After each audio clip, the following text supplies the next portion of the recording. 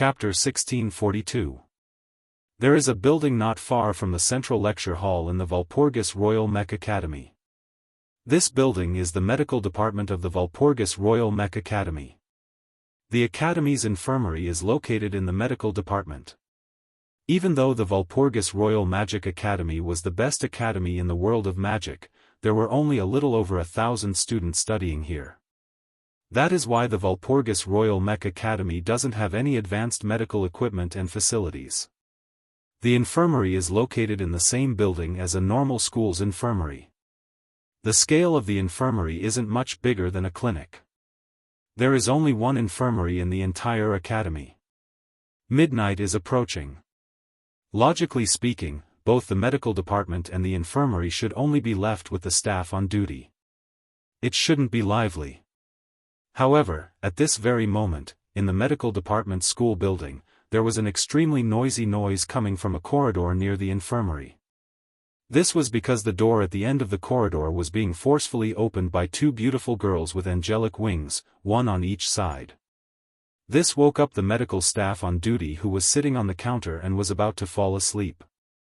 After Ikaros and Astrea opened the door, Wu Yan ran in with Flay in his arms. Her clothes were dyed red with blood and her face was pale as a sheet of paper. Natsuki, Nagisa, and Kanon jogged behind Wu Yan. Loki also ran into the corridor with Cherub, who was making clanking noises. The previously silent corridor was filled with noise. The staff on duty wanted to complain. However, when he saw that Flay's clothes were dyed with blood and her pretty face was deathly pale, his expression immediately changed. What happened? She's injured. Wu Yan didn't beat around the bush and went straight to the point. She lost a lot of blood. Please prepare a blood transfusion for her. How can she be cured with a blood transfusion at this level? The staff on duty pushed a medical stretcher with a small wheel and hurried over. Prepare the treatment immediately. Don't worry, I have more suitable healers here. Please prepare a blood transfusion for her. Wu Yan said. He placed Flay on the stretcher and looked at Kanon. Kanon. I'll leave Flay in your hands. I will provide mana. And Robbie. Nagisa and Astrea yelled as they shielded Robbie, who was brutally slung over Archangel's shoulder. Robbie's body was covered in blood. Kanon-chan, I'll leave Robbie in your hands as well. I will do my best. Kanon said nervously. Her tone was filled with nervousness. It's only natural. Even though she has better healing abilities than anyone else. This is the first time Kanon treated herself in such a formal manner. Like a doctor, she was preparing to treat the injured in the infirmary. Originally, Kanon was just an ordinary student. It would be abnormal if she wasn't nervous. However, there was nothing she could do about it. After all, even with her extraordinary healing abilities, Kanon can't produce blood out of thin air. She can't replenish Flay's blood loss. That's why Wu Yan brought Flay and Robbie to the medical department's dormitory and asked them to give Flay a blood transfusion. With Kanon's ability, she can heal Flay's injuries in a matter of minutes. Of course, the medical department didn't know about this. Just as they were about to object, a voice came from the front. Just do as he says. A beautiful woman with bright red hair tied behind her head and a pair of spectacles on her face walked over from the other side of the corridor. She wore a professor's uniform and gave off a cold aura. She's Kimberly. Since he said so, he must have his own way. Kimberly looked at Flay, who was lying on the stretcher, and said without turning her head. So, just do as he says. The medical department's members looked at each other. However, since the academy's professor said so, they had no choice but to do as she said. Pushing the stretcher, the medical department staff pushed Free and Robbie into the infirmary. Kanon followed them into the infirmary. Flay's problem is her excessive blood loss. After giving Flay a blood transfusion and receiving Kanon's treatment, Flay should be fine soon. Robbie is an automaton. He shouldn't be treated by the infirmary. Instead, he should be sent to the Mechanical Technology Department and Engineering Department for repair. However, Robbie is an automaton made from a living dog. Most of his body is made from real flesh. That's why the Mechanical Technology Department and Engineering Department can't do anything about Robbie. It's better for Kanon to treat him. That's why she was sent here as well. Natsuki, Nagisa, and Astria remained silent as they watched Kanon and the medical department's members push the stretcher into the infirmary. Loki also remained silent. Only Ikaros looked at Wu Yen with a rare worried expression. "Master, don't worry." Wu Yen held Ikaros' hand and comforted her. Kanon's healing ability is outstanding. Flay and Robbie should be fine, Ikaros nodded, but her expression was still gloomy. Anyone who saw her would feel sorry for her. Ikaros isn't familiar with Flay and Robbie at all. However, the way Flay treated Robbie, a weapon and prop, as her family touched Ikaros' heart. Because of that, Ikaros began to pay attention to Flay and Robbie. Ikaros' method of paying attention to them is simple. She doesn't want Flay and Robbie to be harmed. It was a pity that this small wish was mercilessly shattered because of this sudden change in circumstances. Wu Yan's heart felt heavy. He clenched his fist and took a deep breath. He suppressed his emotions and looked at Kimberly. "Kimberly-sensei, why are you here? My students are fighting in front of their dorm. Do you think no one will know about this?" Kimberly glanced at Wu Yan. "I will ask about the details later. For now, let's wait for the master and servant pair to finish their treatment." Wu Yan nodded his head in acknowledgement. "Why did this happen?" Nagisa stared at the closed door of the infirmary with a depressed expression. Why did Flay suddenly bleed all over her body? Why did her automaton suddenly go berserk? What I can be sure of is that it wasn't the little girl's own will. She seemed to be very confused about what was happening to her body. Clearly, that was the first time she had encountered such a situation in her life. Natsuki frowned. Someone must have done something to that little girl's body, causing the blood in her body to be forcefully forced out and automatically transformed into magic power. Someone did something to her body? Astria tilted her head to the side in confusion. There are many ways to force the blood out of her body. Natsuki looked at Rocky, who was standing at the back of the room with a pale face. "I'm afraid someone planted a spell that can forcefully generate mana into the little girl's body." Other than Wu Yan, who had his head lowered, and Rocky, who had a terrible expression, everyone else's expression changed. Someone planted a spell that can forcefully generate mana into her body? Thus, earlier, it was that magic method that forcibly produced magic power that transformed Flay's blood into magic power that caused Flay to lose control? I see. Kimberly sneered. A part of Flay's body was made into a magic circuit that forcefully generates mana. Part of the child's body has been mechanized. Kimberly looked at Loki. Since the blood was converted into mana, this part should be the core that drives the blood flow, right? Heart. Na Yu calmly spat out these words. That little girl's heart has been replaced by a mechanism composed of magic circuits. Natsuki's words struck Nagisa, Ikaros, and Astria's hearts like a hammer. Had the heart been replaced by a mechanism composed of magic circuits? Didn't that mean that someone had replaced Flay's heart with the magic circuits mechanism? Modifying a human body. This is taboo. Who could have done such a thing? There was no one present who couldn't guess the answer. Who else could it be other than Bronson? Chapter 1643. Not only did Bronson violate the taboo, but he also used a woman's body to conduct experiments and developed the Bgarm series of automaton. He even modified Flay's body and modified her heart. This was what Bronson had done to his own daughter. Not only did he deceive Flay and make her go to the battlefield of the Night Gathering in order to ensure that the Garm series automaton could survive, forcing her to have no choice but to kill Lei Jun. He even modified Flay's body. Was this something a father could do? Divine Works has long since decided to abandon the GARM automaton. However, they're still using the comparison of performance as a reason to send Flay to the battlefield. Wu Yan slowly raised his head. His emotionless voice echoed in the surroundings. Divine Works didn't ask you to join the night meeting to compare the performance of the GARM series automaton and the Angel series automaton, right? These words were obviously directed at Rocky, who was standing at the back with an ugly expression on his face. Perhaps Bronson really did want you to seize the throne of the Demon King. He wanted Divine Works to obtain the right to research the taboo, but Flay was doing an experiment. At that instant, Natsuki, Nagisa, Kimberly and the others almost didn't understand what Wu Yan meant by experiment.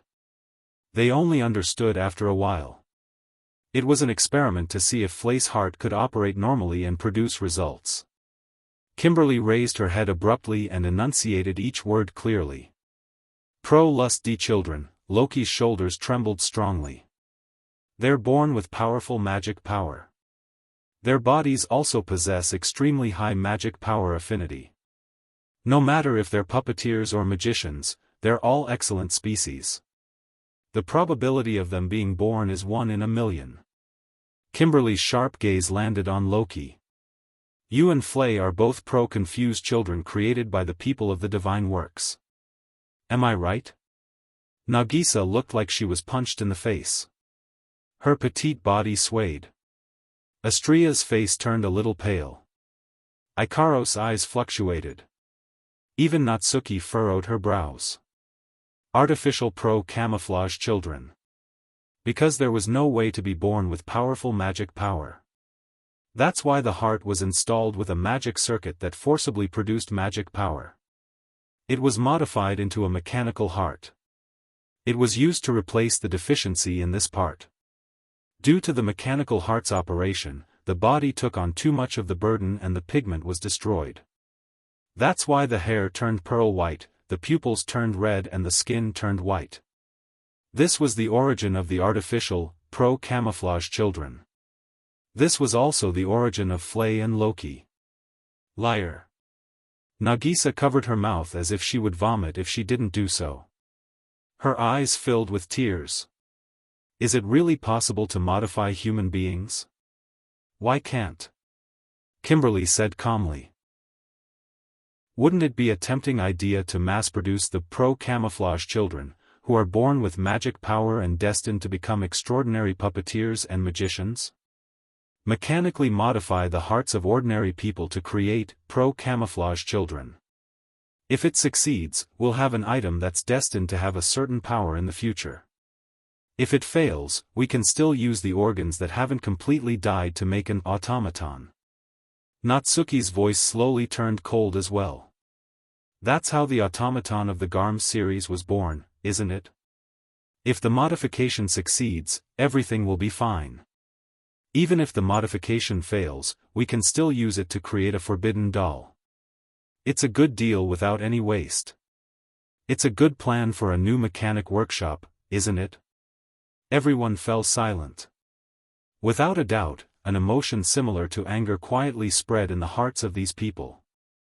Including Loki. If that's the case, why did Miss Flay's heart activate during the battle between Big Bro and Miss Flay's brother? Nagisa bit her lips. Based on Big Bro's words, isn't that damned Bronson trying to test Miss Flay's heart's function during the night meeting? No one answered Nagisa's question. However, Natsuki, Kimberly, and Loki seemed to have guessed the answer. They turned to look at Wu Yan. Under the watchful eyes of the crowd, Wu Yan opened his wine-red eyes. Bronson did something to Flay's body and made her heart activate when I was fighting with Loki. He also did something to Ruby's body and made the berserk Robbie lock onto me and kill me. What? Nagisa sucked in a cold breath of air. Natsuki, Ikaros, and Astria had a cold glint in their eyes. Only Kimberly looked at Wu Yan with surprise. Why did he want to kill you? I have something on him. Wu Yan smiled as if he was talking about someone else. But he can't touch me, a student of the academy. Otherwise, the Autonomous Academy has the right to execute him. So, he made that little girl's heart go out of control and her automaton went berserk to kill you. Natsuki pouted. In this way, regardless of whether it succeeds or not, the blame can be pushed to the automaton and even that little girl, right? Hearing this, before anyone could react, Loki turned around and walked towards the door at the end of the corridor with Cherub in tow. Where are you going? Kimberly spoke in an extremely calm tone as if she had seen through Loki's thoughts. Let me remind you, if you plan to bring your automaton out of the academy, not only will your automaton be confiscated and disassembled, you will also be expelled. By then, you will no longer be qualified to participate in the night meeting. Loki's footsteps stopped abruptly. Just as Kimberly had said, Loki was planning to bring his automaton out of the academy. It's good to fight for your sister, but if you're just going to be beaten up, nothing will change, Kimberly sighed and warned Loki. What's more, you're no match for Bronson. As his adopted son and a puppet user personally trained by him, you should know this very well, shouldn't you? Loki didn't say anything. It was a while before he replied. Although I am humble and forgiving, there are 3 kinds of people I can never forgive. Those who order me around, those who resist me, and, Loki turned around and revealed a cold smile. Bastards who schemed against my sister and tried to push her into the abyss. This time, not only were the other girls surprised, but even Natsuki was surprised. Didn't Loki hate Flay so much that he killed Robbie just to make her give up on the night meeting? However, judging from the unconcealable rage in Loki's eyes when he said those words, it was obvious he wasn't lying. What was going on? You're quite smart. Kimberly hugged her arms. But, as a professor of the school, do you think I'll just watch you break the rules? Before Loki could reply, Wu Yen suddenly spoke. In that case, I can go out without the automaton, right? Kimberly and Loki were both stunned when they heard this.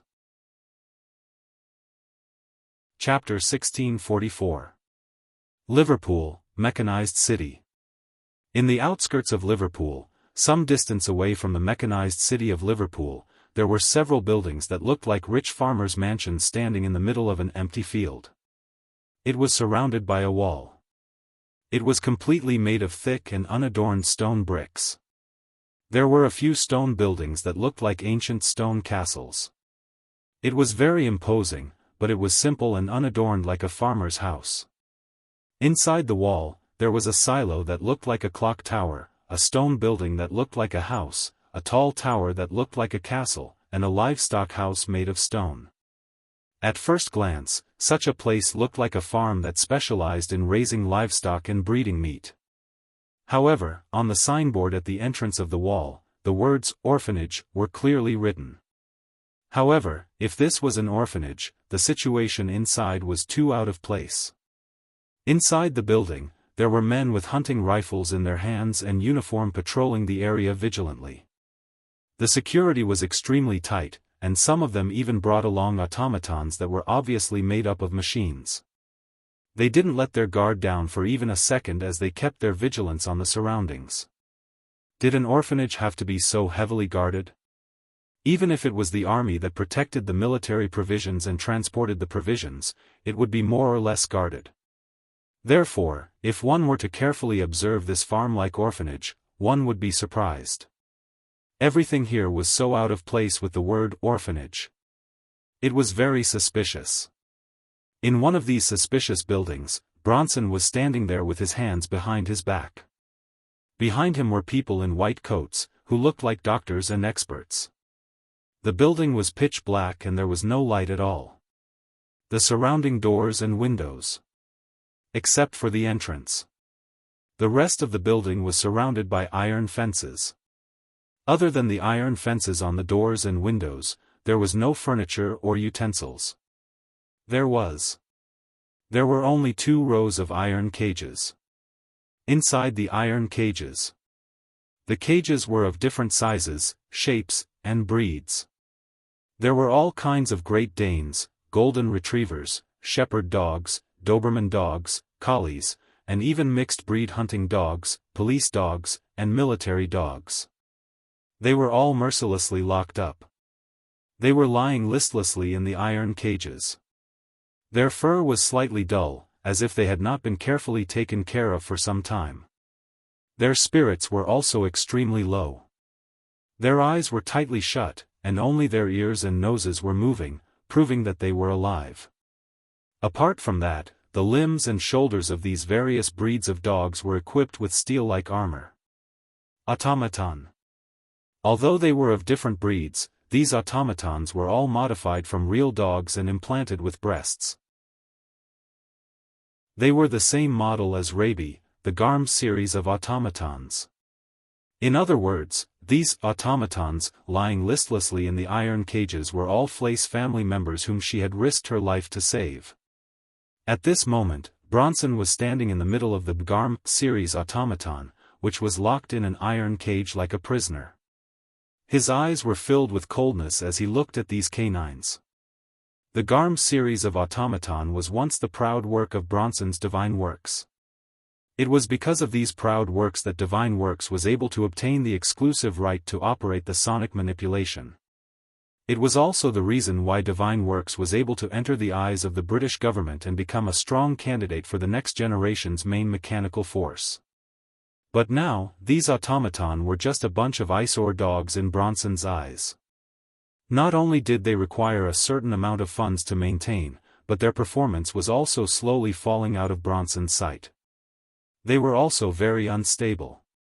Once the secret of their creation was discovered, Bronson would be arrested. How could Bronson find these dog-shaped automatons pleasing to the eye? Not to mention, all of them were now being used by others to threaten him. If it was not for the fact that he had not confirmed Wu Yan's death, Bronson would have declared these eyesore automaton useless. He would have cut them into pieces and thrown them into the sewers. That's right. The reason why Flace Mechanical Hearts suddenly went out of control was indeed because of Bronson. If Flay lost control during the duel with Loki and Rabi suddenly barged into the battlefield to attack Wu Yan, there was a high chance that Wu Yan would die under Rabi's sharp teeth. After all, Wu Yan was willing to threaten Bronson just to help Flay. Even if he reacted in time, he would not be able to do anything to Rabi. On top of that, Flay's heart went out of control again. She was in danger of dying at any moment. Wu Yan would be even more cautious because of this and would be restricted in every way. It was not impossible for him to die under Rabi's sharp teeth. Of course, Bronson felt that Wu Yan would not die so easily. Therefore, if Wu Yan did not die, then these automaton would be a means for Bronson to protect himself. With these automaton, even if Wu Yan knew that it was Bronson who did something to Flay and held a grudge against him, he would not directly report Bronson to the Magicians Association. If that was the case, Wu Yan would not be able to guarantee that Bronson would not destroy these automaton. Therefore, even if Wu Yan did not die, Bronson would bring these automaton to him tomorrow and negotiate with him. Based on how much Wu Yan cares about Flay, using these automatons can be considered as a write-off. Otherwise, if they were to break up, the chances of success would be 100%. Bronson was very confident in this kind of negotiation. After all, grasping a person's weakness was one of Bronson's specialties. Of course, Bronson was not the kind of person who would obediently hand over a hostage. Who knows if Wu Yan would go back on his words? Therefore, Bronson had come here to plant a safety net in the automaton's body. Bronson did not turn around. He used a cold voice to issue an order. Drag all these automaton into the workshop and add a component that disrupts the flow of magic power to the magic circuit. Hearing this, the staff standing behind Bronson were secretly shocked. One must know that the magic circuit of an automaton was directly connected to Eve's heart. Once a component that disrupted the flow of magic power was added to the magic circuit, and the component worked and disrupted the flow of the magic circuit of the automaton would be crushed, and Eve's heart would be damaged too. The automaton could be repaired no matter how damaged it was. Only Eve's heart, if it was damaged, it would be beyond saving. Bronson, this is equivalent to burying a bomb in the body of an automaton. Just hit it directly into the magic circuit. You don't have to worry about whether it will affect the body. Moreover, once the settings are touched, the magic power will be disrupted. Bronson waved his hand after finishing his sentence in an indifferent tone. By tomorrow, all the components must be completed. Yes. The workers did not resist and answered respectfully. Bang! Bang! Bang! Bang! Bang! Suddenly, there was a commotion outside and a series of gunshots reverberated in the air. Then, there was a series of screams. What's going on? The workers turned pale with fright. What happened? Bronson frowned. He had an ominous feeling in his heart, telling him that he had miscalculated something. Driven by this ominous premonition, Bronson rushed out of the building without saying a word and looked in the direction of the entrance. At the next moment, Bronson's pupils shrunk and he knitted his brows deeply. Chapter 1645. Alim. Under the dusky night sky that looked like it was about to rain, the chaotic sounds of gunshots, rioting and screams all disappeared the second before Bronson rushed out. When Bronson rushed out of the building and arrived outside, the scene he saw could be described as hell to some extent. The guards who were in charge of patrolling the area were all lying on the ground with smoking shotguns in their hands. On their bodies, blood flowed out from various damaged parts like a pool of blood, dyeing the ground red. Around these guards who were lying in a pool of blood, there were also automaton, with wires and engine oil scattered all over the ground like corpses that had been dismembered. The smell of blood spread in the air. The smell of gunpowder and magic power shuttled back and forth in the air. With the guards and automatons lying on the ground, it was hard to tell if they were dead or alive. Together with the bloody scene, those who were not brave enough would have fainted. What was wrong with calling such a scene hell? But in the center of such a hellish scene, at the entrance of the gate, a figure stood there. Wearing the uniform of the Walpurgis King Mechanic Academy and a knee-length black coat that looked like a knight's robe, the figure had his back to Bronson. He stood in the middle of the bloody ground, the guards lying on the ground, and the dismembered automatons. Magic ripples visible to the naked eye were fluctuating around the figure with his back to Bronson. The magic ripples turned into a tangible force that covered the pitch-black blades, swords, spears, and halberds. The surface of these weapons was covered with a layer of dim light. Telekinesis. The intruder used telekinesis. He controlled the pitch-black weapons and used them to take down all the guards here, destroying them one by one. The performance was not too bad. It was definitely not a good automaton either. An intruder. And Bronson had only seen him once. But he was very familiar with this intruder. Staring at the figure who was standing in the middle of the guards and automaton who were lying on the ground with black weapons floating around him, Bronson muttered with a gloomy expression. Scarlet eyes, the intruder. Of course, it was Wu Yen. Yo, President Bronson. Wu Yen turned around and looked up, revealing a pair of wine-red eyes to Bronson. His face was calm as he spoke indifferently. We meet again. Indeed, we meet again. Bronson glanced at the guards lying in a pool of blood. It was just a glance and he no longer paid attention to them as if they were not his people but strangers. He cast his sharp gaze on Wu Yen. And under such circumstances, such a time, such a scene, this really surprised me. Actually, I don't want to see that face of yours anymore. Wu Yen spoke in an indifferent tone, his wine-red eyes flashing with a cold light. Unfortunately, I said that if you do something you shouldn't do, I will give you a big surprise. Indeed, it is quite a surprise. Bronson sighed, as if he was regretting something.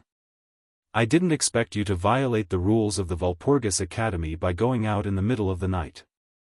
I'm afraid you will be expelled. This won't be the last time we meet, right? The Academy doesn't have a rule that prohibits students from going out in the middle of the night, only that automatons can't go out. Wu Yen looked at Bronson disapprovingly. So, President Bronson, I'm sorry to disappoint you. At most, I will be punished by the head teacher or the dormitory supervisor. However, this will indeed be the last time we meet. Of course. Bronson said with a smile that came from the bottom of his heart. Although there isn't a rule that prohibits students from going out in the middle of the night, I remember there is a rule in the academy. If a student attacks a commoner, they will be sentenced to death. Sir, are you looking for death? I'm sorry to disappoint President Bronson as well. Wu Yan retracted his expression and walked towards Bronson step by step. I'm here to be the messenger of justice. I'm here to dig out all the disgusting experiments you've conducted here, including the modifications you've done to the human body, the dissection and the abandonment of the human body. Bronson's breath caught in his throat. Those artificial pro-camouflage children should all be here, right? Wu Yan glanced at the buildings around him. Also, those failed modifications that were intended to be used to make bandoliers should also be stored here, right? Bronson's expression changed again and again, finally turning into a murderous expression. You sure know a lot. You won't live long if you keep doing that, Sir Scarlet Eyes. What a coincidence. In many people's eyes, I deserve to die, but I'm still alive. Wu Yan raised his hand. So, you'll have to kill me right here, or you'll be the one who dies. Wu Yan waved his hand and the black weapons that were locked in place by Wu Yan's telekinesis shuddered. They tilted and aimed at Bronson with their sharp points. They sliced through the air and landed on Bronson without mercy. What a joke. Facing the pitch-black weapons falling down like raindrops, Bronson spat out these creepy words. You didn't even bring your automaton with you and you dare come here? You're digging your own grave. This way, Bronson won't have to think of another way to get rid of Wu Yan. He can just kill Wu Yan right here and now. When the time comes, all he needs to do is to use the guards lying on the ground and the broken automaton as evidence to prove that Wu Yan broke in and started a massacre. Even if Bronson kills Wu Yan, no one will pursue the matter. Isn't that just digging his own grave? Let me show you the masterpiece of the Angel series, which is even more sophisticated than the cherubim. Bronson extended his hand. A powerful magical force flowed out of his hand and turned into a ray of light that shot into one of the buildings around him. Come to me, Lucifer.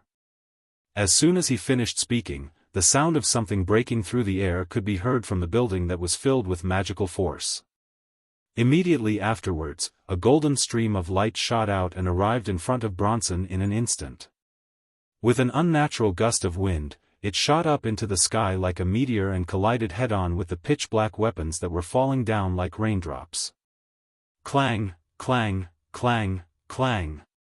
The golden streams of light nimbly streaked across the air, striking the pitch-black weapons one after another like a whirlwind, sending them flying in all directions.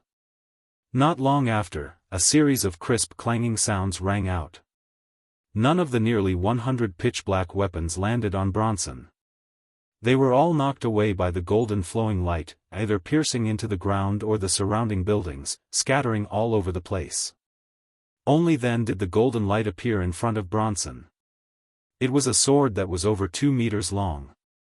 It was completely gold in color and had a mechanical face on the hilt. Apart from the color and some details, the sword was exactly the same as the sword that cherubim transformed into. And the unnatural wind that flowed around the sword just now was actually a hot wind that contained an extremely high temperature. Hot gust manipulation. Needless to say, it was definitely the same type of machine as Cherub, the Angel series of automaton. With this excellent automaton, the one standing in front of Wu Yan would be the one who almost took the throne of the Demon King and became the champion of the Night Gathering. Your magical force seems to be a lot stronger than the pro-camouflage children. Bronson said coldly. A monster like you must be able to help me complete a lot of research, right? Chapter 1646. Whoosh. Accompanied by a sharp whistling sound, the golden greatsword shot out like a bolt of lightning. The blade surged with a superhot wind, like a golden streamer with a fiery edge, flashing past. Bang bang bang bang bang. Compared to the sharp whistling sound, it was much more chaotic. Gunshots, like machine guns, shook violently from the opposite side, instantly drowning out the sharp whistling sound.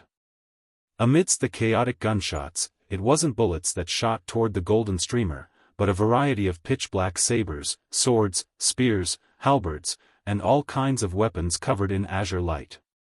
The medium that shot out these pitch-black weapons was not a bow, arrow, or cannon. Instead, it was a crimson space that stood in the middle of the space like a door. In the crimson space, ripples constantly reverberated. Every reverberation was accompanied by a pitch-black weapon emerging from it. Like an arrow leaving the bowstring, it shot wildly and rushed straight ahead. The atmosphere was shaking, and the wind was howling. Like an ever-victorious general charging into an army of thousands of men and horses, the golden streamer erupted with a superhot wind. The blade, which was powerful enough to melt steel and cut everything in half, plunged into the group of pitch-black weapons that filled the entire field of vision in front of it.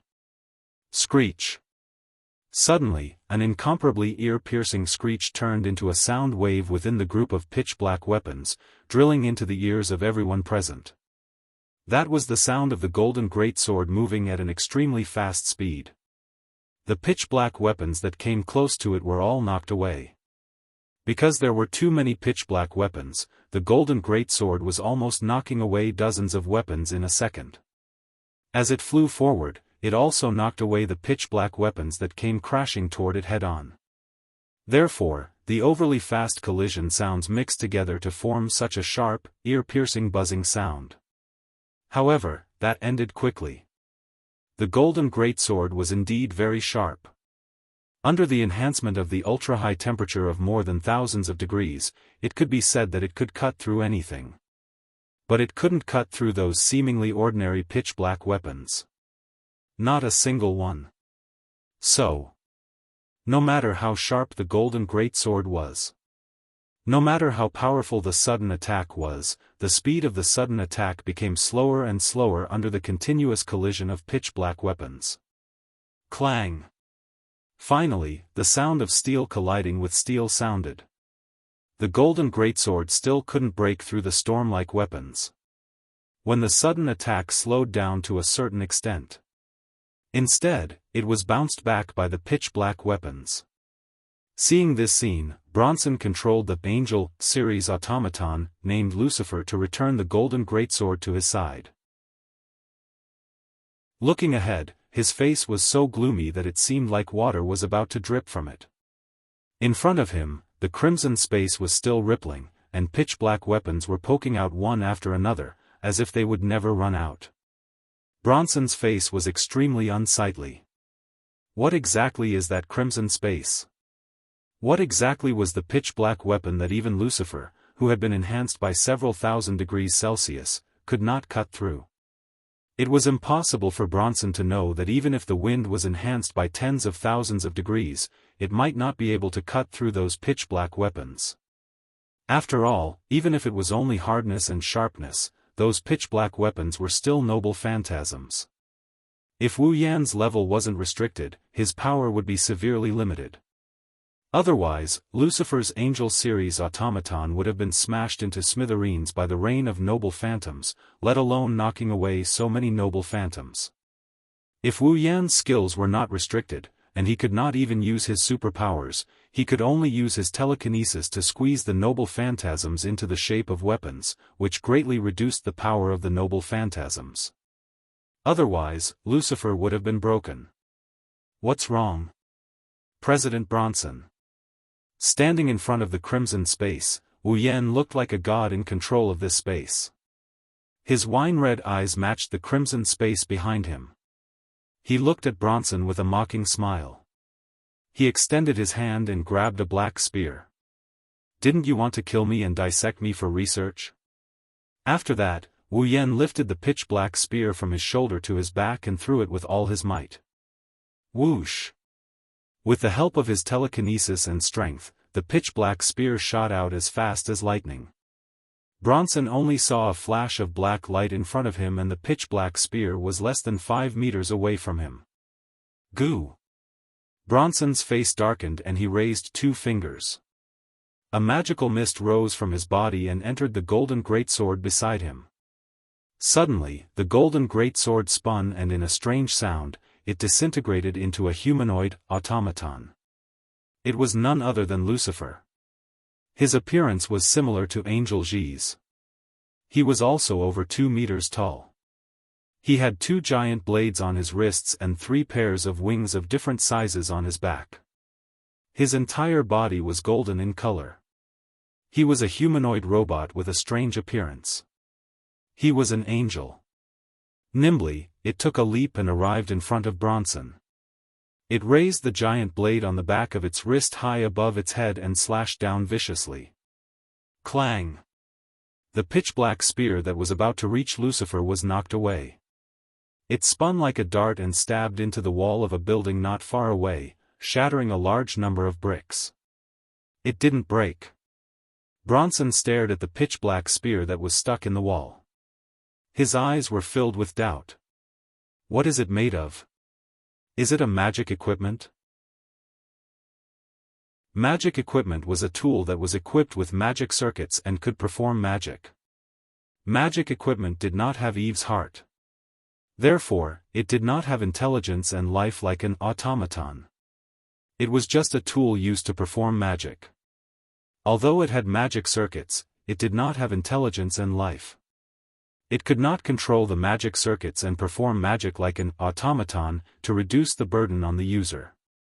Therefore, the user of the magic equipment had to control the magic circuits in the magic equipment to perform magic. Using musical instruments as an example, an automaton was a musical instrument that could magically play on its own. Meanwhile, magical equipment was just an ordinary musical instrument that required a player to play it. As such, it was rare for magic equipment to appear in a battle. After all, compared to magic equipment, an automaton only needed to be injected with magic to activate its magic circuits. It was undoubtedly more useful. Since Lucifer was still unable to break the ordinary-looking weapons with his magic, it meant that the weapons must have been specially crafted to carry some kind of magic circuit, right? Then, Bronson glanced at the crimson space behind Wu Yen. That crimson space, is it a magic equipment too? It doesn't matter if it's a magic equipment or a magic artifact, as long as it can kill you, it's a good tool. Wu Yen curled his lips into a smile when he heard Bronson's question. Besides, it can also be used like this. Wu Yen reached out his hand and snapped his fingers. Buzz! In an instant, crimson spatial ripples abruptly rose from the space around Bronson and Lucifer, covering them in all directions.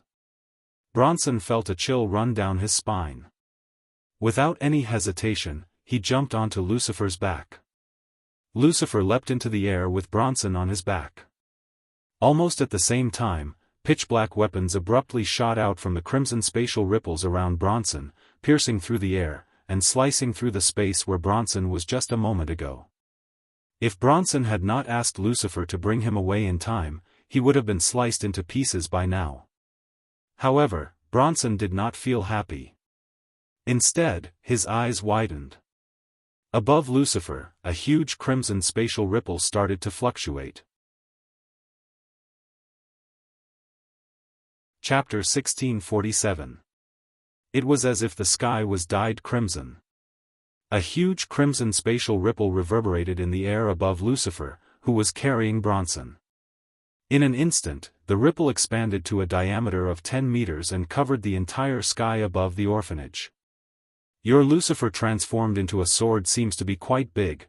Bronson widened his eyes as he stared at the huge crimson spatial ripples in the sky. A voice that sent chills down his spine slowly entered his ears. Why don't you have a little competition with me? The crimson spatial ripple that covered the sky above the orphanage began to fluctuate violently.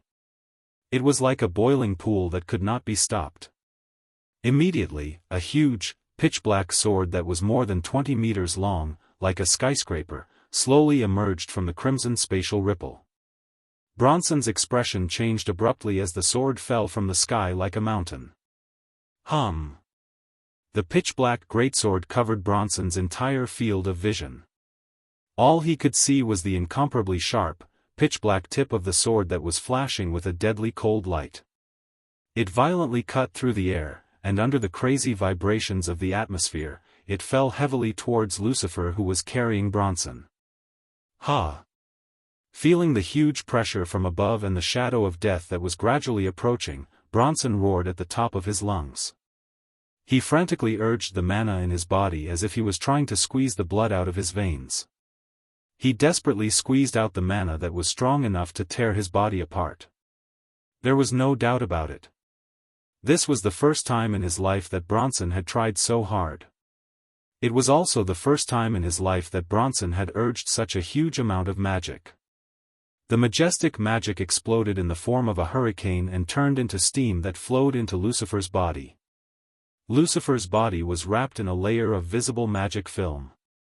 He let go of Bronson and a ferocious hot wind surged out from his body and swept across the entire area.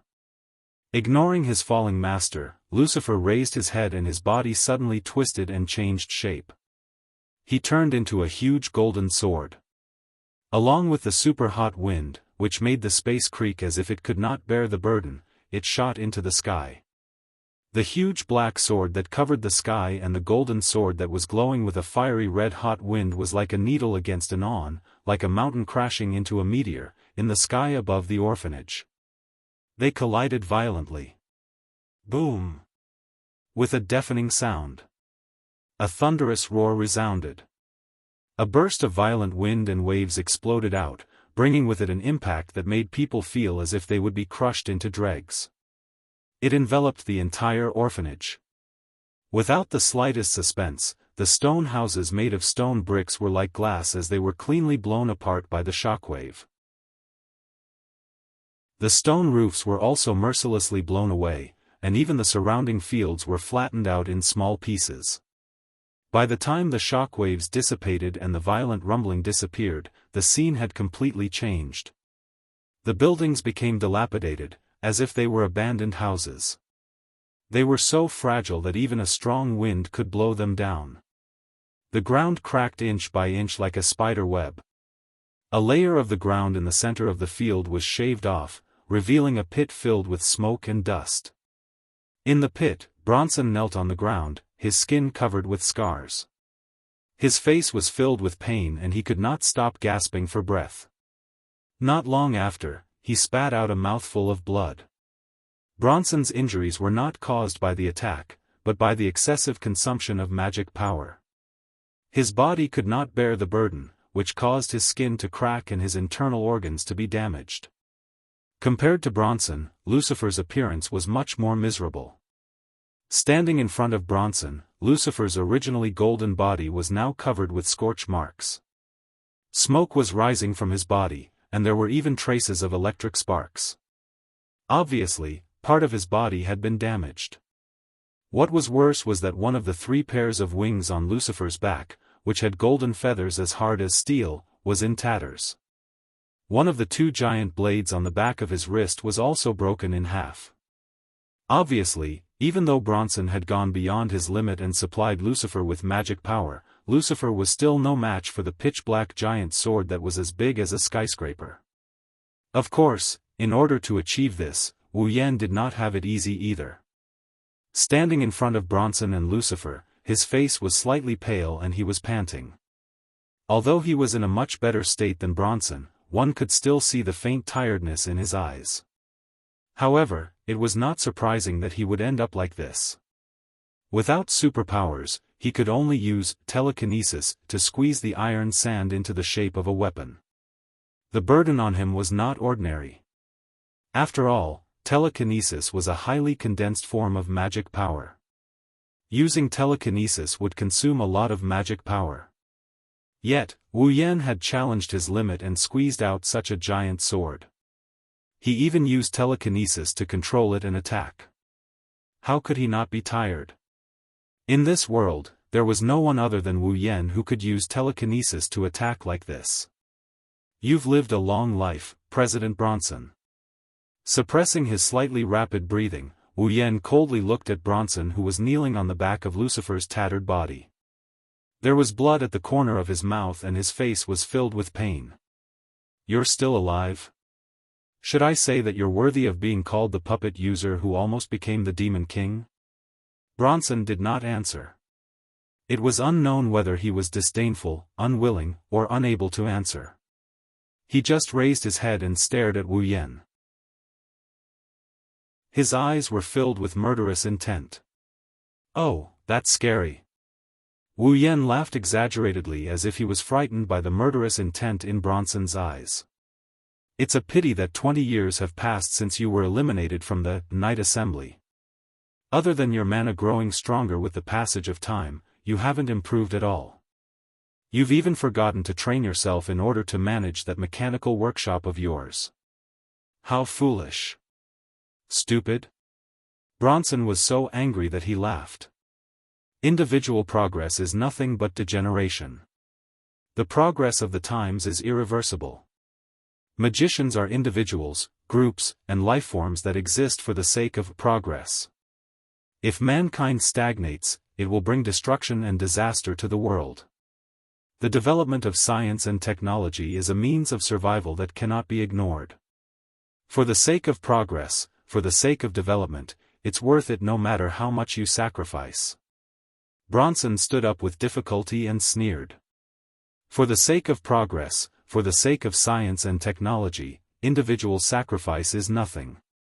No matter how strong one is, one cannot survive alone. If you don't want to be destroyed, the only way to survive is to strengthen the group. This is the true path of survival, the true progress. Wu Yan smiled. His smile was full of pity and sympathy. Indeed, the importance of individuals and the importance of groups are on the same level. Everyone knows which side is more important. Everyone knows which side is the wisest choice. Wu Yan's eyes shone with a sharp light. But being wise is one thing, being right is another. For the sake of progress and development, are you going to sacrifice those innocent people who have the right to live and whose freedom and lives were mercilessly taken away by you? No matter if it's Flay or Loki, although their importance can't be compared to all of mankind and naturally can't be compared to the development and progress of the entire world, sacrificing an individual for the sake of the group, no matter how beautiful you make it sound, is still an act of murder.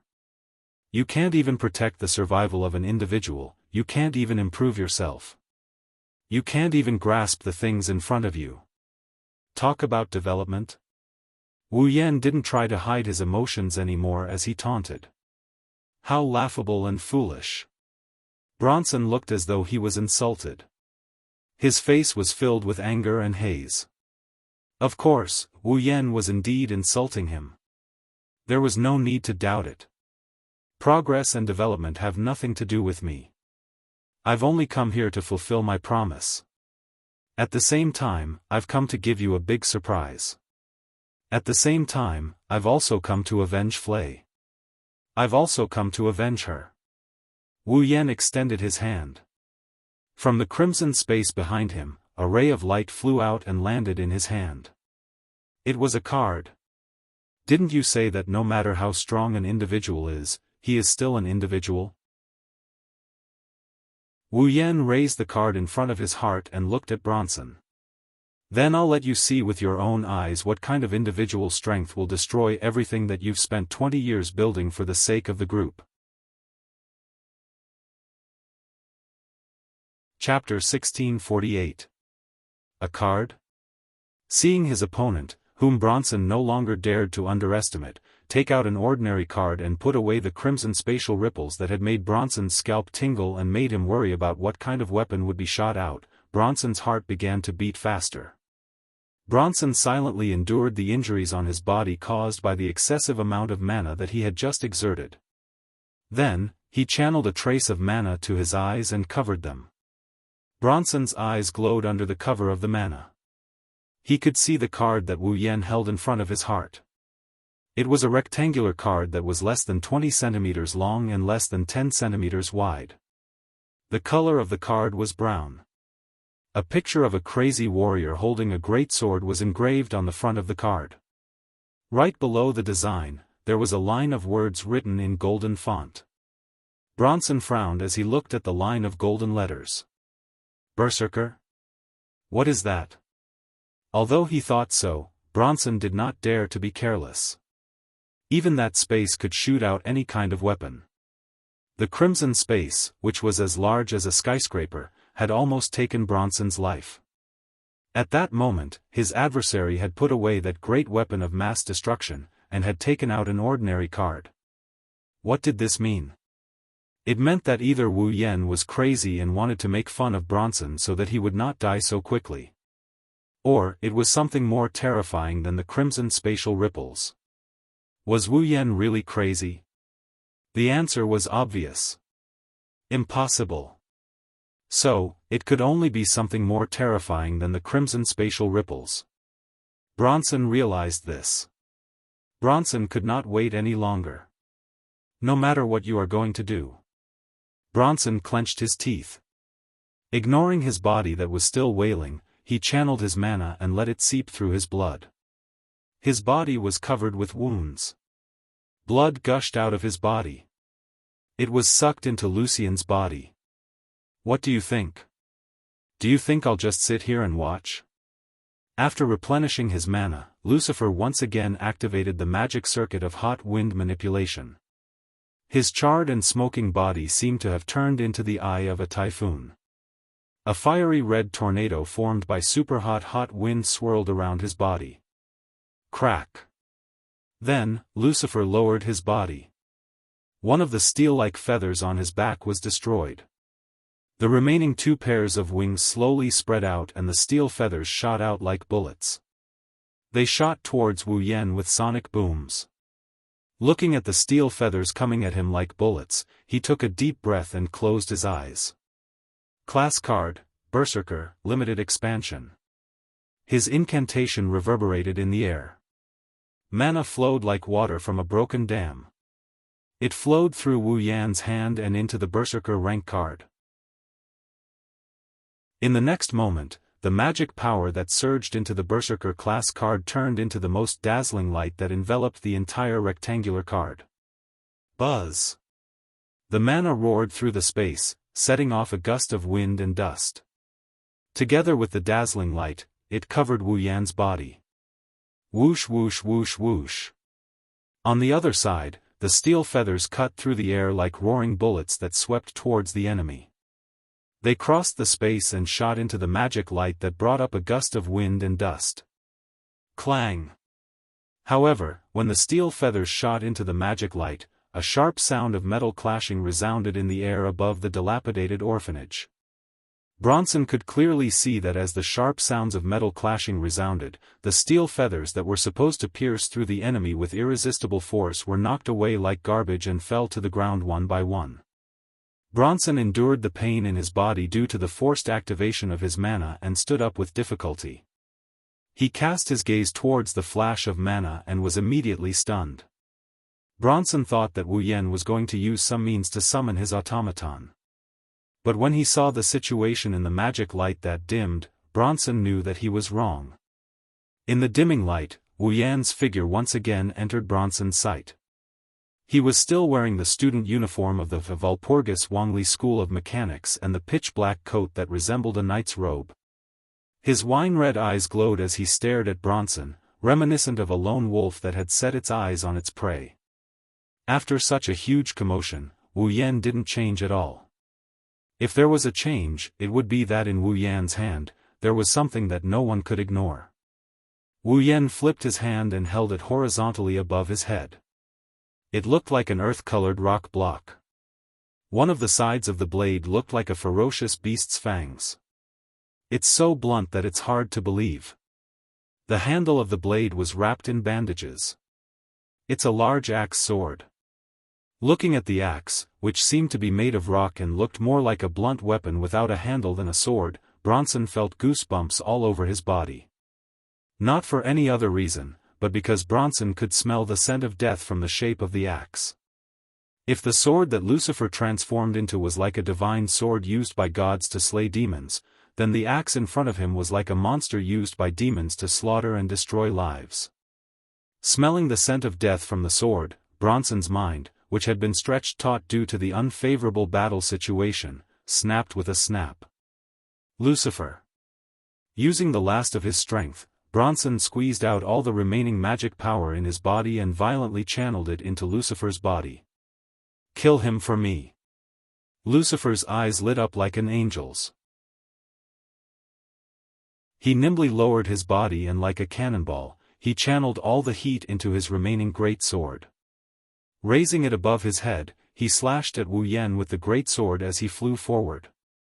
This time, Wu Yan did not use Gate of Babylon to suppress Lucifer. Instead, he smirked, stomped his feet on the ground, and rushed towards Lucifer. This is the power of the person you look down on. Wu Yan raised his head and looked at Lucifer, who was rushing towards him. Witness the legend of heroes born from miracles. Raising the ferocious-looking axe above his head, Wu Yan leaped into the air and rushed into Lucifer's arms. Roar! Kill 100 of them. The overlapping runes of the liberation spell rubbed against the air and shook the air. At that moment, it was as if the world had turned dark. The only thing left in the world was Lucifer, who was about to slash his enemy with his giant sword. However, Lucifer's sword was destined not to be able to slash down. Because, in front of him, the enemy had disappeared. No. It should be said that the ferocious axe in the enemy's hand disappeared in front of Lucifer's eyes. It turned into a torrent like a whirlpool. It was like a beam of light, completely disappearing from sight. Yes. The axe that looked heavier than rocks and fake mountains moved at a speed faster than the speed of sound. It turned into a beam of light and was slashed by Wu Yan at Lucifer before it could even make a sound. Wang! By the time Lucifer noticed it, 8 beams of light had already slashed at him from the front, top, bottom, left, right, top left, top right, and bottom right. A total of 8 directions, surpassing time in the truest sense, overlapped with each other and formed a vortex.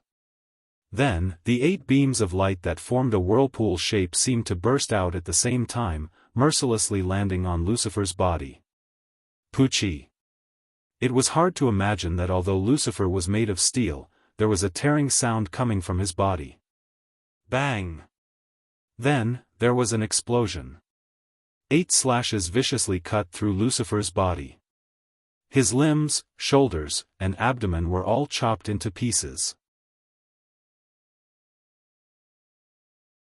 Chapter 1649. Bang! Amidst the muffled explosion, Lucifer, with smoke and electricity all over its body, was charred black except for its head and upper body. Its limbs, shoulders, and lower abdomen were all slashed into pieces by the 8 vortex-shaped slashes that turned into beams of light. Not far away, Bronson's mind went blank with a buzzing sound. He stepped back involuntarily, his eyes full of shock. The extremely fast slash turned into a beam of light. Furthermore, it was even faster than the speed of sound. In an almost negligible amount of time, it was as if the 8 consecutive slashes had burst out at the same time. Was that an attack that a human could make? No. After living for so long, Bronson was very sure that even the highest level of automaton, with the highest performance and the most excellent, powerful, and outstanding magic circuit couldn't do such a thing, let alone human beings. At least, Bronson had never seen an automaton that could do it. With such a godly skill, there was no way he could defeat this opponent. Realizing this, Bronson finally couldn't hold back the panic in his heart and stepped back again and again. But soon, he calmed down. Although the godly skill of 8 consecutive slashes was indeed incredible, Wu Yan had made a fatal mistake. An automaton wasn't a human. As long as Eve's heart wasn't damaged, even if its head was chopped off, the automaton could still repair it, let alone its limbs, shoulders, and lower abdomen. Lucifer was seriously damaged, but its Eve's heart wasn't damaged. Its magic circuit could still be activated, and it could still fight. He hadn't lost yet. Unfortunately, Bronson was wrong again. The real, Kill 100 was a bow and arrow type noble phantasm. According to legend, the bow and arrow used by the greatest Greek hero Hercules to kill the immortal Hydra was Hercules' most trusted noble phantasm. And after killing the Hydra, Yi Zichen was stunned. Even if other weapons were used as means, Hercules could also use moves that imitated the noble phantasm's ability. This was because the Real Kill 100 Beast skill was able to release 9 tracking lasers. Therefore, when other weapons were used as means to imitate the noble phantasm's ability, what was released was a 9-hit combo that was released at a high speed by combining all the attacks. Therefore, the Kill 100 that Wu Yan released with the large axe in his hand was a move that was as powerful as a noble phantasm's ability. It had a 9-hit combo. And just now, Wu Yan released an 8-hit combo. Bang! Bronson took a heavy step forward. Only Lucifer's broken body remained in his sight. Sparks, gears, and electric wires were coming out from its limbs and lower body. Wu Yan raised the axe in his hand once again and swung. Swoosh! The crisp whistling sound swept the wind and blew in all directions. Bronson could only see a laser-like beam of light blooming in front of Lucifer. Then, the beam turned Lucifer's, and pierced into Lucifer's chest. Slash! This time, Bronson heard the tearing sound clearly. The beam of light tore Lucifer's chest apart, penetrated his heart, and came out from his back. It returned to its original form of an axe. The axe was huge, and when it pierced through Lucifer's body, it almost pierced through the rest of Lucifer's body. When Bronson came to his senses, Lucifer's body was still pierced through, hanging on the axe in Wu Yan's hand. The calm expression on Bronson's face froze. Bang! Lucifer's body, which was hanging on the axe, emitted electric sparks. Then, with a loud explosion, it exploded into pieces. The machine-like head was thrown into the air, and then fell heavily on the ground. It rolled a few times and came to Bronson's side. It was only then that Bronson realized what had happened. He really lost. He lost to a kid who was still studying in the academy, who didn't even go through the baptism of the night party, who didn't carry an automaton, who threatened him, and whom he planned to kill not long ago. Phew! Wu Yan waved the axe in his hand, which didn't match his body size. He turned around and looked at Bronson with a sneer on his face. He lifted his feet and walked towards Bronson. This is the strength of an individual that you look down on the most. Are you satisfied? Bronson looked at Wu Yan walking towards him. He couldn't help but take a step back. There was a trace of panic on his face. His eyes wandered left and right, as if he was trying to find an escape route. However, it didn't take long for Bronson to give up with a bitter smile. His opponent was an existence that could unleash 9 consecutive strikes at the same time as if they had turned into beams of light. No matter how fast Bronson was, could he be faster than the speed of sound? Could he be fast enough to turn into one of the 9 consecutive beams of light? There was no point in running away. This time, I have indeed lost. Bronson admitted his defeat. He pretended to be calm as he looked at Wu Yan. But, do you really intend to kill me? Wu Yan didn't speak. He continued to approach Bronson with the axe in his hand. Even if you expose my secret actions and present the evidence of me breaking the taboo to the Magician Association, it won't do you any good, right? Bronson stared at the approaching Wu Yan. A drop of cold sweat slid down his cheek. Sir, you just want to take back those GARM series automatons so I won't detain them. If you want to avenge Flay, you've done a great job this time, so there's no need for you to continue, right? Wu Yan didn't say anything. His footsteps were so loud that they could pound Bronson's heart. He stared at Bronson as if he's his prey. Step by step, he approached Bronson. I did tamper with Flay's heart. Therefore, I am the only one who can restore Flay's heart to its original state. Sir. Bronson clenched his fist. His eyes were bloodshot as he stared at Wu Yan. If you wish, I can also restore Loki's heart to its original state. However, no matter how much Bronson said, Wu Yan's expression remained impassive. Only the sound of his footsteps and the gaze of a predator staring at its prey made Bronson's heartbeat accelerate to the limit. His blood started pumping faster and faster. Sir. As if he was forced to a dead end, Bronson spoke in a deep voice. Is there a need to be so ruthless? A mocking smile appeared on Wu Yan's face. It told Bronson whether he was going to be ruthless or not. This time, Bronson understood. This person won't let me go. If I don't think of a way, I will die. I will die. Bronson's heart skipped a beat. He reached into his pocket and pulled out a pistol. He aimed at Wu Yan and pulled the trigger without hesitation. Bang! Clang! A gunshot and a clashing sound echoed in the surroundings at the same time. The trajectory of the bullet shot out from the muzzle of Bronson's pistol seemed to have been seen through. A hatchet was swung downwards, deflecting the bullet that shot out explosively. Bronson's mouth opened slightly. This was the last movement he could make. Bang! The axe and sword swept over from the side, fiercely slapping Bronson's body. Poochie! A mouthful of blood spurted out of Bronson's mouth. Then, like a kite with a broken string, Bronson's body flew high into the air before landing heavily on the ground. Then, Wu Yan appeared in front of Bronson. He looked down at the bleeding Bronson and raised his hatchet. Enough!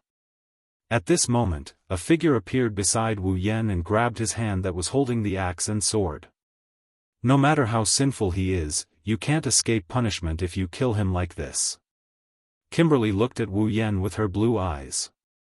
So, leave it to me. Seeing Kimberly appear, Wu Yan knew he couldn't kill Bronson. He could only put down his hand and pout. Then I'll leave it to you, Miss Kimberly of the Magician Association. Kimberly smiled bitterly. She was speechless. Chapter 1650. Walpurgis Royal Mechanical Engineering Academy. Medical Department. When Flay woke up from her sleep, she opened her eyes and took in the light outside.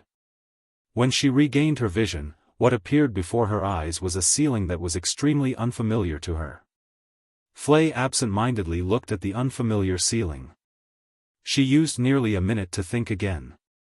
She tried to sort out her thoughts and judge her current situation. However, after nearly a minute of thinking, Flay could only mutter those words in a daze. Kidnapped? If you want to be muddle-headed, wait until you're discharged from the hospital. Right after Flay's voice left her mouth, an impolite reprimanding voice sounded from beside Flay.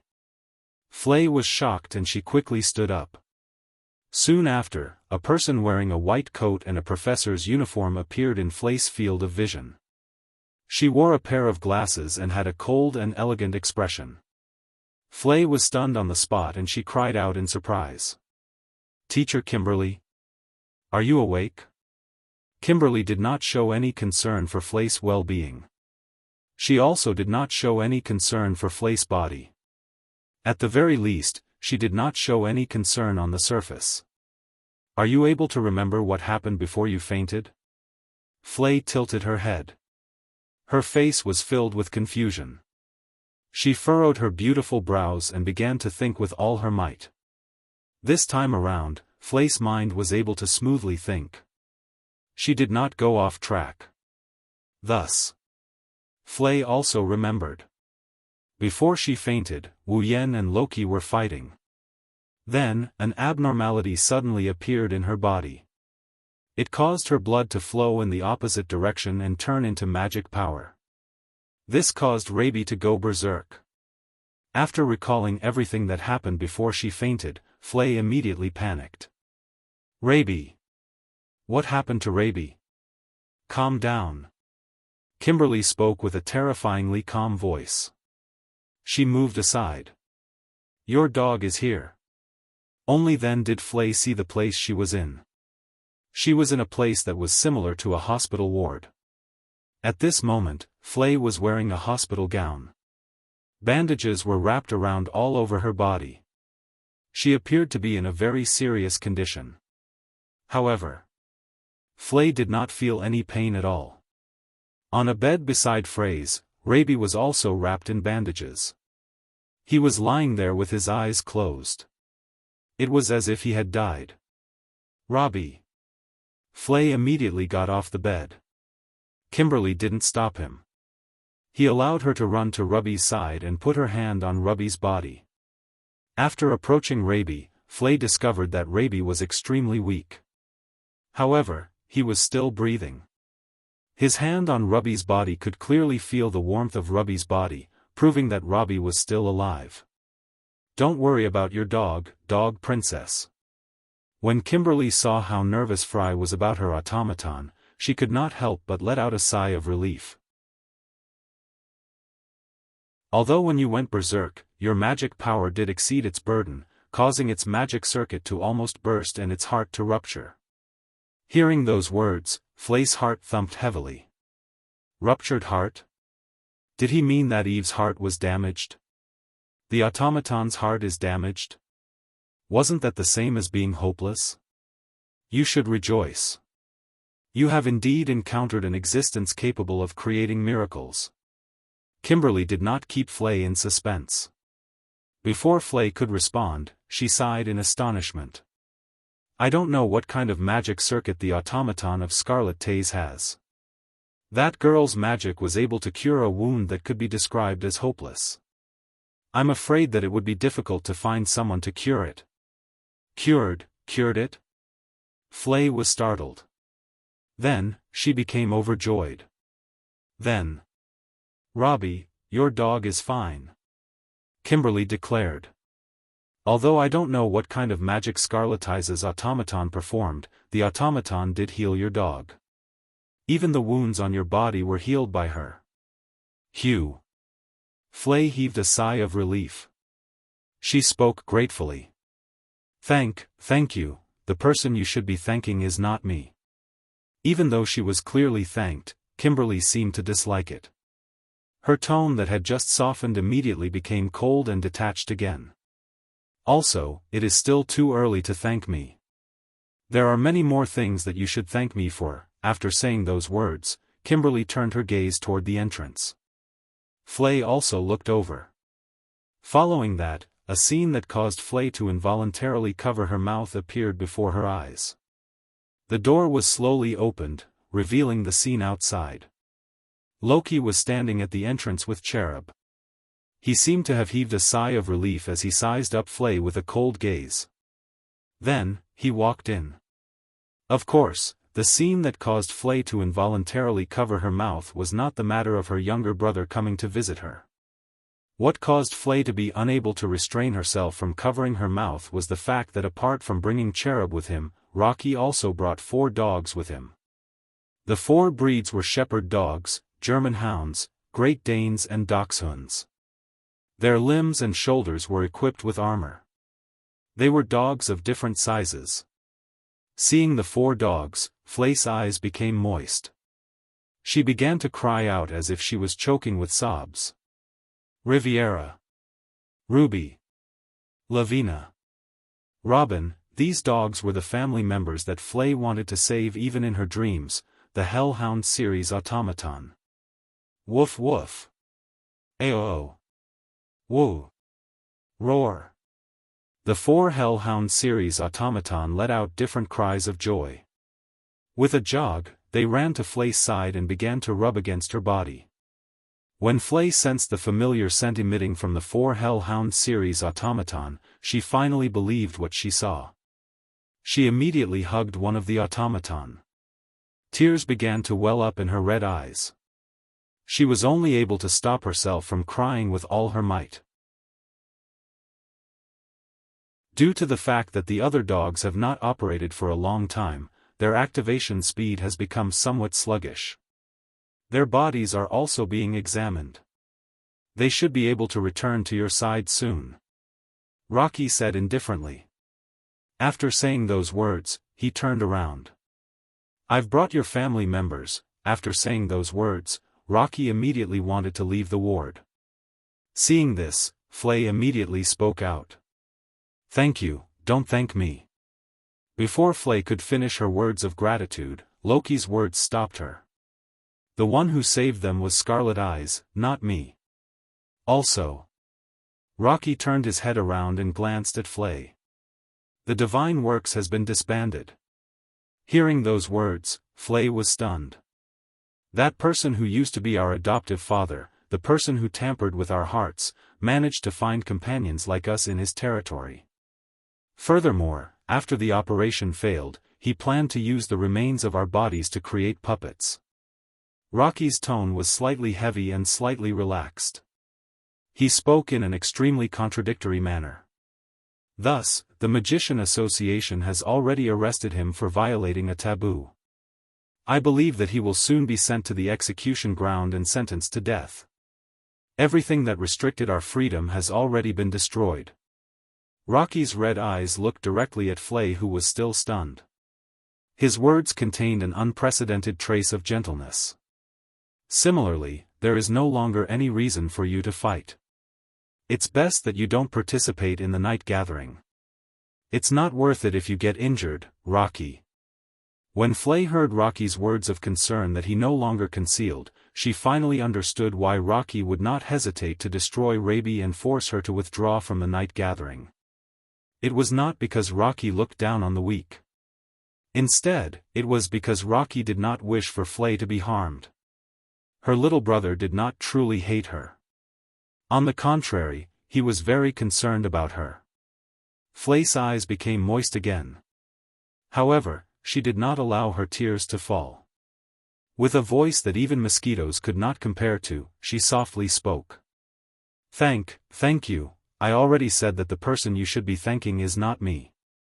Rocky replied with his usual cold and indifferent tone. "If your injuries are healed, then quickly leave the hospital.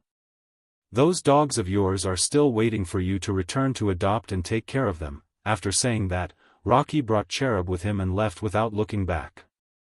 "Your automaton will be kept as your personal belongings." Kimberly smiled, which was rare for her. "That's why you should thank that guy." Flay wiped the corners of her eyes and nodded heavily. Chapter 1651. Walpurgis King Mecha Academy, Tortoise House. Natsuki, Ikaros, Astria, Nagisa, and Kanon were occupying the corners, sofas, and beds in the room that was more luxurious than any other dorm room in the world. Natsuki, Ikaros, Astria, Nagisa, and Kanon were either standing, sitting, or lying on their stomach, reading the latest novel. Although this room was indeed decorated very luxuriously, the only thing that couldn't be changed was the size of the room. It was already very difficult to accommodate 5 people, not to mention that it occupied such a large space and there were many people. It was impossible to let the room fall into a state of silence. But now, the room was strangely quiet. Even Nagisa, who was usually the most talkative, kept her mouth shut, not saying a word. The group of 5 girls quietly occupied the corners of the room, the sofa, and the bed. Their gazes were all focused in front of them, which was the other bed in the room. Wu Yen crossed his legs and sat on the bed with his eyes closed. Mana swirled around his body and it reverberated around the room. Wu Yen is in the middle of cultivating his magic power. In the fight against Bronson, Wu Yen didn't rely on the power of the automaton, or the power of the girls. Even though Wu Yen had the upper hand, he did expend a lot of energy. Ignoring the fact that Wu Yen used telekinesis, which consumes a lot of his mana during that fight, Wu Yen didn't do anything. He used telekinesis to control his noble phantasm to shoot. He also used telekinesis to squeeze the iron sand into the shape of a weapon. This kind of mana consumption was already very stressful for a normal vampire. Of course, Wu Yen is no ordinary vampire. He is the pinnacle of all vampires, a true ancestor with the noblest bloodline. In addition, his demonic power was at the peak of the true ancestor level. This kind of mana consumption wasn't a big deal. Therefore, the real mana consumption came later. The place where he used telekinesis to form the Great Sword and the limited expansion card. Originally, just by using it, telekinesis consumes a lot more MP than normal magic. Wu Yan also used telekinesis to form a sword that is at least 20 m long and as big as a skyscraper. The amount of mana consumed was enough to crush a pure-blooded vampire. As for the limited expansion class card, its magic consumption was even higher than the formation of the giant sword. One had to know that if one wanted to limit the expansion of a class-level card, the user had to use the magic attire as a medium.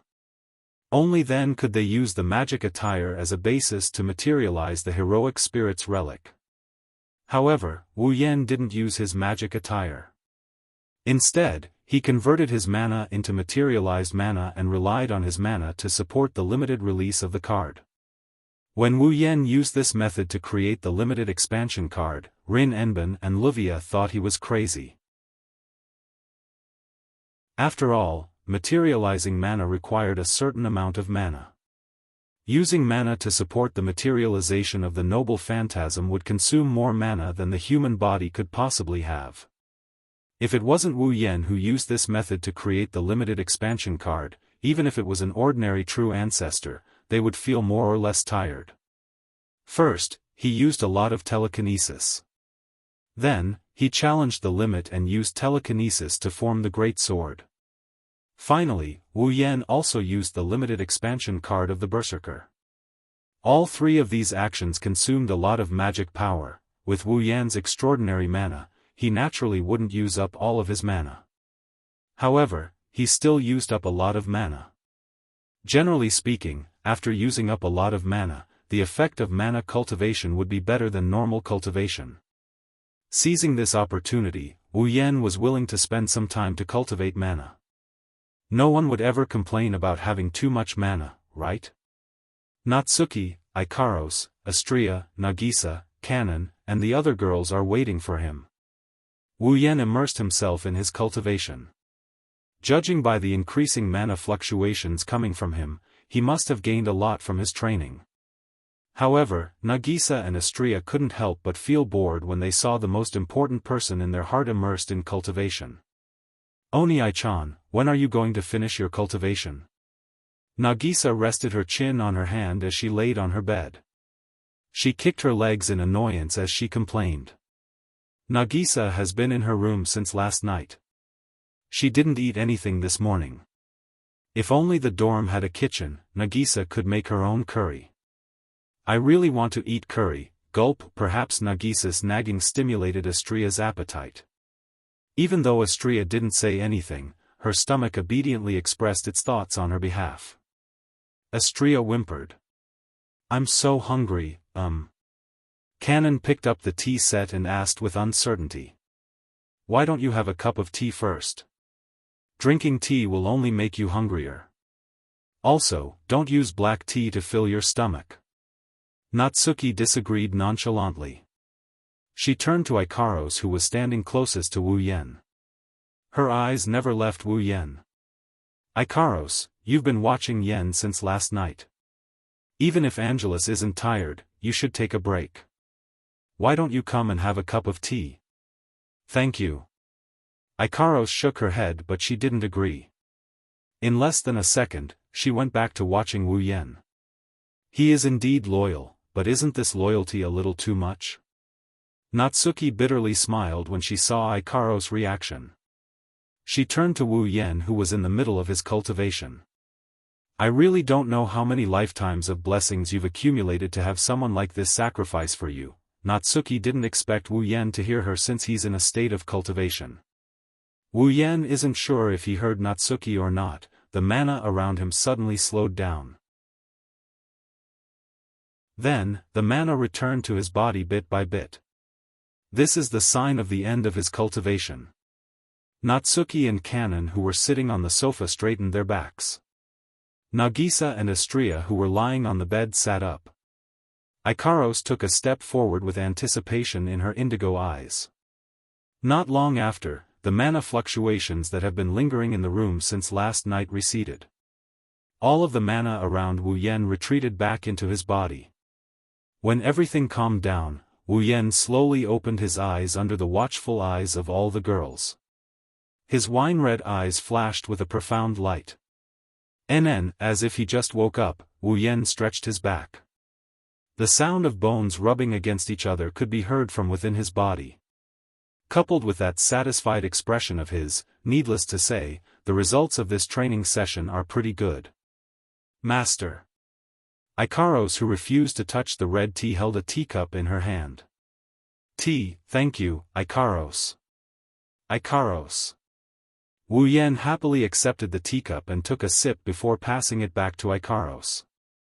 Thank you for your hard work. Oni-chan, master. Nagisa and Astria also jumped in front of Wu Yan with smiles on their faces. Is the cultivation over? Yes, it's over. Wu Yan rubbed Nagisa and Astria's heads.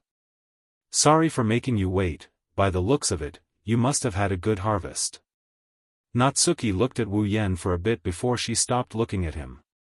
She then casually said. Also, we aren't the only ones who waited, you aren't the only ones? Wu Yan tilted his head, a question mark floated in front of his head. Oni-chan. Kanon walked to the window and waved at Wu Yan. She pointed outside. Someone has been waiting outside for a long time, but when you asked her to come in, she didn't want to. She's been waiting outside, since she's here, why don't she come in?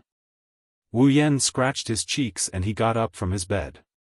He walked over to the window and he looked at the courtyard. In the courtyard, in a corner of the flower bed, a young girl with a pearl-white ponytail on the right side of her head and 5 dogs of different sizes was hiding there. She was sneakily looking at the dormitory, as if she was peeping. Looking at the sneaky girl, Wu Yan helplessly chuckled.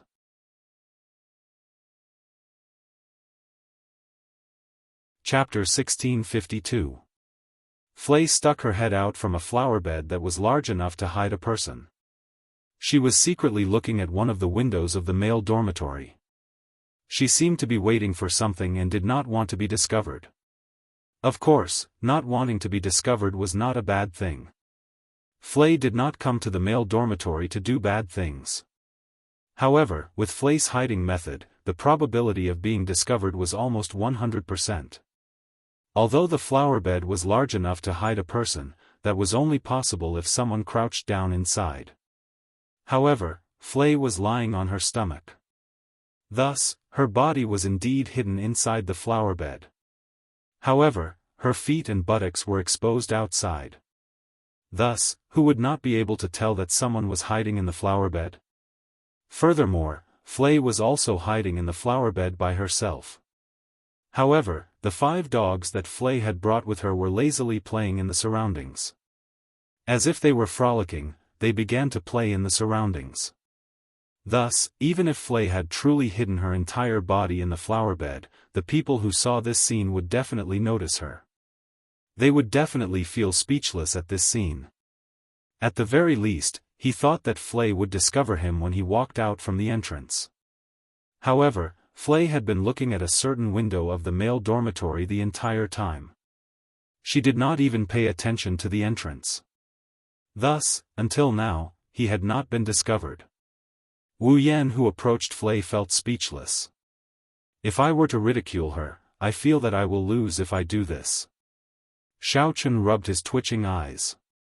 Wu Yan walked to the flower bed where Flay was hiding. Flay did not notice Wu Yan's arrival even when she arrived before the flower bed. However, those Garm series automatons noticed Wu Yan's arrival. One by one, they stood up. Flay was slightly startled. She finally noticed that something was amiss. She turned her head around and looked to the side. She noticed Wu Yan. Seeing Flay looking at him in a daze, Wu Yan wanted to laugh. However, he was unable to laugh. He could only laugh dryly. Are you playing hide-and-seek? Flay first shook her head in a conditional manner. Immediately after, she realized what was going on. She panicked and her hand that was supporting herself on the ground slipped. It made the heavy body in front of him let out a banged sound. He landed heavily on the ground. Ugh, so painful, he cried out in pain. At the same time, he stretched out his hand and rubbed the pair of plump breasts that had the widest contact and suffered the most blows. Flay cried out with tears in her eyes. However, she did not know that the scene of her chest being rubbed was extremely stimulating to men. Gulp. Seeing Flay kneeling before him with tears in her eyes and rubbing her plump breasts, Wu Yan involuntarily gulped down a mouthful of saliva. Immediately after, he turned his head away. Senior Fu Lei, you're here to look for me, right? Wu. Flay blinked her eyes with a perplexed expression. She only reacted a few seconds later and hurriedly stood up. Leading the 5 dogs that had gathered around her, she faced Wu Yan with a gentle smile that had never appeared before on her face. Thank you for saving these children, my family, and me and Loki. As expected, you're here to thank me. Wu Yan spread his hands and smiled. I've said it before. The reason why I helped you is because Ikaros wanted me to help you. Thus, if you want to thank me, you can say it to Ikaros. Perhaps she will be very happy that way, then. Flay stood on her tiptoes and extended her head to look at the window of Wu Yan's room. Seeing her tottering appearance, Wu Yan was worried that she might fall down again. Where's Ikaros? She's in her room. Wu Yan smiled knowingly. What's wrong? Do you want to see Ikaros? Ugh. Flay hesitated for a moment and shook her head. Help me say thank you to her, no problem. Wu Yan straightforwardly agreed. Although Ikaros wasn't very familiar with Flay, the reason why she wanted to help Flay was because Flay's attitude toward her automaton touched Ikaros' heart. However, the two of them seemed to be getting along quite well. Ikaros wasn't good at interacting with others. It could even be said that she didn't interact with others at all. Flay was also clumsy and had a timid personality. It could be said that there wasn't a single person who interacted with Flay. On top of that, the two of them were naturally slow-witted. Having Ikaros become friends with Flay should be a pretty good choice, right? If possible, Wu Yan hoped that Ikaros would be able to make some friends. Flay wasn't a bad person either. From a certain perspective, matchmaking the two of them should be a pretty good thing. After making up his mind, Wu Yan was about to say something when Flay took out a bamboo basket. It was a bamboo basket filled with delicately made sandwiches that looked delicious. Thank you, gift. With an expectant expression, Flay placed the bamboo basket in front of Wu Yan. Do you want to eat? Thank you, gift. Wu Yan didn't suspect anything. He directly picked up a sandwich and swallowed it without caring about the taste. He planned to discuss Ikaros with Flay. However, reality proved that being so anxious would only bring harm to himself. After swallowing the entire sandwich, before Wu Yan could even open his mouth to discuss Ikaros with Flay, an extremely pungent taste rushed from his stomach to his brain. Wu Yan's mind went blank. Soon after, Wu Yan's facial expression changed at a speed that others would find difficult to match. Starting from the color of his skin, his face first turned green. Then, it turned black. Then, it turned red. Then, it transitioned to green. In the end, his entire face turned deathly pale. Resisting the pain and dizziness brought about by the pungent taste in his stomach and brain, Wu Yan staggered back 2 steps. He looked at Flay with disbelief. You put poison in the sandwich? Whoa. With a panicked expression, Flay began to whimper. That's not poison, it's so disgusting, it's not poison. With a trembling finger, Wu Yan pointed at Flay. I was unable to tell what ingredient, cooking method or seasoning this taste came from. If it's not poison, then what is it? That. Flay hugged Raby's neck and spoke in an incomparably wronged manner. That's the medicine I obtained from the medical department when I was discharged from the hospital this morning, drugged? How is that not poisoning? Wu Yan was nearly driven mad. However, he discovered that something seemed to be wrong with his body. Starting from his stomach, a burst of heat began to run through his body. Like a stream of water, the heat flowed through his blood and flowed to all parts of his body. This caused Wu Yan's body to gradually heat up. Originally, Wu Yan was only treating this so-called medicine as a joke.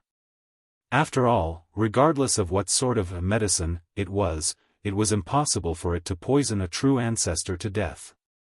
However, now, Wu Yan was unable to ignore this so-called medicine. Evidently, this medicine was taking effect. Furthermore, it was a medicine that not even a true ancestor was immune to. Sensing that his body was becoming hotter and hotter, and his head was becoming more and more fuzzy, Wu Yan forced himself to maintain his final consciousness and glared at Flay. Exactly what sort of medicine did you put in there? Is it taking effect? Even though Flay was clearly being glared at, the timid Flay did not feel afraid for the first time. Instead, she stared at Wu Yan with an expectant gaze. In the next instant, Flay gave an answer that completely stunned Wu Yan. I also do not know what sort of medicine it is. Flay tilted her head. However, the professor from the medical department said that it could increase the reproductive ability of cows and horses. Increase the reproductive ability of cows and horses? Wu Yan cried out involuntarily. If a medicine that could increase the reproductive ability of cows and horses was eaten by a human, wouldn't it be equivalent to a powerful aphrodisiac? It was no wonder that not even a true ancestor was immune to this so-called medicine. That medicine was simply not something that could endanger one's life. No matter how strong a true ancestor's vitality was, they would not be able to do anything about this medicine. However, the medicine's effect was continuously increasing in Wu Yan's body. This was also a fact. If this were to continue, Wu Yan might really lose his reason and turn into a pervert. In fact, since earlier, Flay's body fragrance seemed to have been amplified by many times and entered Wu Yan's nose repeatedly. This caused Wu Yan's heart to burn with lust. Oh, my great ancestor! In a situation where he almost lost his rationality, Wu Yan cried out loudly to Flay. You've killed me! After he finished saying those words, Wu Yan hurriedly turned around and rushed out of the courtyard as if he was running away to prevent himself from pushing down this senior sister of his that he had only known for 2 or 3 days. During the entire process, Flay merely stared blankly at him. After a long time, she hung her head dispiritedly. Wu! I failed.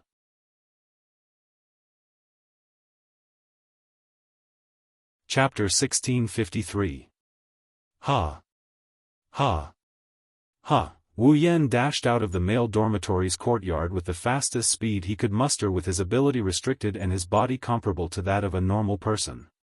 He ran madly all the way into the main street. In his hazy consciousness, Wu Yan only wanted to get away from Flay as much as possible.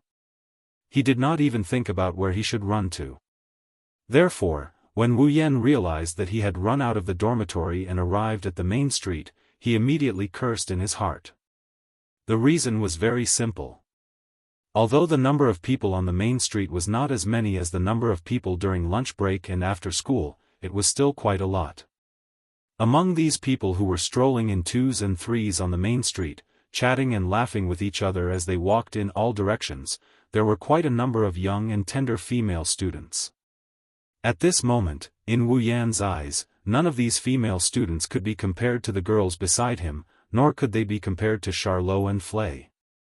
However, their every action, every smile, and every frown were filled with seduction, causing Wu Yan's mouth to feel dry and his tongue to tremble. If he were to transform into a wolf on this main street that ran through all directions of the Walpurgis Wangli Tech Academy and find a random girl to pounce on and forcefully *ck her on the street, what would the consequences be? When he thought of this, Wu Yan's head that was so hot that it was almost burning cooled down a little. This allowed him to have some spare energy to think about other things. He would put aside the question of why Flay had drugged him for now. It was a fact that he had been drugged. He could not change it even if he wanted to. Moreover, judging from the fact that his entire body was burning up, his mind was in a mess, and he could not help but want to pounce on the girls that passed by. The effect of this drug was surprisingly good. However, that was not strange either. That was a drug that could increase the reproductive ability of cows and horses. How could it not be effective if it was eaten by a person? The most important thing he should do now was to stay away from the crowd and wait. Would the drug's effect weaken with time? If it really did not work? At that time, he could only disregard everything and rush back to the dormitory first. At least, in his own room. Natsuki, Ikaros, Astria, Nagisa, and Kanon were all pushovers. It was much better than finding a random person on the street to push. After making up his mind, Wu Yan took a deep breath. Just as he was about to dash out of the main street and run to the open space in the woods where he used to practice his magic tricks, a voice called out to him from behind. "What are you standing there for?" The moment he heard this voice, Wu Yan froze on the spot. This voice was quite familiar to him. However, because this voice was very familiar to Wu Yan didn't want to encounter it at this time. "Hey! He's asking you a question." Seeing Wu Yan frozen on the spot, the owner of the voice was very displeased. She walked past Wu Yan from behind and stopped in front of Wu Yan. Her long blonde hair shone brightly under the sunlight, her sapphire blue eyes were filled with resentment and dissatisfaction. She wore a beret on her head with a small dragon lying on top of it. She stood in front of Wu Yan with her hands on her hips and her pretty face scrunched up. She's very angry that she told others about it. When the passers-by saw this person, their eyes widened slightly. Then, they fled in all directions in a panic. It was as if they saw a ferocious beast. It was an exaggeration. Thanks to this, Wu Yan didn't have to worry about being pushed down by a random person on the street. However, from another perspective, the appearance of this girl with a small dragon was the worst thing that could happen. Xia. Xia. Feeling the fragrance coming from the girl in front of him that made his hot body itch for action, he sweated profusely and jumped a good distance away as if he was bounced off. "Charlotte. Hey! What's with your reaction?" Charlotte seemed to have suffered a huge blow when she saw Wu Yan jump away as if he had seen a ghost. Tears even appeared at the corners of her eyes. Isn't this too much? As the most notorious tyrant Rex in the Walpurgis Royal Tactical Academy, Charlotte was revered by everyone. It was also because of this that Charlotte didn't have a single friend in the academy. Now, she finally found a friend who could be considered on good terms with her. In the end, this person acted like everyone else and distanced himself from her. How could she not be affected? Thus, when he saw Charlotte's almost impossible tearful expression, Wu Yan endured the heat in his body while sweating profusely. He bitterly laughed out loud. "I'm sorry, I didn't do it on purpose. You should know that I'm not the kind of person who would distance himself from you for no reason." Charlotte coldly snorted and wiped the corners of her eyes. She accepted Wu Yan's explanation. Then, she finally noticed Wu Yan's abnormal state. "What's wrong?" Charlotte frowned when she saw Wu Yan's face covered in sweat. His face was red and he looked like he was in a lot of pain. She walked over with concern. "You're sweating so much and your face is so red. No matter how I look at it, it doesn't look normal. No. I'm fine." Wu Yan quickly retreated, but before he could, Charlotte was already in front of him and grabbed his hand. Wu Yan couldn't help but freeze up at the touch of her skin. He couldn't retreat any further. On the other hand, Charlotte was shocked when she grabbed Wu Yan's hand. "It's so hot." The moment she grabbed Wu Yan's hand, Charlotte's hand started to burn. That's the temperature of Wu Yan's body. "Don't tell me you're sick." Charlotte frowned. She reached out and touched Wu Yan's forehead without hesitation. "Wah! It's too hot. You're definitely having a fever." Wu Yan didn't answer. It should be said that this time, he really didn't have the energy to answer. Touching Wu Yan's forehead and arms, the softness of Charlotte's hands entered his nostrils. Charlotte's body fragrance and the way she tiptoed to touch Wu Yan's forehead made her move closer to him. The pretty face in front of him. It was challenging Wu Yan's limits. Wu Yan looked at the beautiful face in front of him in a trance. The blood in his body started to flow faster and his body temperature started to rise. Finally, he couldn't help it. He reached out and hugged Charlotte. Ha! Ha! Ha! When Charlotte reacted, her waist was already covered by a pair of strong hands. She was hugged tightly by a pair of strong arms as she snuggled into Wu Yan's embrace. Charlotte's eyes widened when she felt a wave of heat coming from the body that she was in close contact with. Hugh! Hugh! Wu Yan's breathing became heavier. The soft and supple body of the girl in his arms entered his senses, causing his eyes to burn with passion. Before the girl could react to the sudden turn of events, he lifted her chin. Wait! Wait! Charlotte's eyes met with Wu Yan's when her chin was lifted. She could clearly see the heat in his eyes. At that moment, Charlotte's pretty face turned completely red. Her eyes widened and she had a bad premonition in her heart. You! What do you want to do? Wu Yan didn't answer Charlotte's question. That was because he was already slowly inching closer to that pretty face. Don't tell me. You want to. Charlotte finally panicked when she saw Wu Yan's face getting closer and closer. Wait. However, Wu Yan didn't plan on waiting. His face was getting closer and closer. Seeing that the two of them are going to kiss soon, Charlotte could only helplessly hit Wu Yan's chest. In the end, she closed her eyes in a panic. Just as Wu Yan and Charlotte were about to kiss, a black shadow the size of a cat suddenly rushed in and knocked into Wu Yan's body, knocking him back. Wu Yan staggered back a few steps. His mind shook and he regained his rationality. Charlot, on the other hand, sat on the ground weakly, gasping for air as if she was out of breath. Her face was as red as a rose, and her eyes were blurred. Calm down. Wu Yan. Sigmund, who knocked Wu Yan away, in a way, saved Charlotte's chastity crisis. He flapped his wings and flew in front of Charlotte while looking at Wu Yan. Something's wrong with you. It was because of this that Sigmund decided to intervene.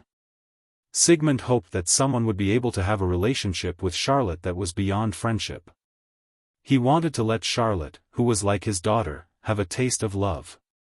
Wu Yan calmed down when he heard Sigmund's calm voice. When he thought about how he almost pushed Charlotte down, he couldn't help but sweat again. I'm not feeling well. Wu Yan squeezed out an answer with difficulty. I'll go back first. Leaving behind the panting Charlotte and the confused Sigmund, Wu Yan ran back to his room without thinking. Bam! Natsuki, Ikaros, Astria, Nagisa, and Kanon, who were chatting in their room, jumped in fright when they heard the sound of the door being pushed open. They looked at the door and saw Wu Yan leaning against it, panting heavily. Master! Ikaros and Astria stood up and called out to him. Oni-chan. Nagisa and Kanon greeted Wu Yan with a smile. You're back? Natsuki noticed that something was amiss and frowned. She asked in confusion. What's wrong? Wu Yan didn't say anything. He raised his head and exposed his sweaty face to the girls. What was also exposed was a pair of eyes that were emitting evil flames. In one of the rooms in the tortoise dormitory, screams, and all sorts of noises could be heard clearly in the corridor. However, it didn't take long for these sounds to turn into cries of pain, gasps for breath, and moans that made people think of. Today is destined to be a good day.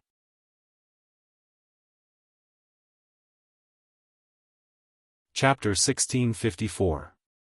The next morning. His back is aching and he's exhausted. Wu Yan slowly regained consciousness. Before opening his eyes, Wu Yan noticed that this awakening is a bit different from the previous ones.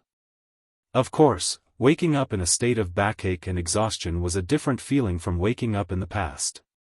Other than that, Wu Yan also felt something heavy on his body, just like his consciousness.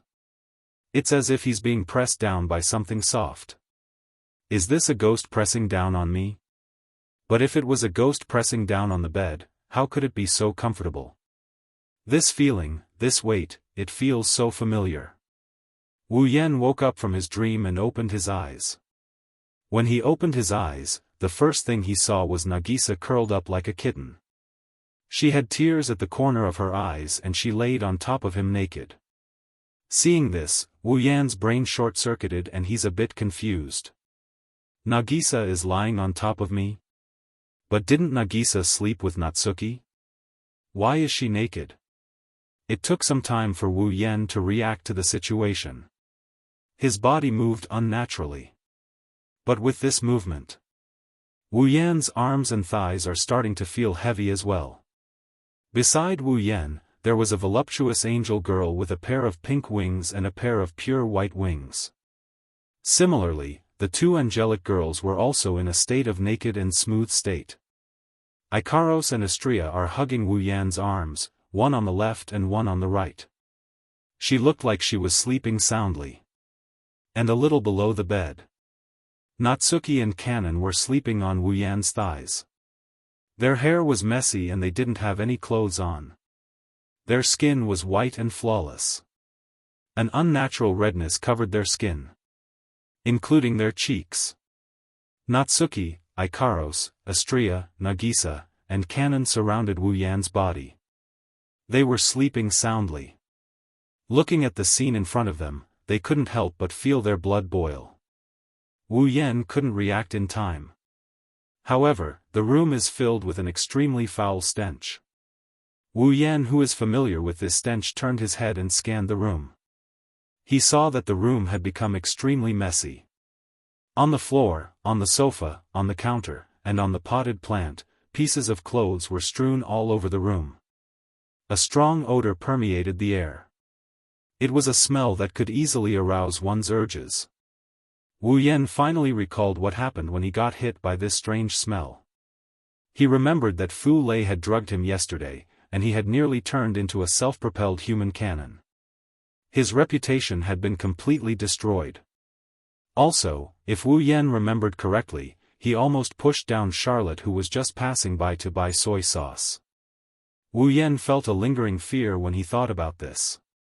He was relieved. Fortunately, he made it back to the dorm. Otherwise, Wu Yan didn't dare to imagine what kind of tragedy would have befallen him. However, Fleiss drugging incident did help Wu Yan. Otherwise, how could Wu Yan have the guts to push down Natsuki, Ikaros, Astrea, Nagisa, and Kanon at the same time without the help of any Chinese medicine? Fortune and misfortune go hand in hand. With such thoughts in mind, Wu Yan reminisced about the feeling of making love with the 5 girls yesterday. He pulled his hands away from Ikaros and Astrea. He hugged Nagisa and sat up. He started patting the girls' faces. It's time to wake up, my dear wives. Under Wu Yan's teasing, the 5 girls started to let out soft moans that could make one's bones go numb. Their delicate bodies wriggled a few times and their brows furrowed slightly. They slowly woke up and opened their eyes. Ha! Nagisa yawned and stretched her body sleepily. However, when she moved, a sharp pain pierced her lower body. Nagisa cried out in pain. It hurts. Ugh. Kanon seemed to be in the same pain. She had a dazed expression on her face. Clearly, she hadn't fully woken up from her sleep. Natsuki, Ikaros, and Astrea were the only ones who managed to snap out of it.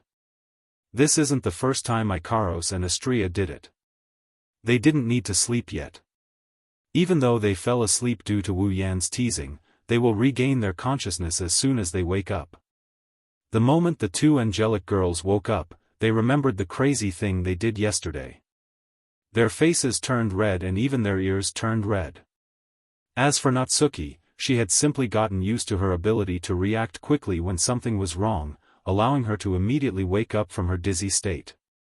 Natsuki naturally felt the same pain as Nagisa and Kanon. She recalled how a certain wolf had gone berserk yesterday and pushed everyone here to the ground. Her doll-like face darkened. Yua. Only then did Nagisa and Kanon recall what had happened yesterday. They cried out in shock and anger, grabbing the sheets on the bed and wrapping them around themselves. The next moment, Natsuki's sharp and cold gaze landed on Wu Yan, causing him to shiver. "Is there anything you want to explain?" Natsuki's voice was as childish and calm as ever. It gave off a contradictory feeling of calmness and innocence. However, there was no calmness or innocence in her voice. There was only bone-chilling coldness. It wasn't hard to imagine how angry Natsuki was at Wu Yan's actions yesterday. Pervert. Pervert. Idiot. Big idiot. Not only Natsuki, even Nagisa had tears in her eyes as she complained. "He didn't even give me time to prepare myself and treated Nagisa like that. Nagisa is really angry." That. Kanon, on the other hand, seemed to be trying to mediate the fight. With a red face, she pulled the blanket to cover her body as she squeezed out those words in a fluster. "Nagisa-chan, Minamiya-sensei, calm down." Whether or not Natsuki and Nagisa calmed down is another matter. However, the two of them stopped talking. They glared at Wu Yan as if they want to see through him. If it wasn't for the restriction bracelet, Natsuki would have attacked Nagisa for sure. Nagisa aside, Natsuki would definitely have attacked. Under the watchful eyes of the two girls, Wu Yan grinned sheepishly. After carefully choosing his words, he meekly said this.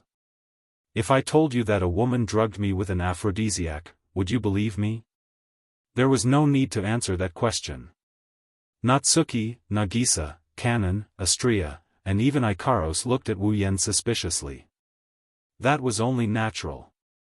A woman drugged a man? Could it be that this woman wanted this man to push her down? Although it wasn't impossible, this possibility was definitely much smaller than a man suddenly going berserk and forcing himself on a group of girls. They couldn't help but be suspicious. "It's true. Someone really drugged me yesterday. Even if you don't believe me, you should at least understand me."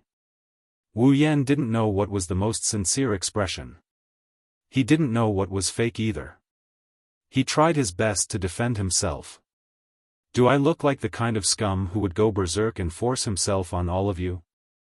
Other than Ikaros and Kanon, Natsuki, Nagisa, and Astria checked Wu Yan out before they spoke in unison. "What else?"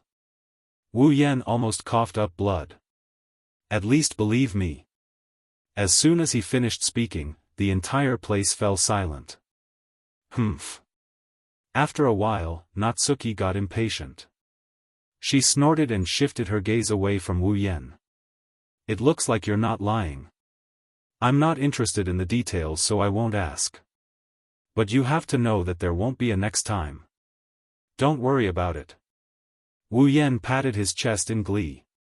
"Next time, it will definitely be under the condition that you are willing to do it." Natsuki flinched and shouted angrily. "Who would be willing to be with you?"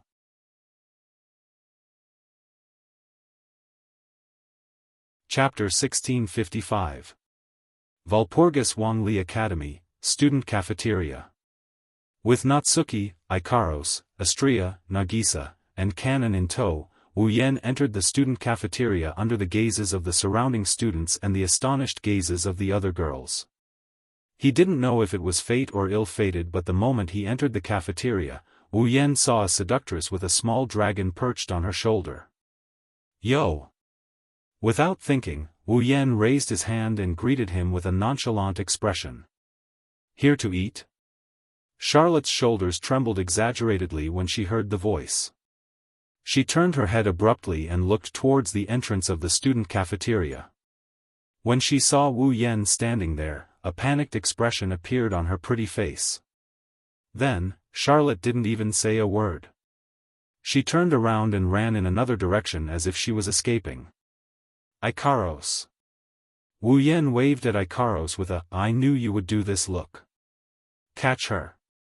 Ikaros's eyes quickly turned pink with an illusory square frame. She stretched out her hand towards Charlotte. Bzzz. In the next instant, a spherical protective barrier made of crystals appeared around the fleeing Charlotte, trapping her within and suspending her in midair. Let me out. Let me out. Charlotte was stunned at first. Then, she knocked hard on the aegis that trapped her inside the absolute defense circle. She screamed as she knocked on the cafeteria. Save me. Someone save me. I'm going to be violated by a pervert. Who's a pervert? Wu Yan ridiculed as he led the girls to the aegis that trapped Charlotte. Besides, if it's just a pervert, he wouldn't dare attack you, right? You pervert. Let me out. Charlotte glared at Wu Yan. Her eyes were watery.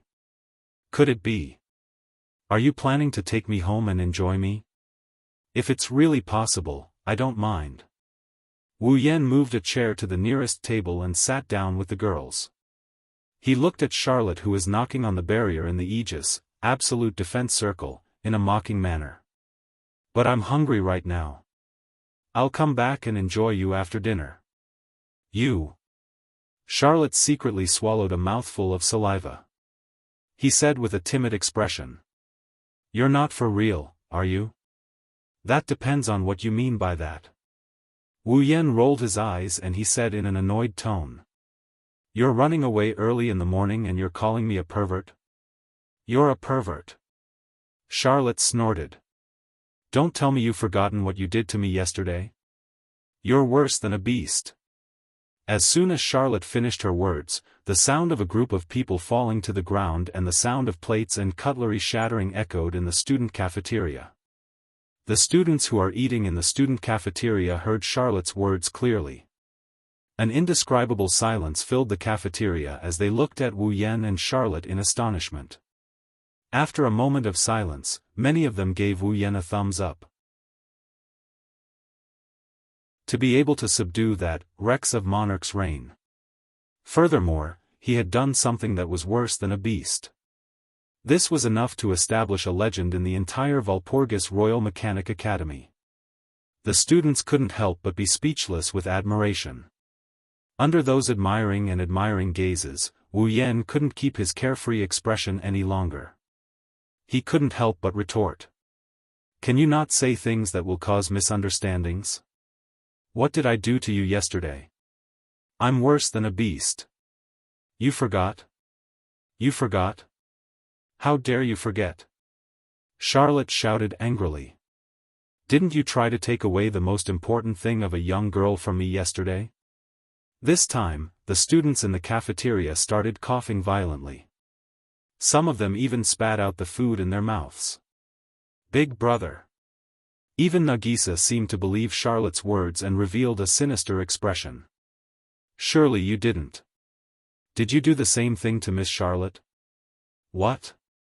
Charlotte exclaimed in shock. Did he also almost steal your first kiss? First kiss. Natsuki, Nagisa, Kanon, and Astria were shocked. They said something that silenced the cafeteria.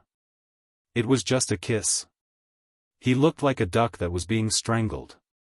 In an instant, the cafeteria fell silent. It was just a kiss. What does that mean? Crimson Eyes didn't just take advantage of Rex, he took advantage of Crimson Eyes and took advantage of Rex's robot. He even took advantage of her automaton, and this advantage wasn't as simple as just a kiss, right? This time, the gazes of the students in the cafeteria towards Wu Yan changed from admiration and reverence to disdain and contempt. Pervert. Pervert. You're an incorrigible pervert. The #1 pervert in the world. Charlotte shouted angrily. You even took advantage of your own automaton. Why don't a pervert like you just die? I really want to die now. Wu Yan forced a smile. He rubbed his forehead like he was having a headache. I beg of you. I don't care about the rumors, but please don't tarnish my reputation, okay? Natsuki, Nagisa, Astria, and Charlotte were angered by his words. Tarnish your reputation? That was something you actually did. How can this be tarnishing your reputation? It seems like even the bystanders were dissatisfied. They let out an inaudible sound. Stinky pervert, perverted bastard. I already said no. Wu Yan, who was about to retort, was startled. He turned around and looked to the side. In the next instant, his face twisted. Senior Flay. The one who is standing next to him and speaking is the one who caused Wu Yan to turn into a wolf and push down the 5 girls who came with him yesterday, Flay. Today, Flay only had Rabi with her. The other automatons were nowhere to be seen. Flay was holding a bamboo basket that made Wu Yan's heart skip a beat. She walked over shyly and placed it in front of Wu Yan. Looking at the extravagant sandwiches in front of him, as if they could only be made in a high-class restaurant, Wu Yan's face twitched. This. What's going on? You. Flay sneaked a glance at Wu Yan. Her gaze kept drifting away. Thank you. You already used this joke yesterday. Wu Yan took a glance at the bamboo basket and turned his head away. That's why I don't need it. Please take it back. Being rejected by Wu Yan in such a cold manner, the pearl-colored girl with a ponytail was petrified. Her legs went soft and she knelt on the ground. She tightly hugged Rabi beside her and started crying. I'm the one who wants to cry, okay? Wu Yan felt a headache coming on. I was screwed over by you yesterday. You must have put something in the sandwiches again today, right? You. Flay buried her head in Rabi's fur. It was unknown if she was really crying or if she was faking it. Her shoulders were trembling. You don't believe me. You just screwed me over yesterday. How am I supposed to believe you? If this continued, there would be no end to it. At that moment, Wu Yan decided to change the topic. Oh, that's right. Why did you only bring Rabi with you today? This method of changing the topic worked. Flay raised her head and answered softly. I had everyone take turns to rest so that we can prepare for tonight's battle. Tonight's battle? Wu Yan and the group of girls were startled. Hey! Charlot, who was still trapped in the Aegis, spoke in a helpless manner. Don't tell me you've forgotten that tonight is the opening ceremony of the night gathering? Charlot's reminder caused Wu Yan and the others to remember. In that case. Wu Yan spoke in an uncertain manner. The night gathering is going to start today? Furthermore, there will be a battle between the 99th ranked and the 100th ranked. Charlot cast a glance at Flay. In other words, Flay will be fighting against that Japanese tonight. In an instant, the group of people turned their gazes to Flay. Facing the crowd's gazes, Flay displayed a firm smile. Everyone could not help but feel relieved.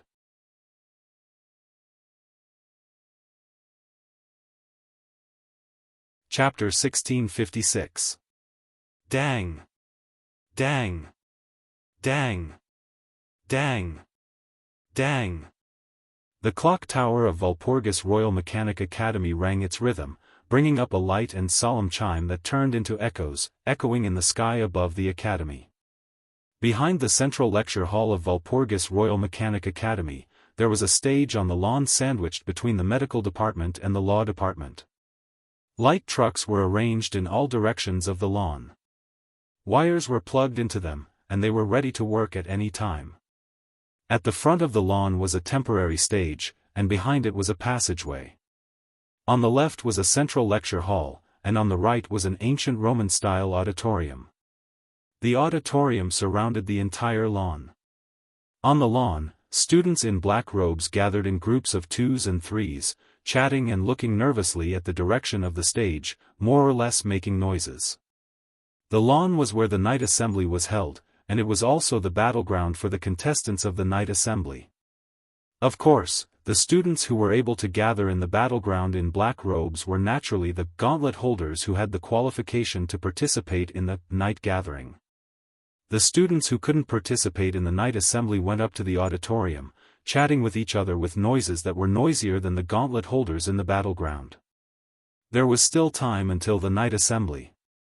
There were still around 15 minutes left. The gauntlet holders' official match would start at 6 p.m. when the bell rang. Right now, it was 5:15 in the afternoon.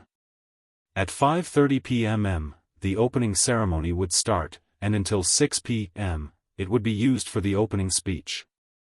During this waiting time, putting aside the gauntlet holders in the field, the audience in the auditorium was using this time to enjoy the delicacies bought from the food salesmen or stalls nearby.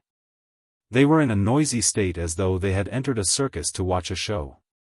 It wasn't anything strange. For the gauntlet bearers, the night assembly would naturally be able to compete for the throne of the Devil King. It was an important competition to win everything, but for the students who didn't have the qualification to participate in the night assembly was just a form of entertainment. Therefore, the audience could see it clearly. In the audience, lunchboxes, snacks, drinks, and even alcohol sales staff were working in an orderly manner at the stalls. All of them were extremely busy, running around the spectator stands. Wu Yan and Charlotte walked together with the group of girls. When they arrived at the audience seat, the black robe that they were wearing and the gloves on their hands exposed their identities as the gauntlet, causing many pairs of eyes to gather on them. Charlotte kicked the ground in annoyance and complained. "Why don't you just enter the arena? Wouldn't that be very eye-catching?" "It's just as eye-catching when you enter the arena." Wu Yan gestured at the rowdy crowd with his lips. "And look, these people are simply here to watch a monkey show. Are you willing to go on stage and be a monkey?" Charlotte was at a loss for words. She quickly opened her mouth as if she wanted to say something, but a voice nearby covered her. "Pancakes, freshly baked pancakes, anyone want some?" The moment she heard the voice, Astria's pair of adornments on her ears moved. Her eyes glowed as she waved at the source of the voice. "Me. I want some. Give it to me." "Yes." A salesperson holding a box full of pancakes ran over with a smile. She was a lively and cute girl who looked slightly older than Charlotte. "Astria-chan, didn't you just have lunch?" Cannon tugged on Astria's shirt and said softly. "You're right. It's not good for your health to overeat like this." Sigh, Astria let out a disappointed sigh. "But, I really want to eat." "You can't. Astria-chan." Nagisa reprimanded Astria like an older sister with her hands on her hips. "Girls can't show off too much in public. Otherwise, it will damage their image." Seeing that the situation had developed into a situation where she did not know if she would buy it or not, a troubled expression appeared on the face of the pancake seller as she stood frozen on the spot. Wu Yan sighed and took out his wallet. "She came all the way here just to say no. It's going to be awkward." "I'm sorry, please give me a pancake, thank you." A smile reappeared on the girl's face. She wanted to thank him for his patronage, but when she saw Wu Yan, she paused for a bit before her eyes lit up. "Your scarlet eyes, Wu Yan-sama, right?" Wu Yan nodded with a confused expression. "Do you know me?" "It's my honor to meet you." The girl didn't answer. Instead, she grabbed the hand of the stunned Wu Yan who was holding the wallet and said in a joyful tone. "Oh right. This pancake is for you. Treat it as a congratulatory gift for your victory in the night gathering." "No. I'm sorry, please don't hold back." The girl stuffed a pancake into Wu Yan's hand. She looked at Wu Yan shyly and stuck her head out. She kissed Wu Yan on the cheek. "Ah, you kissed me," the girl screamed and ran away like a wisp of smoke, leaving behind a stunned Wu Yan who is still holding the pancake in his hand, stunned on the spot. In the next moment, waves of bone-piercing cold air began to rise from the side. "He really is a pervert. Charlotte said coldly. He's reminiscing. Nagisa puffed her cheeks and said angrily. Master. Idiot. Bad. Even Astria started scolding him. Her face was filled with indignation. Ikaros and Canon didn't say anything, but their eyes were filled with anxiety. It was as if they were afraid their sweetheart would be snatched away by someone else. Natsuki didn't say anything. She just stared at Wu Yan with her emotionless eyes. She gave Wu Yan an indescribable sense of pressure. I didn't do anything, okay? Wu Yan cried out in grievance. How would I know what's up with that girl? Why did she suddenly kiss me? Humph. Charlotte turned her head away. She's probably a fan of yours, fan. You're one of the members of the 13, you should have your own fans. Charlotte glanced at Wu Yan. What's so strange about that? Fine. Wu Yan sighed and raised the pancake in his hand. So, are you eating or not? Of course I'm eating. Astria's indignation disappeared and was replaced by joy. She took the pancake from Wu Yan. You should have said no. Nagisa couldn't help but say. Astria-chan, you'll let Oniai-san off the hook if you do that. But the pancake is innocent. Astria said with a straight face. She took a big bite of the pancake and chewed happily. It's delicious. Everyone laughed bitterly when they saw the blissful expression on Nagisa's face. They couldn't bring themselves to complain. At this moment, on the lawn, the band around the stage began to blow their horns. The flock of birds was also deliberately released. They soared and danced in the air. Oh! The surrounding students clapped their hands and cheered. It was the prelude to the opening ceremony of the night party. This time, I have to go even if I don't want to. Charlotte calmly tightened her gown. All right, let's go. Wu Yan shrugged. He led Natsuki, Ikaros, Astria, Nagisa, and Canon to the stage. Just as Wu Yan stepped on the grass field representing the night assembly, a person in formal attire broke away from the line of gauntlets and passed by Wu Yan as if he's skipping the opening ceremony. For a split second, when the person brushed past Wu Yan, he paused for a bit. Wu Yan's expression stiffened and he stopped as well. The guy left the scene in a hurry as if he just completed a mission. Wu Yan didn't even look back as he stood there with his hand raised. There was a piece of paper in his hand.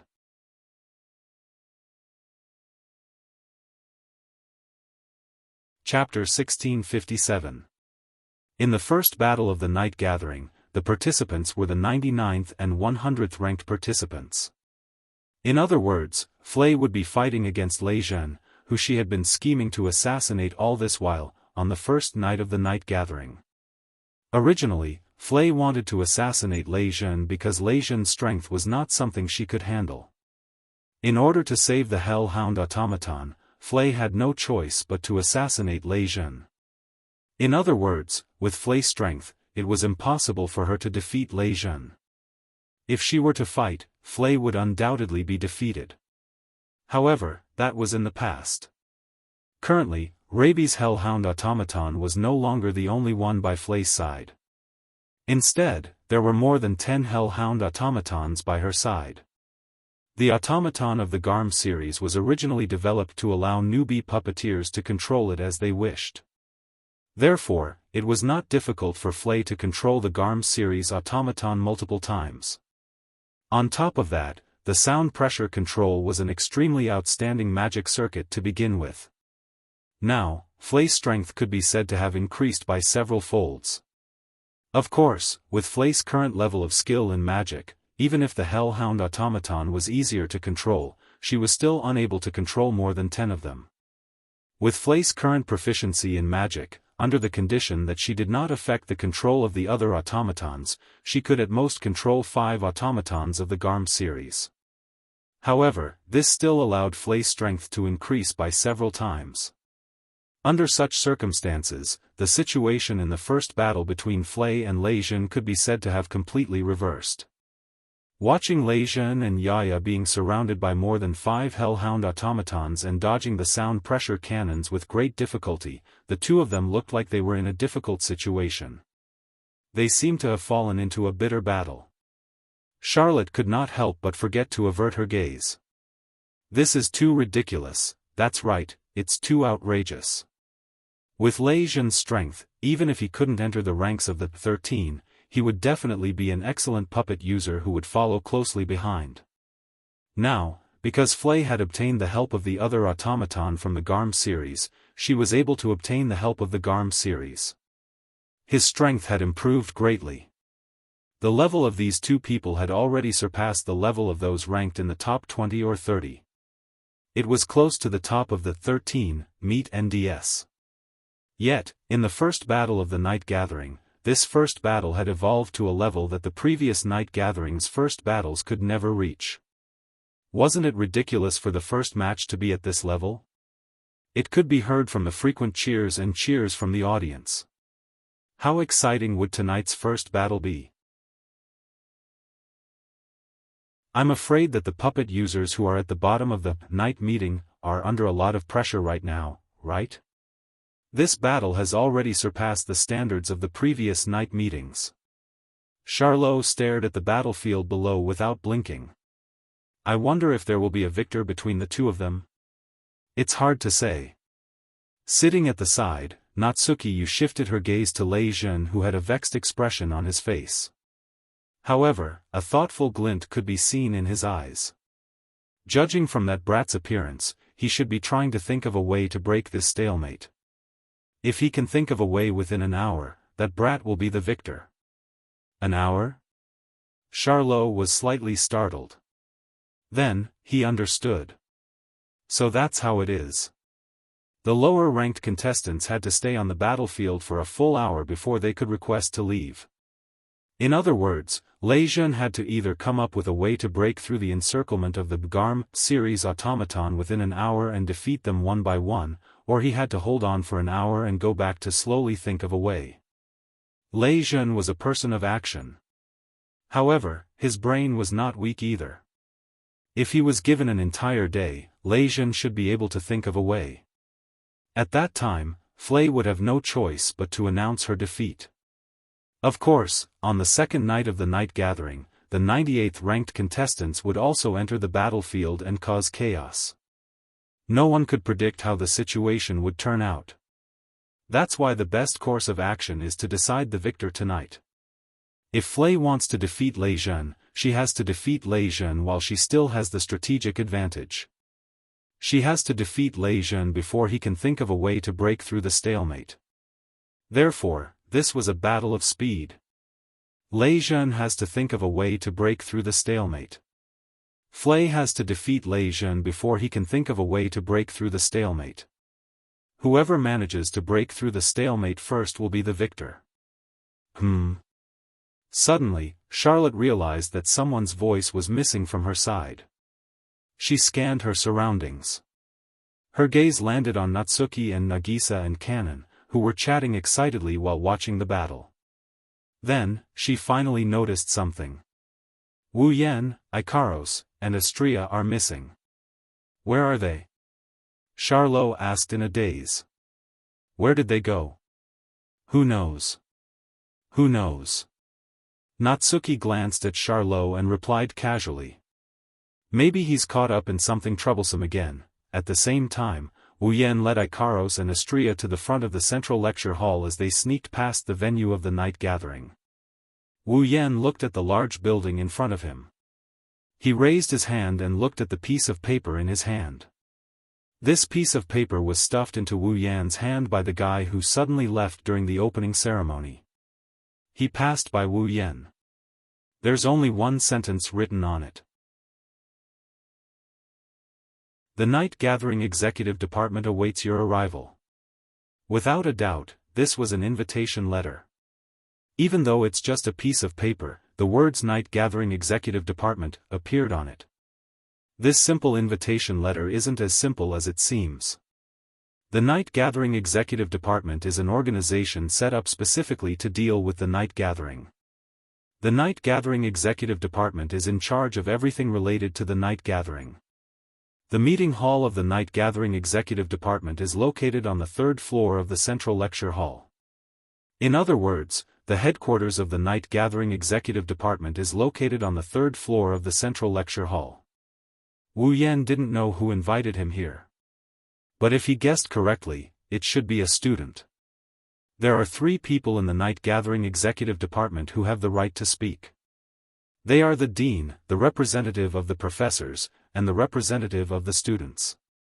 Since the decisions of the Night Gathering Executive Department tend to favor the opinions of the adults, the head of the Night Gathering Executive Department is a student. The person who invited Wu Yan to the headquarters of the Night Gathering Executive Department is most likely the head of the Night Gathering Executive Department. Coincidentally, Wu Yan knows of this person's existence. Banquet at Hongmen. Wu Yan crushed the piece of paper in his hand. He looked at the central lecture hall in front of him and smirked. Let's see what kind of tricks you have up your sleeve. Wu Yan led the 2 angelic girls who looked like his bodyguards. He opened the door of the central lecture hall and he walked in. Wu Yan, Ikaros, and Astria saw a spacious hall when they opened the door to one of the rooms on the third floor of the central lecture hall. The floor of the hall was covered with a crimson carpet. The wine-red curtains were drawn to the wall. A large Victorian-style round table was placed in the center of the hall. There were 3 seats around it. On one of the 3 seats, there was a young man who wasn't tall, had a slender figure, and looked like a young girl. His entire body exuded the aura of nobility. His legs were crossed elegantly, and he was holding a cup of black tea in his hand. He was sipping it in small sips as he sat there. Beside the young man stood a tall man wearing a deacon's suit and tinted glasses. Looking at the 2 at the round table, Wu Yan's eyes flashed with a sharp glint.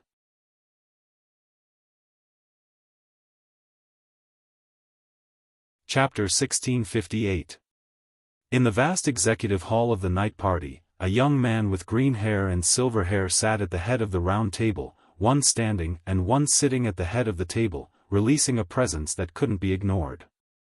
The sound of the door being pushed open reverberated clearly in the vast space, but the young man acted as if he didn't hear anything.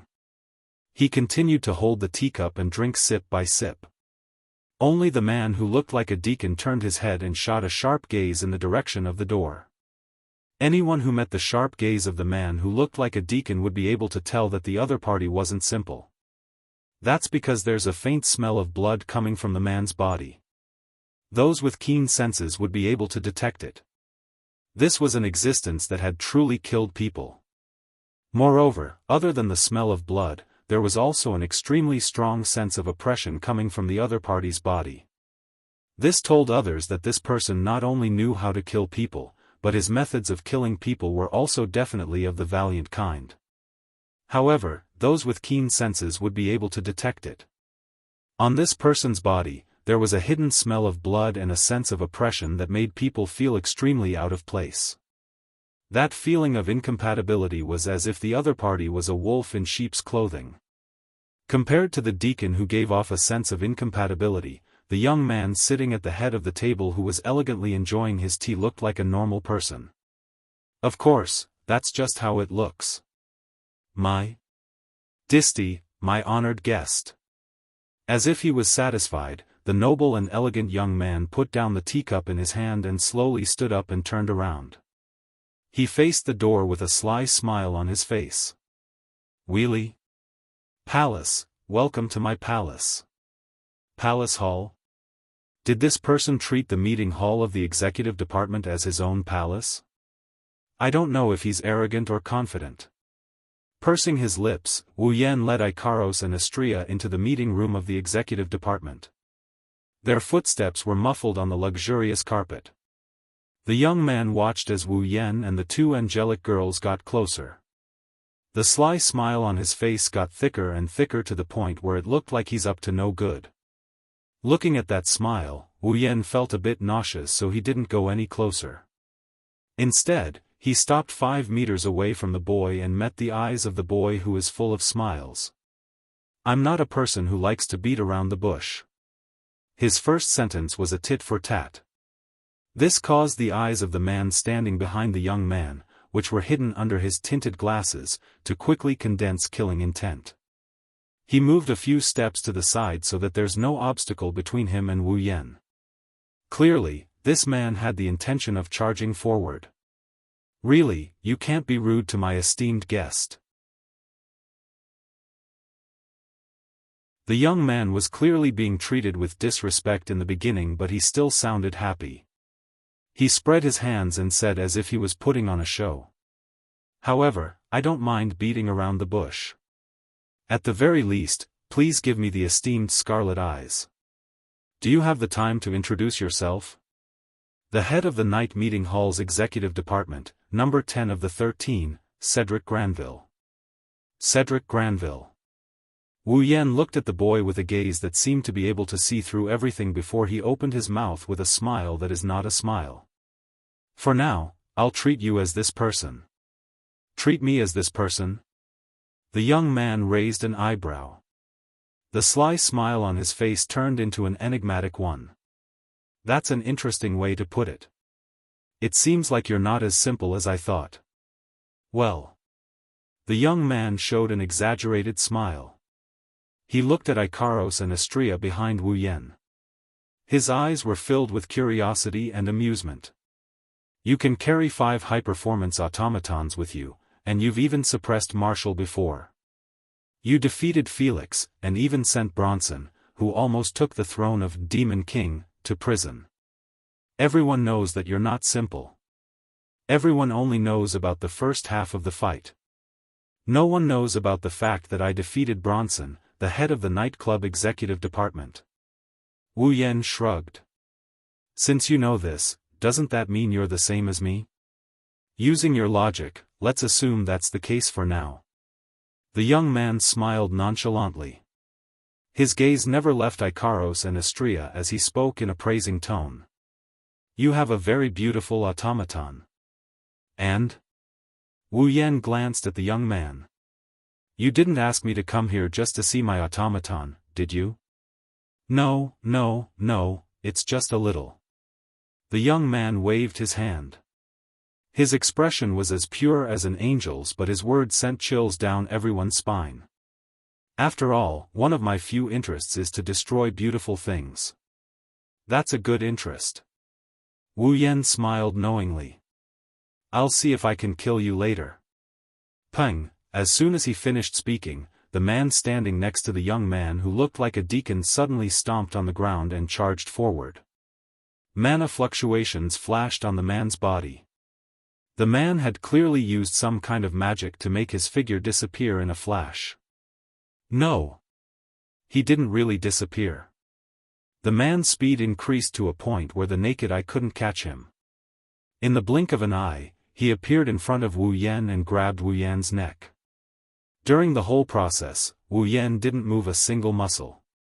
His neck was easily grabbed by the attendant's hand. The man who looked like a deacon tightened his grip on the neck that looked like it would break with a single pinch.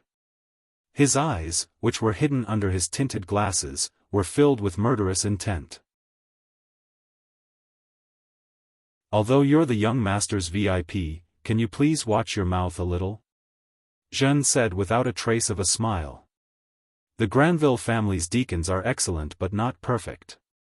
If you want to point out a flaw, it would be that you can't stand to hear your master being badmouthed. Wu Yan laughed when he heard that. He laughed as if he was watching a clown perform. His laughter was full of sarcasm and he wasn't worried that his neck would be crushed. This caused Shinobi's murderous gaze to turn cold. Just as Zhen was about to teach Kiran a lesson, the young man's unhurried voice entered his ears. Stop it, Zhen. As a deacon, it's my duty to stand up for my master. Zhen replied without turning his head as he tightened his grip on Wu Yan's neck. So, even if it's the young master's order, please let me delay it for a while. Well, I don't mind. The young man's reproachful words carried an imperceptible dissatisfaction as it reverberated in the air. But, rather than standing up for me, I hope you care more about my safety. Zhen paused for a moment before his expression changed. He turned around and looked at the young man. The young man was still standing at his original spot. However, at this moment, he raised his hands up high and made a gesture of surrendering. He had a smile on his face as he shrugged his shoulders. Behind the young man, a girl with a pair of pure white wings stood there. She held a laser sword in her hand and held it against the young man's neck. It was none other than Astrea. Zhen was shocked. He turned around and looked behind Wu Yan. He saw that where the two angel-like girls were supposed to be standing, the one with long golden hair and pure white wings had disappeared at some point in time. All that was left was the girl with pink wings and pink hair, who was staring at the real girl with a pair of illusory square frames and a pair of cold, heart-piercing crimson eyes. Zhen's scalp tingled as he looked at the pair of cold crimson eyes. He had a feeling. If he really dared to crush the neck in his hand, then this beautiful girl who was as beautiful as an angel in front of him would definitely blast him into pieces before he could do so.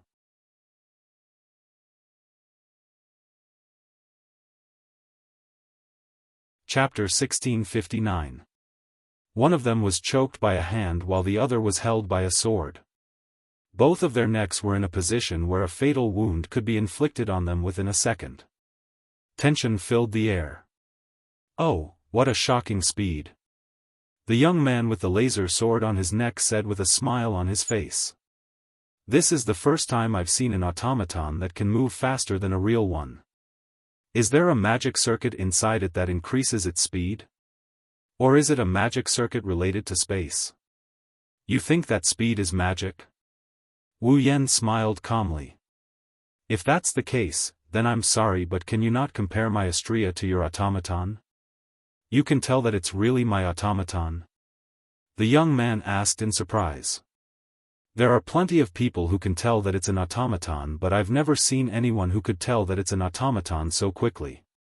After all, it's too similar to a real person, isn't it? It doesn't change the fact that it performed magic in an instant. Wu Yan explained with a lack of interest. The only thing that can perform magic in an instant is an automaton. This is common knowledge, the head of the night meeting. Beautiful. The young man clapped happily from the bottom of his heart. In other words, you didn't see that it was really an automaton, but that his speed was performed through magic, right? Isn't this even more difficult than seeing if it's really an automaton? Too bad, unfortunately. Wu Yan glanced at Shinichi, who had a sour expression, and he shook his head in disdain. This isn't the first time I've seen the magic your deacon used. Not the first time? Shinichi was stunned. Oh. The young man narrowed his eyes as if he was trying to see through Wu Yan. That's interesting. From what I know, the only automaton that can perform this magic is the one that can do it. At the current stage. Other than my people, no one else can do it. That's true. Wu Yan nodded in agreement. Only you people would treat a low-quality product like this as a treasure. Zhen's eyes suddenly released a murderous aura that was 10 times stronger than before. His heart was filled with anger. The smile on the young man's face finally disappeared. He stared at Wu Yan intently. Low-quality product?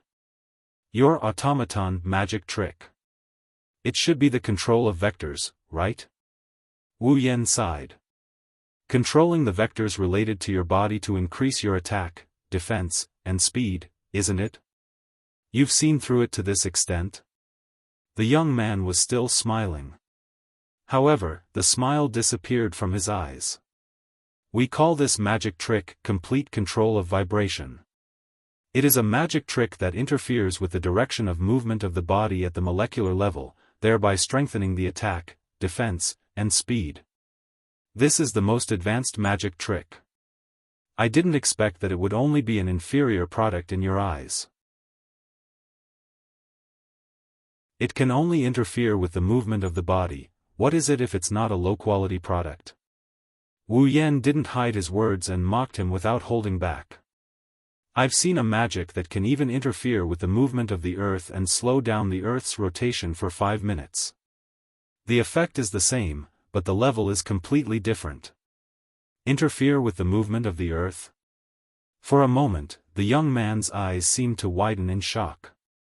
Impossible. Masato, who is choking Wu Yan's neck, exclaimed. If there really is such a level of complete control vibration, the person who developed it would have used it to rule the world. Wu Yan didn't respond. Instead, he looked at the boy with an emotionless expression before looking at Shinobu. Both the master and servant felt a chill run down their spines. Could it be true? Of course, it was true. In the world of Magic Catalog, the strongest esper in Academy City was vector control. It was the same type of complete control vibration, but the level of the two was completely different. True, complete control vibration could interfere with the movement of the body to increase its attack power. Accelerator's vector control could interfere with the movement of external energy. His every move could cause the earth to shake. He could even slow down the earth's rotation for 5 minutes. True, complete control vibration could interfere with the movement of the body to increase its defense. The vector manipulation that was commonly used could interfere with the direction of movement of external attacks, causing the incoming attacks to be reflected back. True, complete control vibration could interfere with the movement of the body to increase its speed. Accelerator's vector control could also interfere with kinetic energy, wind, and air resistance to increase its speed. With the support of vector control, Accelerator could use his skin to touch the body of others and reverse the flow of blood and bioelectricity, causing the body to self-destruct. With the support of the vector manipulation ability, Accelerator could reflect all physical attacks back. There was no need to increase his defense at all. In theory, even nuclear weapons would not be able to hurt him at all. With the support of vector control, Accelerator could control the flow of air and create a gale with a wind speed of 120 meters per second. He could also create 4 tornadoes behind him. With the power of the tornadoes, he could even match the speed of a fighter jet. Compared to vector manipulation, complete control of vibration was not qualified to be compared at all. Of course, that was referring to the level of vector manipulation. If the level of vector manipulation was only level 4, perhaps it would be on the same level as complete control of vibration. Of course, no matter how strong vector control was, it was still a superpower in the Magic Catalog. It had nothing to do with the Nimble Girl Invulnerability world. It wouldn't appear in this world. Wu Yan didn't bother to explain this point. He glanced at Astria. Astria understood and withdrew the laser sword from the boy's neck. She flapped her wings and flew into the air. She circled around the hall and returned to Wu Yan's side, landing next to Ikaros. The real's hand was still on Wu Yan's neck. If he really wanted to, he could have snapped Wu Yan's neck right now. Faced with such a situation, Wu Yan not only called Astria back, he also ignored the pressure on his neck as if he didn't care about his own life and death. Seeing this, the Truth, who was in control of this person's life and death, gnashed his teeth in hatred. Really? The young man revealed a helpless expression for the first time. He already retreated. If you don't stop, wouldn't that make me look weak? The real's expression changed a few times. He unwillingly withdrew his hand and returned to the boy's side. In truth, the youth really wanted to ask if the complete control vibration that could shake the entire earth really existed, and if it did, who possessed it? However, perhaps it was because he subconsciously did not want to, or perhaps he did not dare to think that there was such a level of complete control vibration. The young man suppressed the doubts in his heart and forced a smile. Don't tell me you don't want to ask me why I asked you to come here? I told you from the start, I don't like to beat around the bush. Wu Yan chuckled at the boy. But you like to beat around the bush, that's why I accompanied you for so long. In other words, Wu Yan had already asked from the very beginning, it's just that the youngster kept spouting nonsense. It's not that Wu Yan didn't ask, it's because the boy liked to play and Wu Yan played with him. The boy choked, he was a little annoyed. In the past, other than facing his own parents, he had always been the one to take the lead in everything. But now, he's a level lower than Wu Yan. How could the boy not be annoyed? However, as if he had thought of something, the young man laughed happily again. I want to introduce you to someone. After saying that, the young man gently snapped his fingers. At the same time, the door to the hall opened.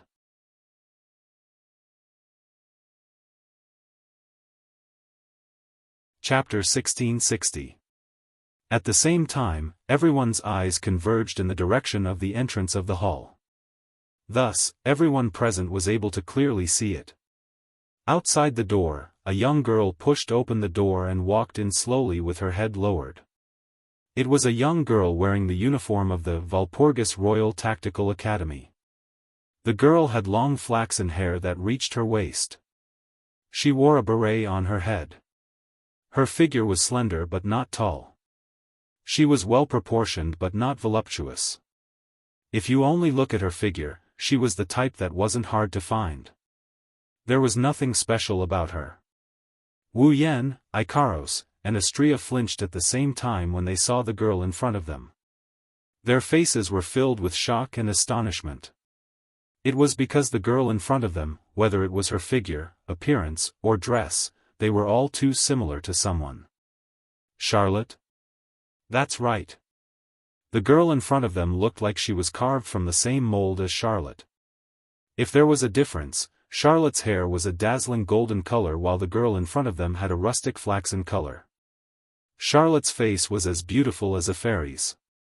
The girl in front of them wasn't weak either, but the weakness in her eyes and the depression on her face made her weaker than Charlotte. But without a doubt, the girl in front of them was very similar to Charlotte. If the girl in front of them was Charlotte's twin sister by the same mother, then no one would doubt it. No. It should be said that the girl in front of them is Charlotte's twin sister.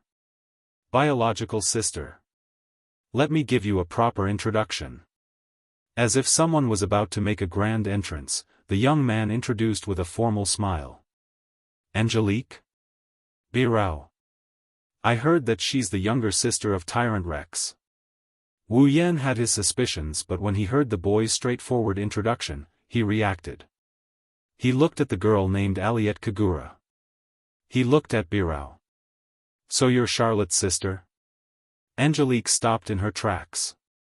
Not only that. She took 2 steps back and stood there timidly. Her timid gaze carefully shifted to Wu Yan. From this point alone, Angelique didn't resemble Charlotte at all. After all, no matter what, Charlotte was always full of confidence. Sometimes, she would even show her strong and violent side. It was impossible for her to show such a weak side. But no matter how weak she appeared, it was undeniable that this girl had the same aura. Wu Yan felt the same aura as Charlotte. It was the same aura as Charlotte, who came from a prestigious family and went through many hardships. At this point, Wu Yan can be considered to have confirmed the other party's identity. Because of this, his face darkened. No matter what, he was aware of the existence of the original storyline in this world. Looking at Charlotte's younger sister appearing here at the academy, and instead of meeting her own sister, she came here to meet him under the arrangement of the head of the night party. How could Wu Yan not guess what's going on? Wu Yan used a slightly cold and smiley emoji and turned around to look at the smiling young man. What do you mean by this? Due to certain reasons, Angelique is now mine. The young man chuckled and spread his hands. Originally, I wanted her to meet her sister. But after thinking about it, I think it's better for you to meet Angelique first. Wu Yan lowered his head. When he raised his head again, all the emotions on his face had disappeared. In other words, you planned to use Angelique as a hostage to get Charlotte to do things for you. But you changed your mind at the last minute and replaced me with the one who did things for you, right? Angelique raised her head in surprise. She didn't seem to know about this. Smart. The young man clapped his hands. I do have a very important matter that I need a capable person to help me with. I originally wanted Tyrant Rex to do it, but compared to Tyrant Rex, you are more capable, aren't you? I don't know. The smile on the young man's face slowly turned vicious. Our Scarlet Eyes, can you help me a little? The air around them froze. Wu Yan stood there. Nothing happened to him. His expression didn't change either. He just stared at the young man. The atmosphere around him turned tense. Under such circumstances, Ikaros and Astria tensed up. They were ready to fight the moment they hear Wu Yan's order. Makoto also moved his body slightly. A cold expression appeared on his face. Angelique's body trembled. Her face was filled with fear. Only the young man didn't back down. He stared at Wu Yan with the same smile on his face. I have to say, you have guts. Wu Yan said expressionlessly. Are you that confident that I will be threatened by you? I believe that there's no one in the entire academy who doesn't know about how good the relationship between Scarlet Eyes and Tyrant Rex is. The young man did not correct the word threat as he chuckled and said. It said that Tyrant Rex only has one friend, Scarlet Eyes. It said that Scarlet Eyes only has dealings with Tyrant Rex in the academy. It is said that Scarlet Eyes and Tyrant Rex are good friends who are so close that they share 3 meals together. It said that for the sake of Scarlet Eyes, Tyrant Rex went to the students who hated her one by one to get the information he needed. The young man got happier as he spoke. He looked forward. I don't know if these are enough reasons for me to threaten you with confidence. As the young man spoke, the atmosphere became more and more tense. This time, Angelique wasn't afraid. She stared at Wu Yan intently. Her gaze wavered. No one knew what she was thinking. Ikaros and Astria took a step forward and clenched their fists. It seems like you're confident in suppressing me. Wu Yan said calmly. Aren't you afraid that I'll kill you here and take Angelique away? I'm not the only one in the Granville family. The young man replied calmly. You can kill me, but can you protect Angelique for the rest of her life? Can you protect her from anyone who wants to take her life? That's what you're counting on. Wu Yan narrowed his eyes. Let's hear what you want me to do, it's simple. The young man grinned. Kill the dean. Wah. Angelique sucked in a cold breath. She didn't know about the young man's plan. Wu Yan shot a sharp glance at the boy. There's an awe-inspiring aura in his eyes. The entire place fell silent. Phew. After a while, Wu Yan exhaled deeply and turned around. If that's the case, I'll play this game with you. With that, Wu Yan walked out the door without any hesitation. Ikaros and Astria quickly followed. Angelique looked at the young man with fear. After a moment of melancholy, she followed as well. Only the young man and the young man were left. They looked at the door until the commotion disappeared. Young master. The young man couldn't help but speak. Is this really okay? Why do you say that? The young man replied without turning his head around. Compared to Tyrant Rex, he's more suitable, isn't he? Young master, but young master, he's too dangerous. The young man gritted his teeth. He's not someone that young master can control at all, don't you get it, Jean? The young man looked like he was on drugs. His eyes were filled with crazed desire. This is what makes it interesting.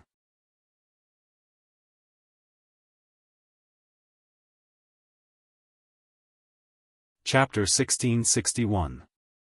Clang, clang, clang, clang, clang. When Wu Yan brought Ikaros and Astria out of the central lecture hall, the bell from the clock tower started ringing. When the bell rang, it means the first battle of the night gathering has been going on for an hour. In other words, if the outcome of the first battle of the night gathering was still not decided by the time the bell rang, that is, if the battle between Flay and Lei Jun was still not decided, then Lei Jun, who was ranked 100th, would have completed his duty of waiting and could apply to leave the stage. With Lei Jun's cautious personality, if he can't defeat Flay within an hour, he will probably leave the stage and come up with a plan to deal with Flay tomorrow night. However, tomorrow night, the 98th ranked person would also enter the arena, causing the battlefield to become chaotic, leading to the unpredictable development of the battle situation. Thus, it was very possible for Lei Zhen to continue fighting. He might even be able to kill Flay tonight. No matter what, the first battle of the night gathering had reached this stage, and it was about time for things to calm down a little. At least for those who were looking forward to the night party, the passion of the audience that was so lively on the first night should have faded by quite a bit. For the next period of time, Kiran, it won't be as rowdy as tonight. After all, the night gathering would last for 100 nights, which was more than 3 months.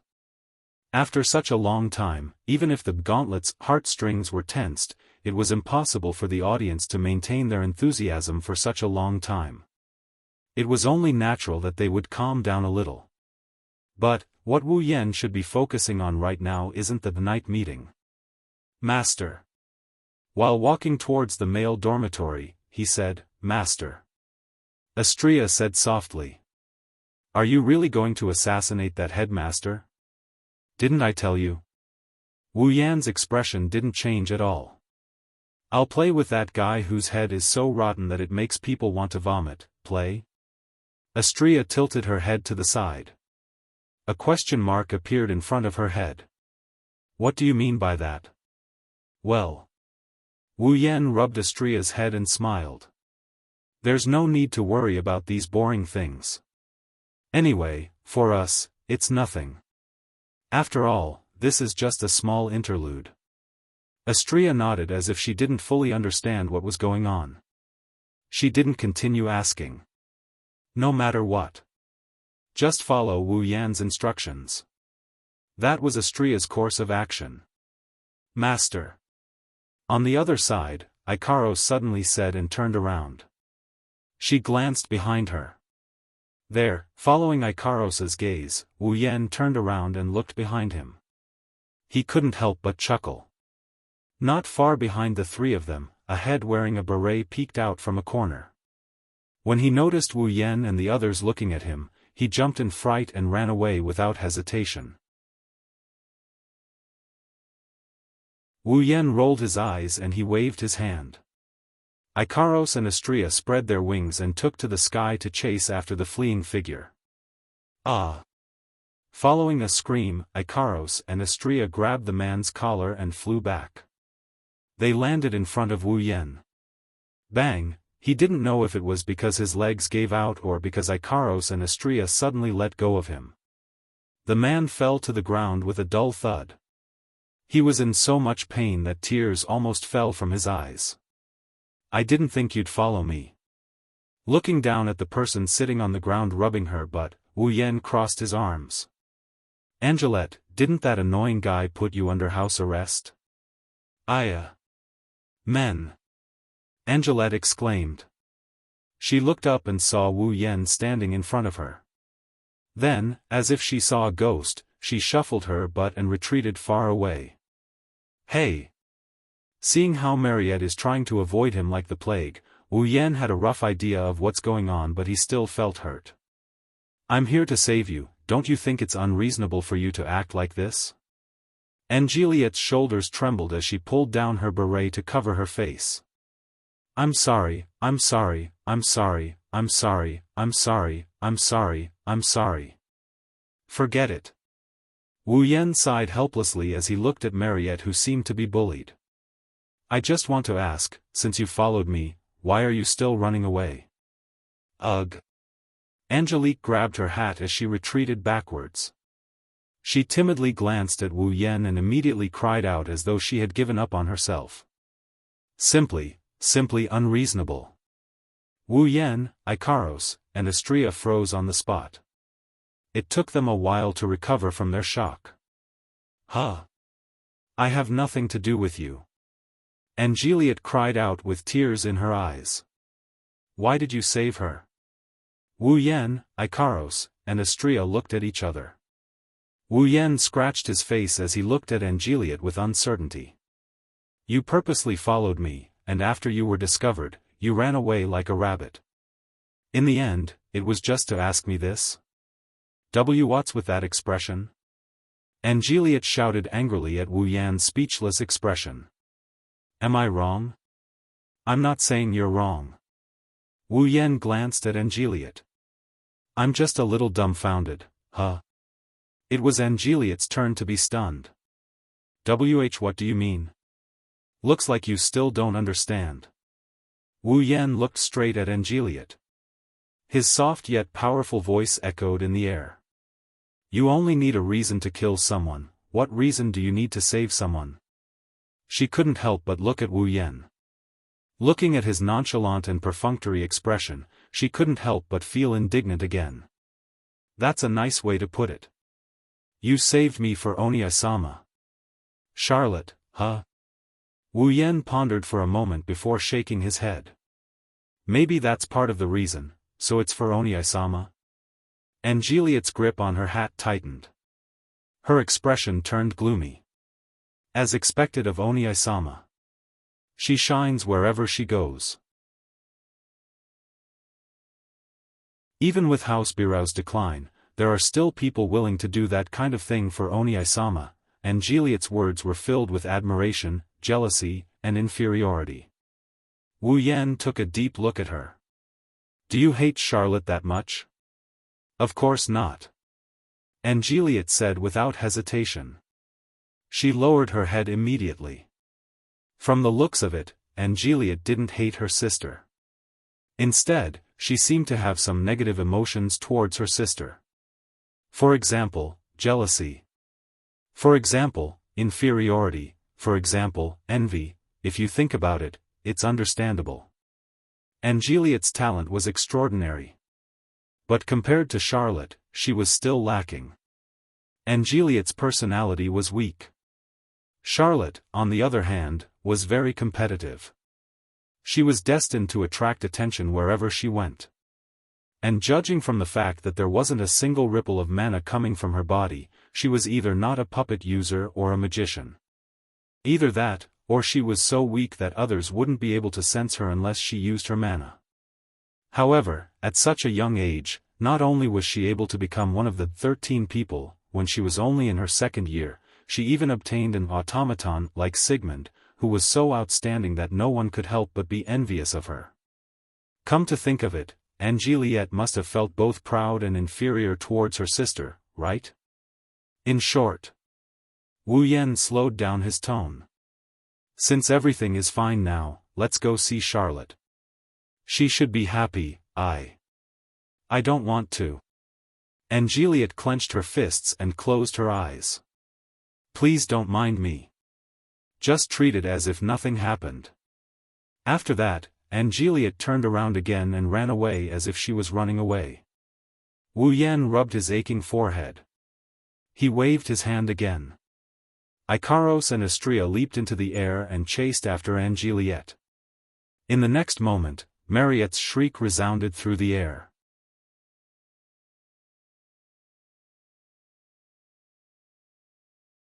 Chapter 1662.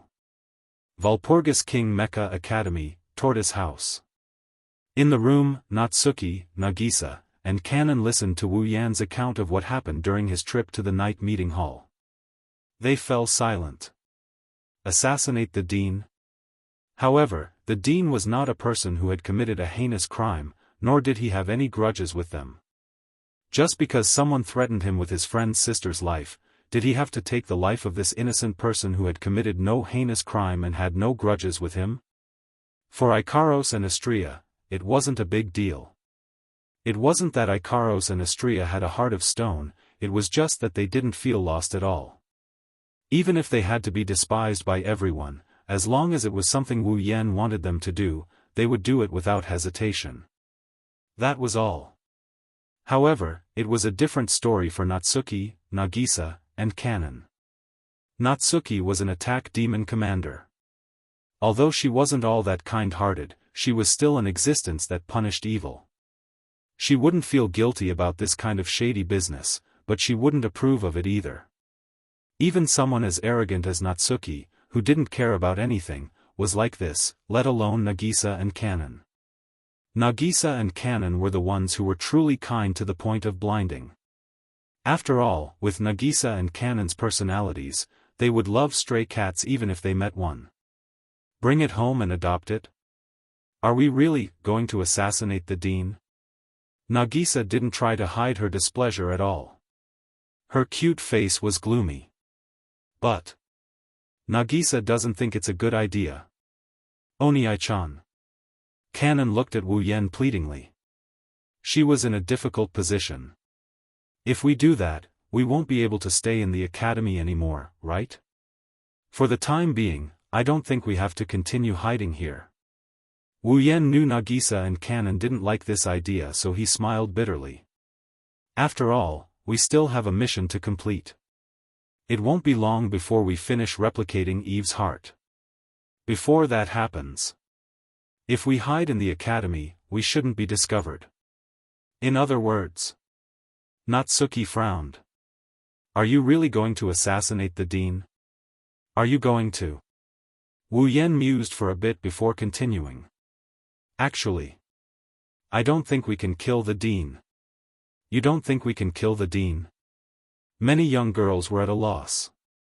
Edward? Rutherford? Wu Yen looked at the girls. The dean. He's not a simple character. I heard it from Miss Charlotte. Misha raised her hand. She said, the dean is known as the strongest magician of the 19th century. The strongest magician of the 19th world? Natsuki turned to look at Nagisa. It seemed that it was rare for him to be a little interested. That is to say, Edward? Rutherford is the strongest existence? I don't know about it now. Nagisa said after recalling what Charlotte had told her.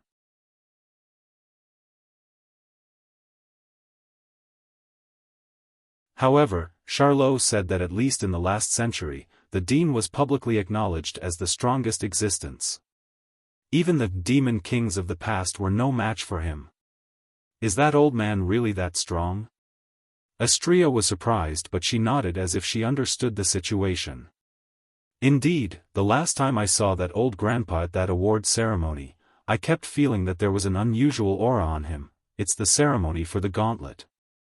Natsuki waved the lace fan in her hand as a look of dissatisfaction appeared in her gem-like eyes.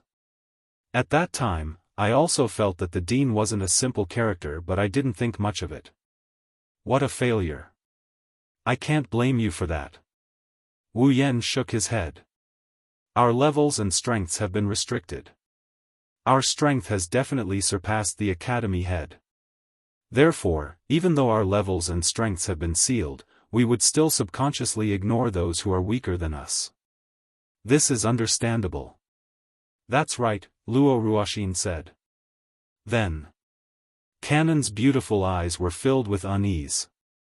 Can we defeat the dean if our level and strength are restricted? Win? Wu Yen subconsciously looked at Ikaros and Astria. Without a doubt, Ikaros and Astria are the strongest trump cards in the group. On the surface, Natsuki hid her personal guardian and only used her space manipulation magic in front of outsiders. Nagisa and Agrora hid their familiars and only used their byproduct freezing ability. Kanon also hid her purification ability and only used her healing ability. Each of the girls had their own trump cards hidden. However, compared to Ikaros and Astria, their trump cards were lacking. Ikaros hid almost all of her strength and only used Aegis. She was only responsible for defense. On the other hand, Astria didn't hide her strength. She was the opposite of Ikaros. She hid her Aegis-type shield, which is superior to Aegis. Of course, this doesn't mean Ikaros and Astria are the strongest trump cards in the group. What makes Ikaros and Astria the strongest trump card in the group is their strongest ability, Pandora Mode. As long as they activate Pandora System, Pandora Evolution and enter Pandora Mode, Ikaros and Astria will be the strongest in the group. With Pandora Mode as their trump card, Wu Yen and Co might have what it takes to challenge the strongest magician of the 19th century, that's for sure. Even if it doesn't work out, Wu Yen still has 7 rank cards as his trump cards. Once he uses dreamy summoning and turns himself into a heroic spirit, Wu Yan will be able to unleash unparalleled power in this world. No matter how strong the Dean is, he can at least gang up on them. Thinking about it, Wu Yan shook his head and tossed away the thoughts of wanting to give it a try. Anyway, I don't think the Dean will be taken care of so easily. It's impossible that the head of the night party doesn't know about it, but he still asked us to kill the Dean. I see. Natsuki understood. Killing the Dean is just a bait. Does that person have another goal? Then. Nagisa and Kanon's eyes lit up. We don't have to kill the Dean anymore. No, we still have to kill him. It doesn't matter if we can kill him or not, we have to at least make it look like we're doing it. Wu Yan poured a bucket of cold water on Nagisa and Kanon. He rubbed Nagisa and Kanon's heads and he continued in a gentle tone. All right. You don't have to do it, I'll do it. Master. Ikaros and Astria stood behind Wu Yan to show their support. Nagisa and Kanon opened their mouths as if they wanted to say something, but in the end, they looked at each other and lowered their heads in grievance. Natsuki glanced at Wu Yan and her frown loosened. She nodded. You're right, at least we have to do it on the surface. If we can't kill him, the mastermind will have nothing to say. If we can, the Dean can only blame himself for being too weak. Wu Yan shrugged and didn't say anything else. Together with the girls, they looked at the bed in the room. Ugh. Ugh. On the bed, Angeliet's hands and feet were tied with strips of cloth. Her mouth was also tied with strips of cloth. She struggled there. Henriette. Coming to the bedside, he looked at Henriette who was struggling on the bed. Wu Yan smiled as if he was bidding her farewell. The restraints on your body aren't that tight, you can break them with a little struggle. Once you're free, go see your sister. She has been longing to see you for a long time. Ugh. Ugh. She struggled with all her might and kept shaking her head. Her meaning is clear, she wants Wu Yan to leave her alone. It wasn't easy for you to be reunited with your family, don't be so stubborn. Wu Yan sighed. Cherish the time you have with your family, it wasn't easy for you guys either. Don't let your thoughts get the better of you, okay? After that, Wu Yan turned around and walked towards the door. Natsuki, Ikaros, and Astria followed him without hesitation. Nagisa and Kanon hesitated for a moment but they followed with determination. Henriette was the only one left struggling on the bed.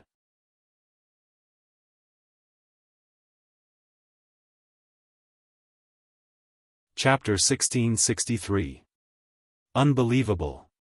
Unbelievable. This is unbelievable. Behind the central Grand Lecture Hall, on the lawn between the medical department and the Faculty of Law, which was also the venue of the night meeting, Charlot was swinging her dazzling blonde hair as she kicked the flagstone angrily.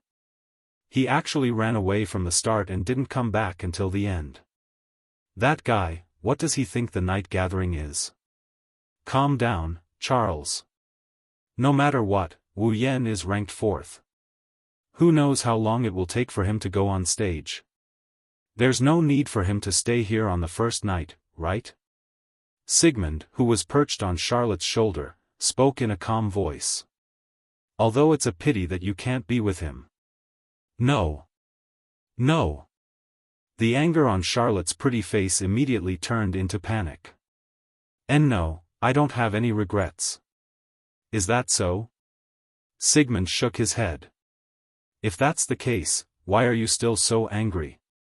I just. Charlotte was at a loss for words. After mumbling for a long time, she tapped her palm. Yes, I'm just dissatisfied with his attitude. Since we're going to participate in the night gathering, we have to focus and observe every battle to collect information, right? Sigh. Sigh. Sigmund sighed dumbfounded. But, if I'm not mistaken, I'm not sure if I'm wrong. Wu Yan said he wouldn't participate in the night gathering, right? But. Charlotte stammered. In the end, he still has to go on stage, right? Then he has to do his homework, right? You're still as dishonest as ever. You're so annoying. Be careful, or I'll change your chicken for fish feed tomorrow. Charlotte snorted and turned her head away. Ah. It's fine if Master is like this. He even left after watching half of the automaton. How infuriating. Calm down, Charles. Although I know that you're used to Wu Yan's presence, you're feeling a little lonely now. I told you to shut up. At the side, a mocking voice rang out. If others were to find out that Tyrant Rex of the 13 had once lost his temper in the audience, I'd be surprised if they found out that Tyrant Rex of the 13 had once lost his temper in the audience. From tomorrow onwards, no one will dare to come up to the night gathering, right? Upon hearing this voice, Charlotte's mood worsened. With Yaya, who was wearing a short black kimono, Raisin stood beside Charlotte casually. He had a condescending smile on his face. Look. The dean is going to come for a second inspection of the night gathering, but all of you are scared. But those students were all scared away by you. The dean will cry if he sees that. Are you an idiot? Charlotte glared at Lei Zhen with a murderous look. Do you think you're tired of living? Second to last, color condominium last. Hey, don't say that. Lei Zhen said shamelessly. I'm here because I saw a girl. That's why I'm here, is? Hey! Yaya, who was standing next to Lei Zhen, glared at him. Immediately, she grabbed Lei Zhen's neck and shook him violently. Raisin! Didn't you say you're here to get information about the sound suppression technique? What do you mean by comforting a girl? You idiot! Lei Zhen's eyes rolled back as he was pinched. At the same time, he shouted in exasperation. Can't you tell that this is the opening statement of a roundabout policy? So that's how it is. You're here for information. Charlotte crossed her arms and looked at Lei Zhen coldly. Not only are you a thick-skinned idiot who plays with automaton, but you're also a scumbag who does not hesitate to use the feelings of a young girl to achieve your goal. Why are you still alive here? Why don't you die? Why are you still standing in front of me? Raisin opened his mouth. His eyes were filled with remorse. Of course, he didn't open his mouth to speak. It was a subconscious action of being choked to the point of suffocation. The regret in his eyes wasn't because his scheme had been seen through, but because he regretted saying such perverted words in front of the idiotic automaton. If you want to obtain information, wouldn't it be faster to find the person himself? Sigmund, who was lying on Charlotte's shoulder, lifted his dragon head and said. Look, they're walking over. Hearing those words, everyone turned their heads to look at the entrance of the spectator seating area. There, Flay rode on Rubby's back. With Rubby's back, they arrived before Charlotte and the others. That. Flay looked around and asked in a weak voice. Wu Yan, is he not here? That idiot? Charlotte curled her lips. He left right from the start. He left? Flay was startled. Then, she lowered her head in disappointment. Your strength has increased quite a bit. Charlotte shifted her line of sight to Flay. You were extremely weak in the past. Weak, extremely weak. Flay received a huge blow. She began to mutter the words extremely weak. Your automaton is truly outstanding. With great difficulty, Raisin managed to break free from Yaya's choking technique before entering the three-way river. He held his neck and coughed a few times. Then, he looked at the 5 dog-shaped automatons beside Flay. If it was only one, it would be easy to deal with. Never did I expect that it would be so difficult to deal with so many of them working together. I was nearly killed by them. That was all thanks to everyone's efforts. Flay said shyly. I was only in charge of providing magic power and giving orders. That's still a huge improvement compared to before. Charlotte patted Flay's back forcefully. Flay, you have to keep up the good work. Tomorrow night, you have to use the cannonball formed by the sound pressure manipulation to crush the second to last. Actually, you don't have to be so violent. Raisin put on a fake smile. Besides, I didn't offend you, did I? If you had offended me, you would have been blasted into pieces by me. Charlotte turned her head away in disdain. No matter what, tonight's first battle ended in a draw with this pervert withdrawing. I will come back to watch tomorrow's battle. That's all. After saying those words, Charlotte put on her black gown. Are you leaving? Flay asked in confusion. Later, the academy head will come for a second inspection. Are you not going to continue watching? It's only an inspection. What's there to watch? Charlotte did not think much of it. She cast a glance at Raisin. Her gaze turned ferocious. I'm warning you. Flay is very innocent. If you want to use your flowery words to deceive information from her, there is no need for me to do anything. Sword Emperor Loki will definitely dismember you. Yes, yes, yes. Raisin agreed helplessly. While they were talking, a commotion below the arena entered everyone's ears. Everyone looked toward the direction of the commotion. They saw a group of guards below the stage. A middle-aged man with a tall and sturdy body, dark skin, beard, and gorgeous clothes walked in from outside the stage. It's the academy head. Ye spoke in surprise. Could it be that the second inspection has begun? Tisk. Charlotte was speechless. He truly came at the wrong time. Elder sister. Suddenly, a shout reverberated from the other side of the spectators' stand. Hearing this voice, Charlotte's body trembled violently. She quickly turned her head around and looked over. Then, she covered her mouth with an expression of disbelief. Anli? Dressed in uniform and wearing a beret, Angeliette panted heavily as she ran towards Charlotte from the other side of the auditorium. Anli? Sigmund raised his head with great effort. His eyes were wide open. What's wrong? Raisin asked in confusion. Is it someone you know? Anli. Anli. Charlotte muttered a few times as if she was sleep-talking. Her delicate body was trembling in excitement. It's Anli. It's really Anli.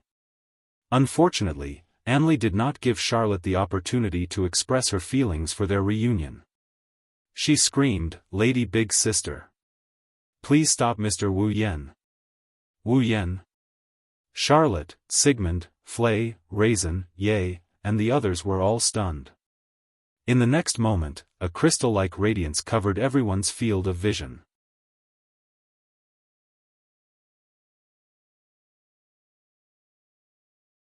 Chapter 1664. 5 minutes ago, about 30 minutes had passed since the end of the night gathering. However, at the night meeting battlefield, the crowd was still as lively as it had been at the beginning. Perhaps in the coming days, the enthusiasm of the students who had nothing to do with the night party would gradually decrease, and it would not be as noisy as it was today. But that was after today. At the very least, the students' enthusiasm was still more or less maintained at the opening of the night assembly that was held once every 4 years. Even though the first battle ended in a draw, or rather, it could be said that both players had won, the night party was still not over yet. Every year, the night party would be held at 6 o'clock sharp. It would start at midnight and end the next day at 12 o'clock sharp. Before the clock struck 12 o'clock in the morning, even if the battle had ended, the night party would not be considered as over. Therefore, even though there were no more battles on the battlefield of the night assembly, there were still all kinds of stalls around the auditorium. The salespeople were also holding the goods in their hands as they walked around and shouted. The students didn't leave the auditorium either. They were all immersed in it, as if they were celebrating a festival. It was very lively. After a while, the principal would also come to the battleground for a second inspection. He would check all the facilities, equipment, and measures that supported the night gathering to see if there were any mistakes so that the night gathering could continue to be held successfully. Under such circumstances, the students also had the idea of watching the show, so they decided to stay here. In any case, there was a good show to watch and delicious food to sell, so why not? Such a bustling scene also caused the entire night gathering battlefield to reverberate with endless noise. No one noticed that at a certain moment, a few figures had appeared silently in the air above the battlefield of the night gathering. It floated in the air. Wow! Nagisa held Kanon's hand tightly. He wasn't afraid at all. Instead, he stepped on the air with curiosity. Clang! Clang! Clang! It sounded like someone was knocking on glass. Similar to standing on the ground, the foundation gate on Itagami Island seems to have something similar. The floor was made of transparent glass. He stood on top of it. It was the same as floating in the air. Was this the same principle? Nisha-chan. Kanon gently tugged at Nagisa's hand when she saw the curious expression on Nagisa's face. This is different, right now, you're just standing in the space. Natsuki's emotionless voice sounded. I've created a solid foothold in this space. You can think of it as a flat space in the middle of a square space, and you can just stand on it. This looks fun. Astria flapped her wings and tapped on the air beside Kanon and Nagisa. When she felt her feet touch the ground, she removed her wings and stood on it. Wow! He was really standing in the air. Ikaro-senpai. Come here quickly. Ikaros nodded silently and flew over to Astria's side. Instantly, the girls lined up in a row and stood in the void. Wu Yen stood in front of the group of girls as he looked down at them from a high vantage point. After a while, when the dean appears, Wu Yen will attack him. When that happens, the crime of attacking the dean will fall on Wu Yan's head. In the autonomous Walpurgis Royal Tactical Academy, such a crime was punishable by capital punishment. In other words, the moment he attacks, the entire academy will become Wu Yan's enemy. Naturally, it would no longer be possible for them to continue to attend classes in the academy, return to their dorms in the ordinary way, eat in the student cafeteria in the ordinary way, and sleep in the ordinary way. It was a serious matter, but Wu Yen didn't think of other ways to solve it. That's because Wu Yen didn't think it was that bad. The replication of Eve's heart is nearing completion. Their goal of coming to this world is more or less complete. When that time comes, there's no need for them to stay in the academy. Therefore, Wu Yen didn't want to think of other ways to save Aliette just to stay in the academy. Rather, before he completes his mission, he might as well play with that so-called night meeting executive department head for a bit. That's not a bad idea. At least, that's how it is for now. Oniai-chan. Nagisa and Kanon looked at Wu Yen anxiously. Master. Ikaros and Astria couldn't help but call out to him softly. Actually, with our means, it's easy to come up with other solutions. Natsuki said helplessly. Why do you want to play so big? That's why I said from the start, since he wants to play, I'll play with him. Wu Yen looked down as he replied. It's not a bad idea to use this opportunity to see what the strongest magician of the 19th century is capable of. If he can't even survive our attacks, then so be it. You don't look like someone who would say something like that. Natsuki looked at Wu Yen thoughtfully. Could it be that you know something else? I'm just thinking that the other party might be thinking the same thing as us, thinking that we can't kill the dean. Wu Yen chuckled, it's an enigmatic laugh. If we really do kill the dean, what do you think he'll do if he has anything to do with that annoying bastard? You. Natsuki shifted her gaze away in dissatisfaction. Since when did you become so evil? Let's do the same. Wu Yen shrugged. Wu Yen shrugged. The only way to deal with evil people is to use the same evil method. After that, Wu Yan waved his hand to stop Natsuki and the girls who were about to say something. Alright, it seems like the main character is here. Upon hearing that, the group of girls lowered their heads and looked down. Then, the scene of the dean being escorted by a group of guards and entering the battlefield during the night fell into the eyes of the group of girls. Natsuki let out a sigh. I didn't think I'd become a criminal one day.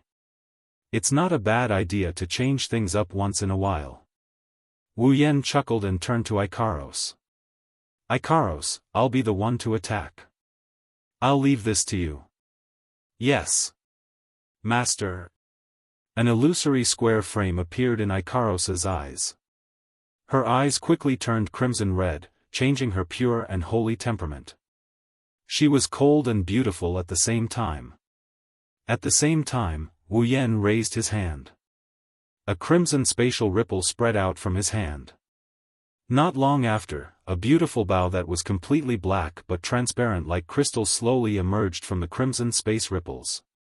Big sister. Angelique ignored the fact that she was gasping for breath and ran toward Charlotte while shouting. Please stop, Mr. Wu Yan. Wu Yan. Charlotte, who was excited to see her little sister she hadn't seen for many years, was stunned. It wasn't only Charlotte. Flay, Raisin, Yaya and the others were also stunned. Stop Wu Yan? Stop him for what? Bzzz. Just as this question appeared in their minds, everyone present, including Charlotte, Flay, Raisin, Yaya, Sigmund and the others, suddenly saw a crystal-like radiance flash before their eyes. In the light, pale blue translucent barriers made of crystals rose like walls around the battlefield of the Night Assembly, forming a wall that surrounded the entire battlefield of the Night Assembly.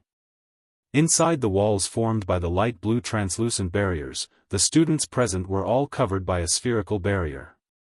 This included Charlot, Flay, and Juliet, who had just run into the arena, Raisin, and Ye. This is...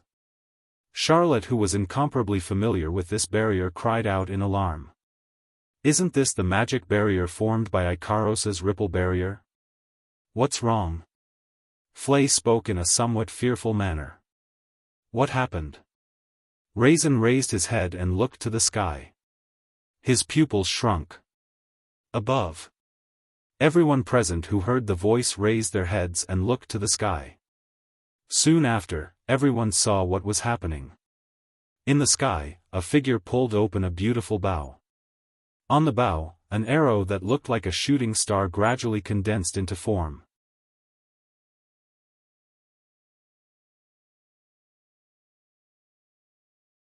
Chapter 1665. Wang. In the air, the space seemed to be trembling. Specks of starlight appeared out of thin air from all directions and turned into streams of light that converged towards the same direction. And the place where they gathered was an extremely dazzling arrow that was knocked on a gorgeous bow.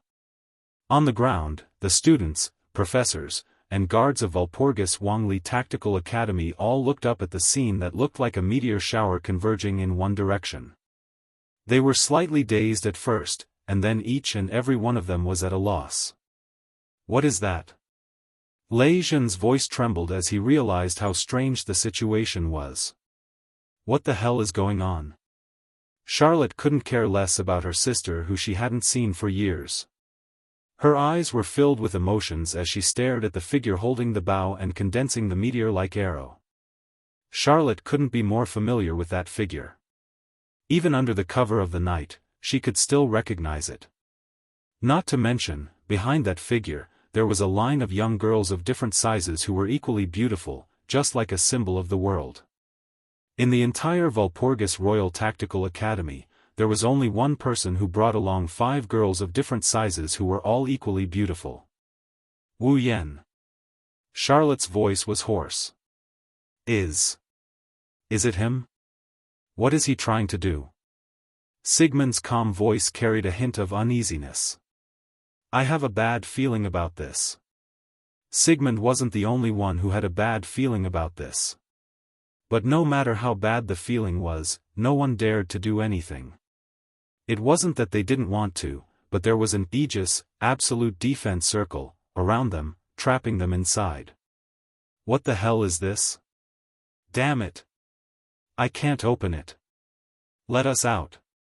Let us out. Perhaps the uneasiness in everyone's heart had turned into an atmosphere that spread to everyone present. Not long after, many people began to hit the aegis that trapped them in panic and began to yell, causing a commotion. Only Charlotte and Lei Jun were staring at the figure in the sky with his bow and arrow knocked. Then, they suddenly remembered. Holding the bow? Why is he holding the bow? Who was he aiming at with this bow and arrow? With this thought in mind, the ominous feeling in their hearts grew even stronger. They forcefully turned their heads and looked in the direction of the arrow that was gradually forming in the sky. In the next moment, Charlotte and Lei Jun's expressions changed drastically. Because in the direction the arrow was pointing at, in the middle of the battlefield of the night gathering, stood a figure who did not fit in with the surroundings at first glance. Why is he so out of tune with the surroundings? The reason was simple. The aegis, absolute defense circle, defensive barrier formed a wall around the battlefield of the night assembly, encircling the entire battlefield. Inside the walls formed by the aegis, the students, professors, and guards were also surrounded by a spherical aegis, trapping them firmly inside. However, in the direction the arrow was pointing at, there was no aegis around the figure standing in the center of the battlefield of the night assembly. Out of everyone present, he was the only one who was safe and sound. No. That should be the case. He was the only one not protected by the aegis. That person was none other than the Academy Dean. Could it be? Charlotte's voice finally started to tremble. Yen, is he planning to attack the Academy Dean? How could that be? Lei Jun and Ye said those words at practically the same time. However, all of them had forced smiles on their faces. Big sister. Big sister. Not far away, Mariette, who was also trapped in the aegis, shouted at the top of her lungs. Quickly, stop Mr. Wu Yen. At this moment, everyone understood what was going on. Wu Yen was indeed planning to attack the Academy Dean. It was because Angeliette knew this that she said the words that made Charlotte stop Wu Yen from speaking. Understanding this point, Charlotte's pretty face turned ghastly pale in an instant. With some shock, she let out a sorrowful cry. Stop. However, it was already too late. In the sky, the starlight that converged on the arrow flickered and disappeared into thin air. Aiming the fully formed meteor shower arrow at the only figure not enveloped by the aegis, Wu Yan's wine-red eyes glinted with a deadly cold glint. Soon after, he released his hand without hesitation. Swish! Like a stream of light streaking across the sky, the arrow formed by starlight bloomed in mid-air, rubbing against the atmosphere. Amidst the sound of breaking through the air, it brought along a sky full of starlight and fell down like a comet falling to the earth. Everyone present only saw a bright flowing light flash past their eyes, as if it had cut the space in front of them into two halves. In just a moment, in the blink of an eye, it descended from the sky and landed on the headmaster who was completely defenseless. Then, everyone's eyes were once again filled with dazzling flashes of light. Boom! As a thunderous sound resounded through the sky, everyone's mind went blank for a short while due to the shock of this loud sound. A strong gust of wind blew out like an explosion, causing the ground to crack inch by inch. The spectators' seats were also smashed into pieces.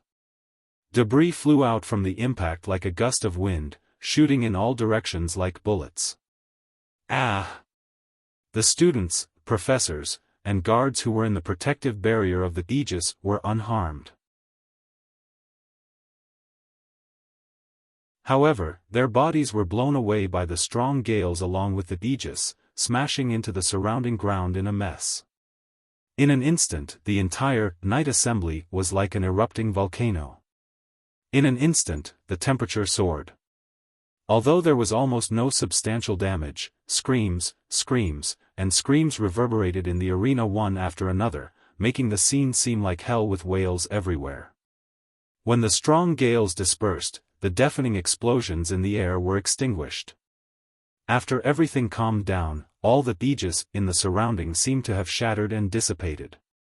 One by one, the people who had fallen to the ground raised their heads and looked around with lingering fear. Then, their faces were filled with fear. There was no other reason. It was because the battlefield of the Night Assembly had completely disappeared. What replaced it was an enormous crater that seemed like a meteorite had crashed into the ground. Smoke, dust, and sparks filled the entire place. Everyone present was lying in every corner of the crater. Their panicked cries caused the entire place to be in chaos. Charlot, Flay, Lejeune, Ye, Sigmund, and the others who stood up from the ground were tightly clenching their fists. Their faces were covered with sweat. They had already discovered who the target of this attack was, and they had all discovered it. The headmaster had disappeared. Wu Yan. Flay muttered with a trembling expression. Killed the headmaster? That guy. Lei Zhen's complexion turned ashen. What exactly is he thinking? Charlot bit her lips and slowly raised her head. She looked at the figure holding the gorgeous black bow floating in front of the 5 young girls. She couldn't help but shout. Why? Perhaps because he heard Charlot's voice, Wu Yan lowered his eyes and took a glance at Charlot who was on the ground. However, it was as if he had seen a stranger. In less than a second, he retrieved his gaze. Natsuki. Natsuki replied and raised her hand. She gently pointed the lace fan in her hand at the empty space before her. With the tip of the fan as the source, spatial ripples began to appear in the air. The spatial ripples completely covered Wu Yan and the group of young girls. The group of people immediately became illusory and dreamlike. It was like a mirage. Not long after, they disappeared together with the spatial ripples. On the ground, in the enormous crater, everything was in chaos.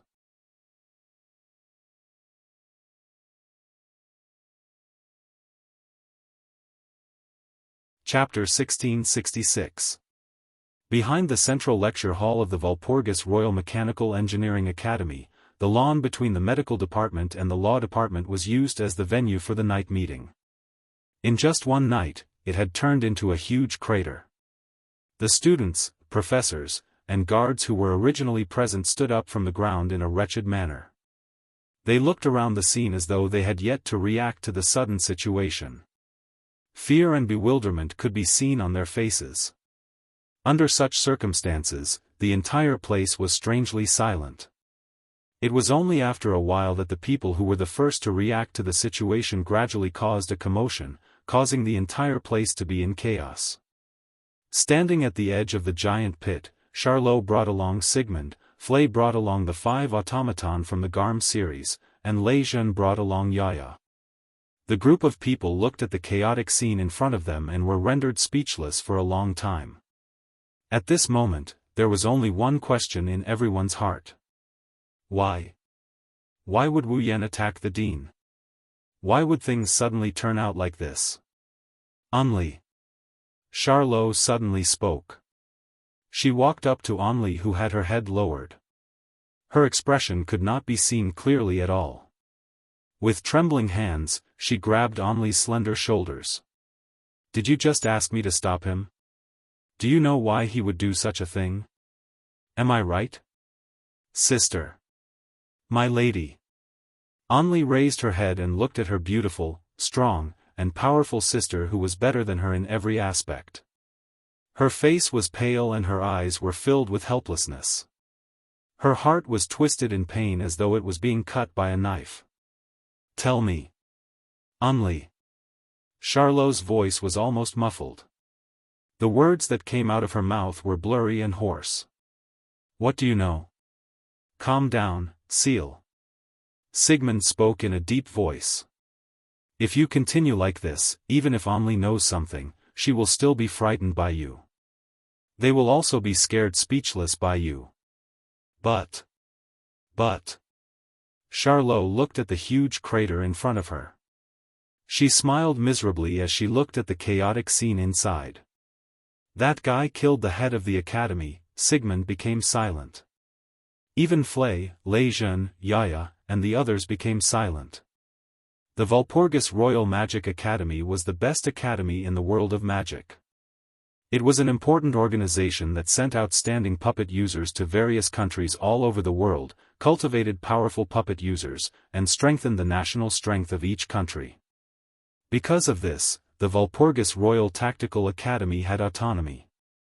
Everything within the walls of the Walpurgis Royal Tactical Academy was like a small country, managed by the higher-ups. And standing at the top of this small country, the Dean, Edward Rutherford. Killing the Dean was the same crime as killing the leader of a country. Therefore, once Wu Yan was convicted of assassinating the Dean, he would be sentenced to death by the Academy. Not only that, but they would also be sending outstanding puppet operators to various countries all over the world. The leader of an important organization that nurtured powerful puppet users and strengthened the national strength of each country was killed. The various countries and powers outside the academy could also hunt down Wu Yan and treat him as a criminal. In other words, Wu Yan would most likely become a street rat that no one in this world could tolerate. And just now, almost all the witnesses who saw Wu Yan draw his bow and kill the Dean were witnesses. In other words, what awaited Wu Yan would be the academy's guards, the discipline committee, and even the professors and students forming their own teams to hunt him down. Knowing this clearly, Lejeune and Yaya, who were more or less related to Wu Yan, had gloomy expressions. Flay even covered her mouth and tears flowed down from her eyes. Charlotte did not show any expression. She only lowered her head and did not say anything. However, Angelique, who was held by Charlotte's shoulder, and Sigmund, who was standing on Charlotte's shoulder, could both feel it. Charlotte's body was trembling. It had to be said that fate really played tricks on people. In the past, Count Bilo's family was a famous family in England. They were nobles who were bestowed with a unicorn emblem and northern territory by Her Majesty the Queen. However, due to an extremely noble child who was a guest at Count Bilo's house, he was bitten by one of Charlotte's dog-shaped automaton. Count Bilo's family was punished by the royal family. First, Count Bileo's title was taken away, and his family's territory was taken back. Then, the automaton that was once like a family was dismantled, and even their assets were frozen. Due to his assets being frozen, Count Bilo's family was in a difficult situation. Count Bilo was viewed as a common enemy by the English because of this. He could not find a job in England and could only go to France alone. However, in France, Count Bilo's job did not seem to be going well. Not long after, Count Bilo lost contact and there was no more news of him. When Charlotte was still in school, her mother and younger sister also mysteriously disappeared. In a situation where she had no one to rely on, as a child, Charlotte's tuition fees were soon exhausted and she was kicked out of the boarding school. She truly fell into a situation where she had nothing. Fortunately, Charlotte still had an outstanding talent in puppeteering. She also had Sigmund, who was passed down from generation to generation in Count Bilo's family, who carried the magic that contained the truth of the universe and the magic circuit that carried the magic sword. No matter what the situation outside was, the Walpurgis Royal Mechanic Academy only paid attention to puppeteers with extraordinary strength. It was a complete power doctrine. It did not matter if the other party was the child of a felon or not, as long as they had strength, they would be accepted. Therefore, Charlotte received a scholarship from the Walpurgis Royal Mechanic Academy and entered the Walpurgis Royal Mechanic Academy to study. Therefore, from the moment she entered the academy and had a glimmer of hope, Charlotte's dream began. She wanted to find her parents, find her sister, and find the hearts of the automaton that was once her family. She wanted to return to the past and live happily together. It was because of this reason that Charlotte was so obsessed with the night meeting. She wanted to ascend to the throne of the Demon King and regain the reputation of Count Bilo's family. She wanted to obtain enough wealth to revive Count Bilo's family and return everything to its original state. It was because of this that Charlotte alienated all the people in the academy who could become her enemies and walked down the path alone. God was not unkind to Charlotte. In the end, he still gave Charlotte an existence that she could confide in so that she would not be alone in the academy. But now, her missing younger sister had once again appeared in front of Charlotte. However, the only person who had saved Charlotte, comforted her soul, and was the only person she could open her heart to, had almost embarked on a path that would leave her forever. How could Charlotte, who looked strong on the outside but was weak on the inside, endure this? Unable to bear to see Charlotte like this, Sigmund turned his head away and looked towards the center of the crater. When he saw the scene there, Sigmund's eyes shined and he cried out, "Charles! Look over there!" Hearing Sigmund's voice, everyone was startled and they all looked over. Soon after, the eyes of the group of people lit up. They saw that in the center of the empty crater, several figures suddenly appeared. They were 6 young girls who were as beautiful as flowers. They were dressed in black and had curtains hanging in front of their faces. Behind the 6 girls, there were 2 other people. One of them was a man wearing a silver mask and a luxurious cloak. The other was a middle-aged man with dark skin and a tall and sturdy body. He was as strong as a soldier. The former was Magnus. The latter was the dean who should have died. The dean didn't die.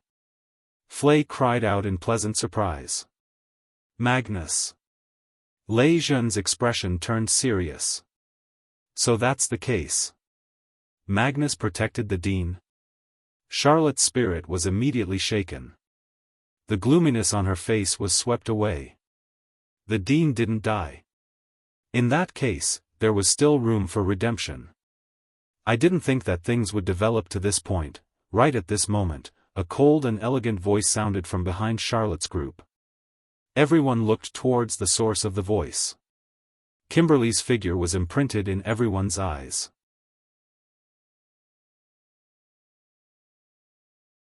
The eyes hidden behind the spectacles turned to look at Kimberly. Kimberly lightly snorted and turned around. "The few of you, come with me." After saying that, Kimberly left without hesitation, without giving anyone a chance to object. Everyone looked at each other in dismay. They could only follow her.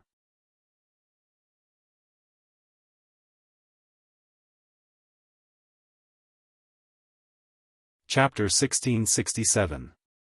Walpurgis Royal Mecha Academy, Central Great Hall, bringing Natsuki, Ikaros, Astria, Nagisa, and Kanon with him, Wu Yen passed through the lobby of the first floor. They went up the stairs and arrived at the 3rd floor. Walking down a quiet corridor, they arrived at a door under the dim illumination of the lights. Squeak! Almost at the same time, the door opened by itself. A man wearing a deacon's suit, colored glasses on his face, and short silver hair that leaned toward white held the door handle. As he opened the door, he stood inside the door expressionlessly.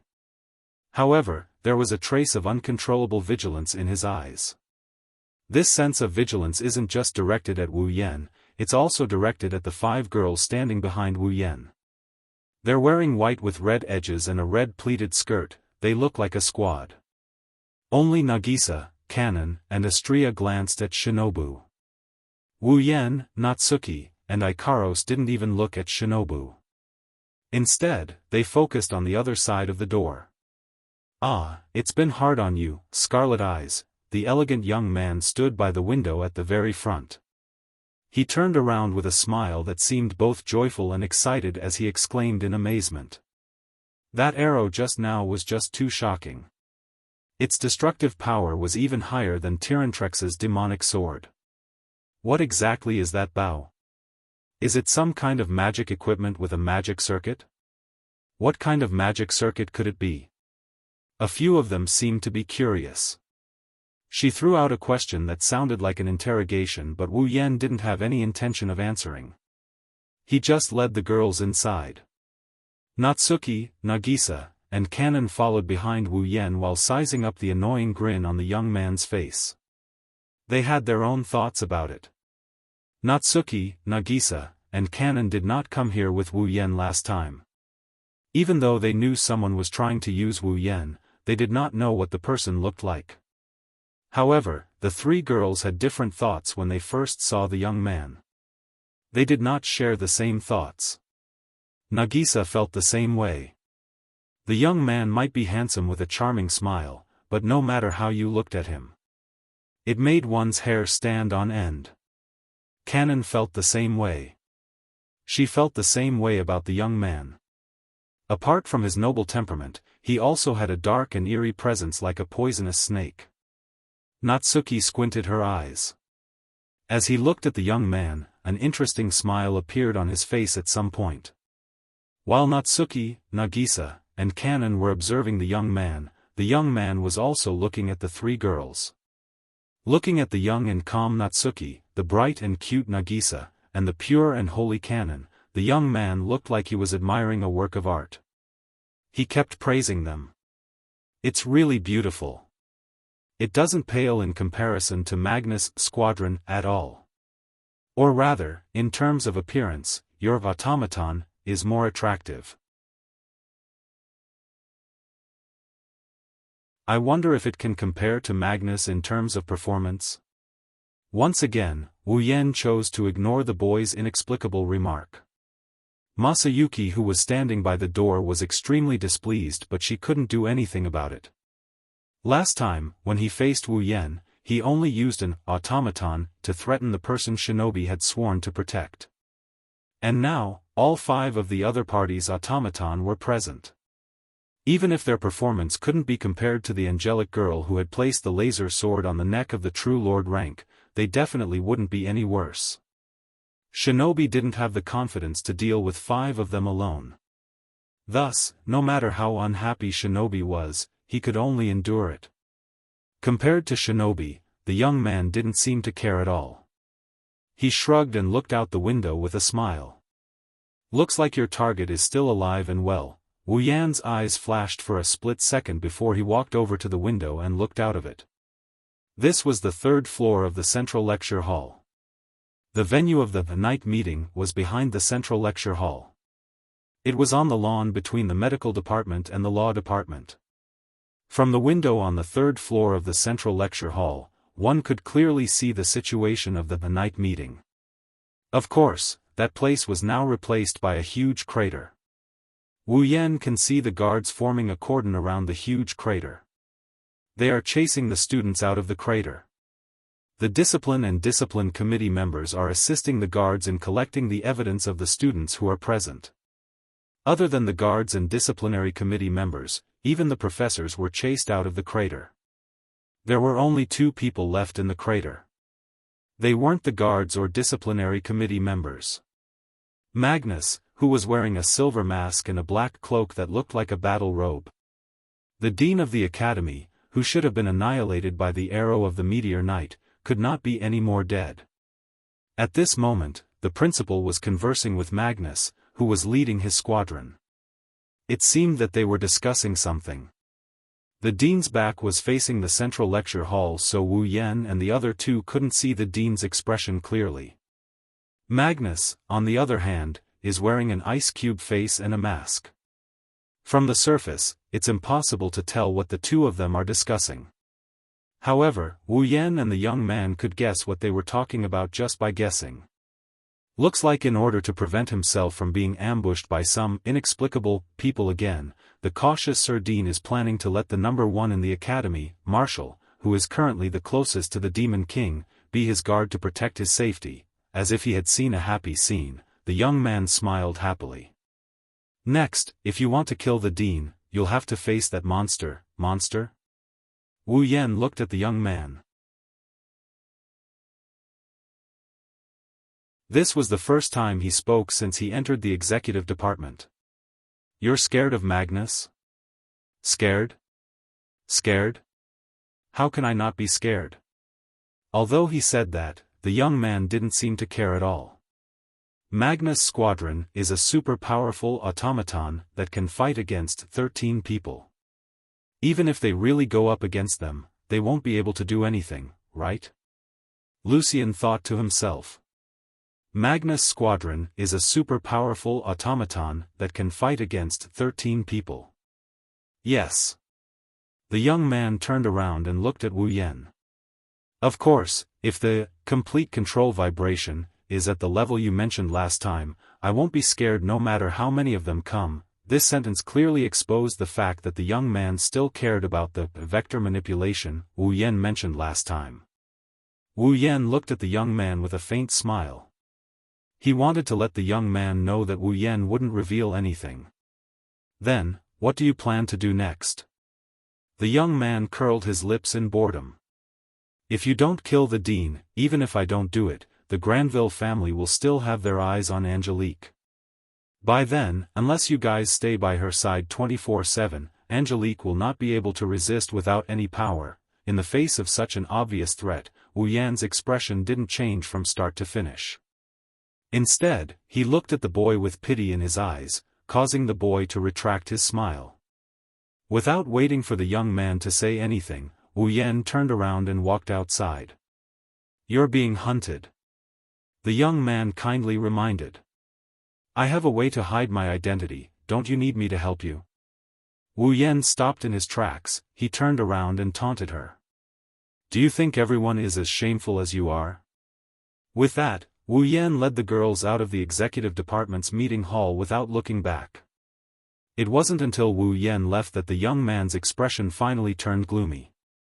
Young master? Zhen asked with a gloomy expression. Could it be that he has already seen through me? The young man was silent for a while before smiling. Anyway, judging from his attitude, he'll still play with us, right? Hearing this, his heart trembled slightly. In his master's heart, that person changed from a flag to a player?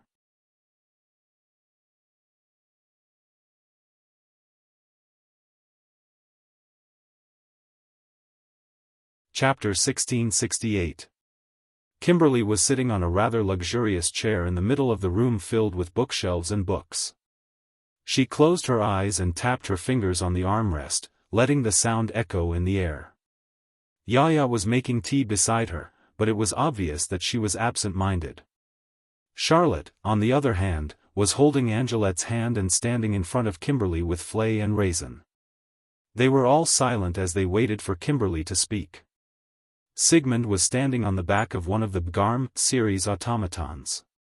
He was standing in the corner of the room with 5 other Garm series automatons.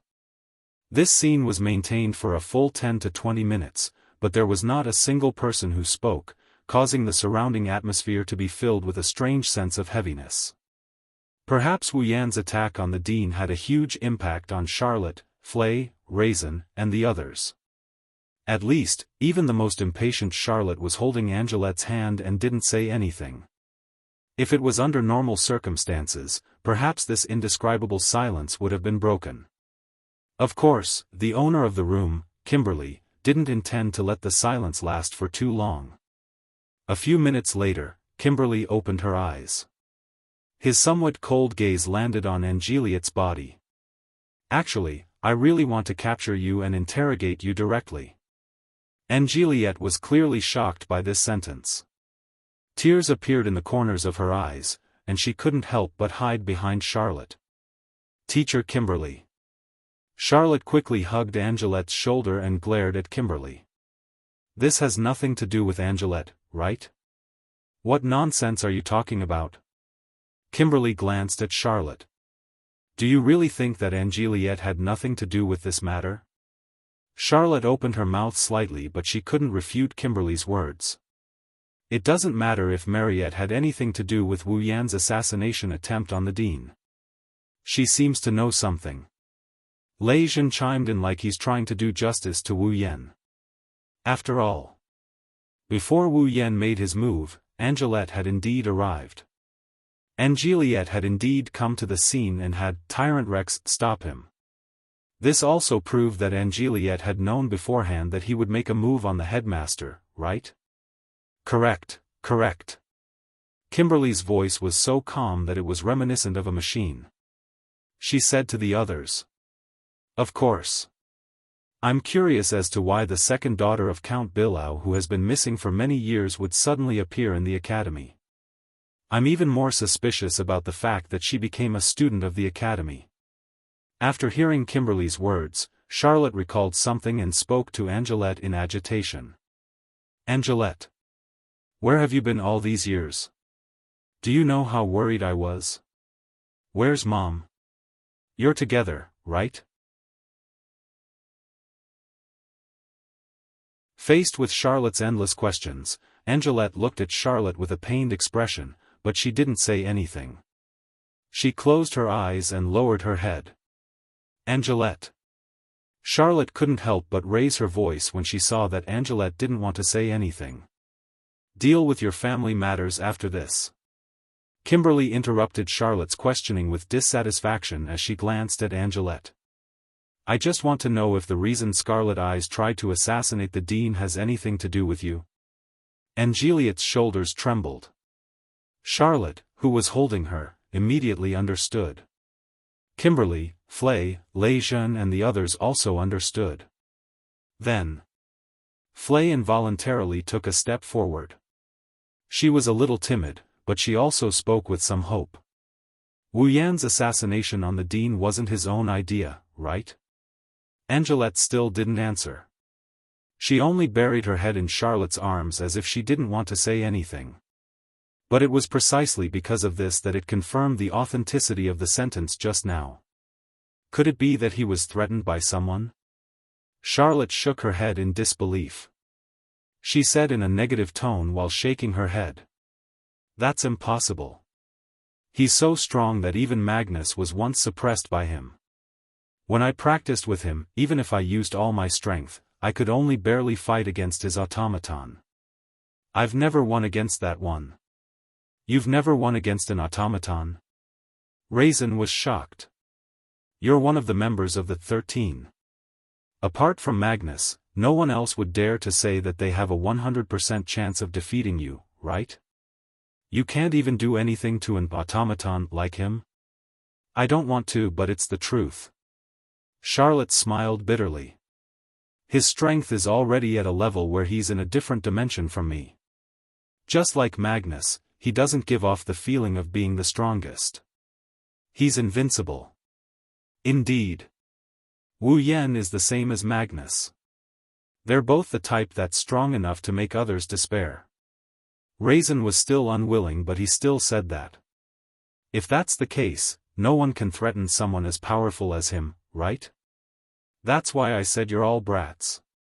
Kimberly mocked. No matter how strong a person is, they can't be stronger than an army. There's nothing they can't use to their advantage. Not to mention. Kimberly looked at Angeliette meaningfully. The bargaining chip that can be used to threaten him is right in front of you. What do you mean? Charlotte instinctively stood in front of Angeliette as though she was trying to cover up her uneasiness. She spoke loudly. Are you trying to say that Angeliette is being used as a bargaining chip? I see. Compared to Charlotte, who couldn't accept it, Raisin was enlightened. If someone told Wu Yan that Angeliette would die if he didn't kill the Dean, then it would make sense. Wah! Charlotte sucked in a breath of cold air and shook her head frantically. Impossible. He has nothing to do with Angeliette, right? Why would he kill the Dean for Angeliette? Mr. Wu Yan didn't kill the Dean to save me. As soon as Charlotte finished speaking, Angeliette couldn't hold it in any longer. She raised her head and shouted at Charlotte with a pale face. Mr. Wu Yan killed the Dean for you, big sister. W for me? Charlotte was dumbfounded. It seems like the situation is clear now. Kimberly sighed. Didn't the mastermind tell Scarlet Eyes that if they don't kill the headmaster, Angelique will die? Instead, they said that if they don't kill the headmaster, Tyrantrex's sister will die? Oh, right. At this point, who wouldn't be clear? Indeed, Wu Yan wasn't blackmailed into assassinating the dean for Mariette's sake, he did it for Charlotte's sake. Because if he didn't rescue her, it might cause her death. Charlotte, who had gone through untold hardships and came to the Walpurgis Royal Tactical Academy to study in order to reunite her family and tried her best to become the Demon King, would be in so much pain that she wouldn't be able to extricate herself from it. Wu Yan, it's because he didn't want Charlotte to suffer that he went to save Angeliot, who has nothing to do with him. He didn't even hesitate to be threatened and become a criminal who would be sentenced to death. How could this be? Charlotte muttered absent-mindedly as she powerlessly collapsed on the ground. So it's all my fault. Flay couldn't help but turn her head away when she saw Charlotte's absent-minded appearance. Kimberly and Lejeune also couldn't help but sigh. Big sister. Angelette's gaze fluctuated violently. She bit her lips. As expected, Mr. Wu Yan was a special existence to Big Sister. Lady Big Sister. In front of everyone present, Angelette squeezed out those words with a trembling voice. If you want to save Mr. Wu Yan, then kill me. Charlotte's absent-minded eyes shrunk to the size of a needle.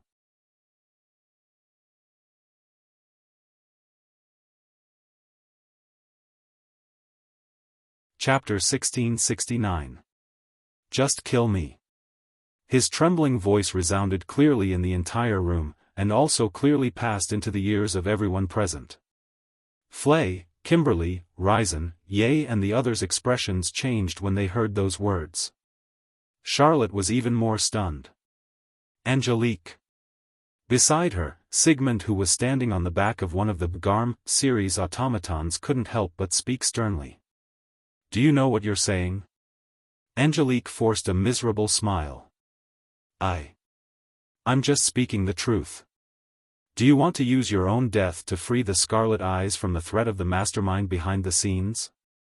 Kimberly didn't know why, but she had an angry expression on her face. You don't even know how to cherish your own life, what a foolish action. Once again, Angeliette bit her lip. She overcame her cowardice and refuted Kimberly's words. If I don't do this, how am I supposed to save Mr. Wu Yan? The mastermind behind the entire incident is using Angelique's life as a threat. That's how he managed to make Wu Yan assassinate the school dean. If the person being used as a threat were to die, the mastermind would no longer have a reason to threaten Wu Yan and Wu Yan. At least, that's what everyone here thought. Do you think that fellow will be happy if you do this? Raisin took a step forward and looked directly at Angelique. You're the person he's willing to become a criminal to save. If you're willing to give up on yourself, wouldn't everything he's done be in vain? Mr. Wu Yan didn't do it to save me. Angelique shook her head and explained with an expression as if she was about to cry. Mr. Wu Yan only saved me for my big sister. So? Kimberly sneered. You think you're dead? The Scarlet Eyes won't be threatened anymore. Furthermore, you'll be able to escape the crime of assassinating the school dean. Will your big sister be happy? Mariette's mouth opened slightly, opening and closing like a goldfish's mouth, but she couldn't say a word. Don't say any more. Anne. Charlotte, who was sitting on the ground, raised her head abruptly. His soulless expression disappeared in an instant. Instead, his face was filled with determination. He wiped his face and stood up. I won't let you die. Big sister. Angelette said excitedly. But Mr. Wu Yan, I will bring him back. Charlotte clenched her fists. Definitely. His determination is not bad. When Charlotte made up her mind, Kimberly poured cold water on her mercilessly. However, don't you think you're oversimplifying things? Charlot, Henriette, Flay, Lejeune, Yaya, and the others were slightly stunned. Do you think someone who can threaten Scarlet Eyes is just some random person? Kimberly used a lecturing tone and narrowed her eyes. If he's someone you can deal with in an instant, then with Scarlet Eyes' strength, he won't compromise. You mean? Lejeune said uncertainly. He's stronger than Wu Yan? In this school, there's someone who dares to say he's stronger than Scarlet Eyes. Even Magnus can't say that, right? Kimberly said with admiration and coldness. Just like what Charlotte said, Scarlet Eyes and Magnus are already powerhouses of a different dimension. Although the night gathering has only just begun, in terms of strength alone, the two of them are already qualified to stand in the position of Demon King. Hearing this, everyone looked at each other, but they agreed with it from the bottom of their hearts. Magnus had already broken the record in the history of the Academy, and was the super genius with the highest score in all of history. In his squadron, every automaton is the highest level existence and has the highest level of performance. Just one of them is enough to fight against 13 people. With 6 of them added together, even a real Demon King wouldn't dare to say he's stronger than him. As for Wu Yan, although his strength was short-lived, every single one of his automaton can fight against 13 people. In terms of numbers, they're not inferior to Magnus. On top of that, Wu Yan's squadron has a perfect combination of magic circuits. Attack, defense, healing, support, and long-range attacks are all taken care of. If they were to fight in a team battle, Magnus' squadron might even be weaker than Wu Yan's squadron. How could such an existence be threatened by a random person who came out of nowhere? No one dares to say they're stronger than Wu Yan. Lei Jun pondered for a moment before he lifted his head. In other words, the opponent might not be a single person, but an entire faction? Hearing that, Charlotte, Flay, and the others were shocked. You're quite quick-witted. Kimberly nodded in praise before changing the topic. Actually, recently, there's reliable news that proves that the Kingsford family is trying their best to contact the Dean in private. The Kingsford family? Charlotte tilted her head in confusion. Then, she seemed to have thought of something and her expression changed. Felix? You're saying that the one who's secretly threatening Wu Yan with Angelette's life is the Kingsford family? Lei Jun looked at Angelette. Angelette seemed to be very afraid of Lei Jun. She hid behind Charlotte and refused to say a word. Although it's only a guess, it's very reasonable, isn't it? Kimberly looked at everyone present. Because of what happened to Felix, the Kingsford family was attacked by the organizations that the students Felix killed belonged to, causing the Kingsford family to completely lose power in England. There were 2 people who made all of this happen. The one who defeated and arrested Felix is Wu Yan. Lei Jun's gaze sharpened. And the dean who announced Felix's true identity and convicted him of his crimes. That's right. As long as the dean who convicted Felix is killed, the Kingsford family will be able to do something. Kimberly nodded. For example, there's a rumor that the political enemy of the Kingsford family roped in the dean and had the dean slander the eldest son of the Kingsford family and killed the dean, the only person who knew about it. What a ridiculous conjecture. Lei Jun retorted bluntly. Compared to this, there must be more people who would believe that the Kingsford family sent someone to assassinate the dean in order to take revenge on him for causing the Kingsford family to lose their power, right? Perhaps you don't know this, but the Kingsford family has a very good reputation. Kimberly said. They've been doing charity work for many years, so the Kingsford family has a very high position in the hearts of the people. The public will usually side with the people they like. On top of that, Felix used to be very popular in the academy and always appeared kind and benevolent in front of others. Which one do you think the people will believe between the 2 public opinions? Then, Flay's expression became uncertain. If Wu Yan killed the dean, the Kingsford family will push him out to be the scapegoat. Kimberly said. As long as he's the subordinate of the political enemy of the Kingsford family who colluded with the dean to frame the eldest son of the Kingsford family and killed the dean, the Kingsford family will be able to smoothly return to the political scene. The people who are in the way will all shut up because of the public opinion. Bang! Right after Kimberly said those words, Charlotte slammed the bookshelf beside her. Her face and eyes were burning with anger. I will absolutely not let them succeed. After saying those words, Charlotte turned around and ran out of the room while holding Angelette's hand. Chase after them. Kimberly ordered Flay and Lejeune coldly. Don't let her do anything foolish. Flay and Lejeune finally reacted and hurriedly chased after them.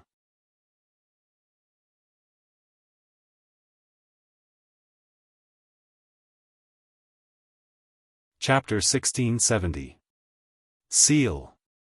At the same time Charlot pulled Angeliette out of the door, Flay brought the Garm series automaton, Raisin brought Yaya, and Sigmund flapped his wings and chased after them.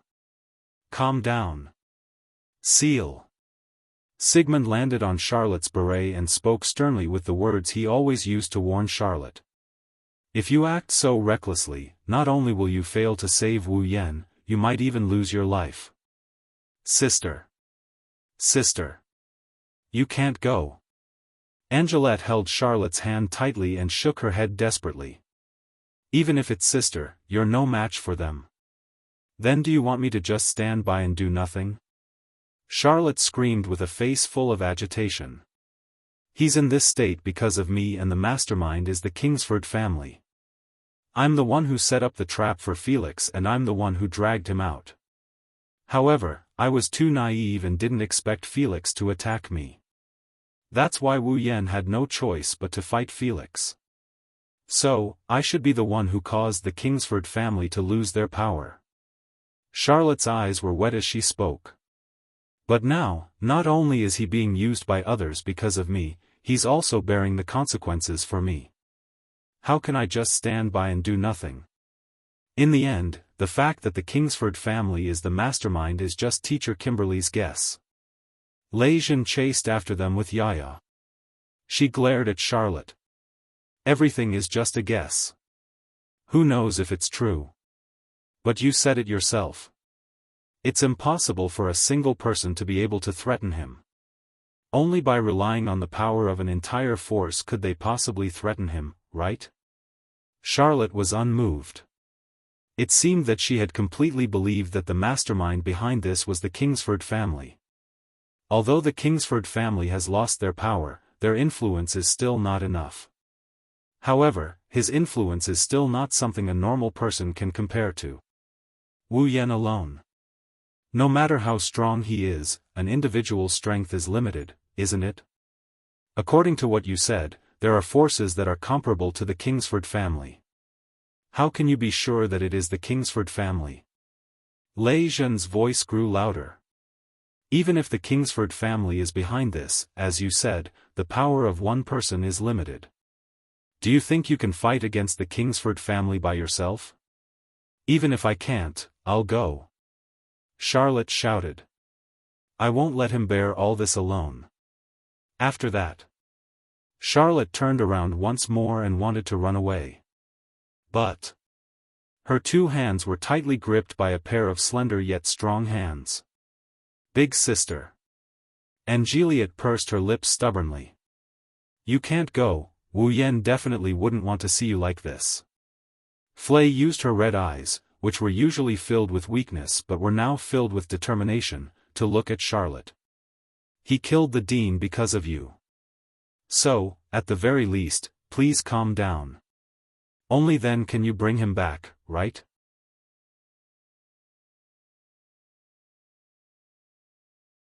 Charlotte lowered her head, hiding her expression under her dazzling bangs. Not long after, sparkling liquid silently slid down her face and dripped onto the ground. Sigh. Sigmund sighed. Now, what we can be sure of is that the other party isn't just one person. It's an influential force. Otherwise, Wu Yan wouldn't have compromised and Angeliette wouldn't have been able to wander around the academy so freely. She even came to our side. The other party is using Angeliette as a hostage to threaten Wu Yan. Lejeune calmly analyzed. Logically speaking, since Angeliette is with us, the hostage should have been rescued, right? Is there a need for that guy to submit? This proves that the other party has the confidence to threaten Angeliette's life at any time. Sigmund's gaze sharpened as he scanned the surroundings. For example, there's someone nearby who's constantly monitoring Angeliet. Hearing that, everyone's body tensed up. That's not the same, there's someone watching. Lei Zhen turned his gaze towards Angeliet, sizing up her curvaceous body. You stinky man. Angeliet's pretty face immediately turned pale, and she retreated a few steps. What do you want to do to me? Lei Zhen. Yaya's expression was as fierce as an Azura's. You're actually looking at this vixen with such a perverted gaze. Could it be that you've taken a liking to her? At least at this time, can you seriously consider the meaning of my actions? Lei Zhen's serious expression crumbled as he screamed like a madman. I'm just wondering if there's a magic bomb or something like pain planted on Angeliet's body. If that's the case, then it makes sense why the other party allowed Angeliet to run around freely.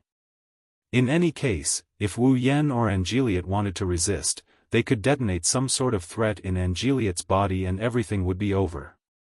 The other party must have the confidence to keep Angeliet's life in their hands, that's why they allowed her to run around freely. Of course, there's also the possibility that there's someone watching Angeliet all the time, ready to take her life at any time. But at the very least, no one here noticed anyone watching them. Flay even asked the automaton of the Garm series to sniff around the surroundings. However, they still did not manage to sniff out the presence of another person in the surroundings. Angeliet. Charlotte seemed to have pulled herself together. She pulled Angeliet's hand and spoke with a worried expression. Did they do anything to you? Angeliet fell silent, and then slowly broke free from Charlotte's grip.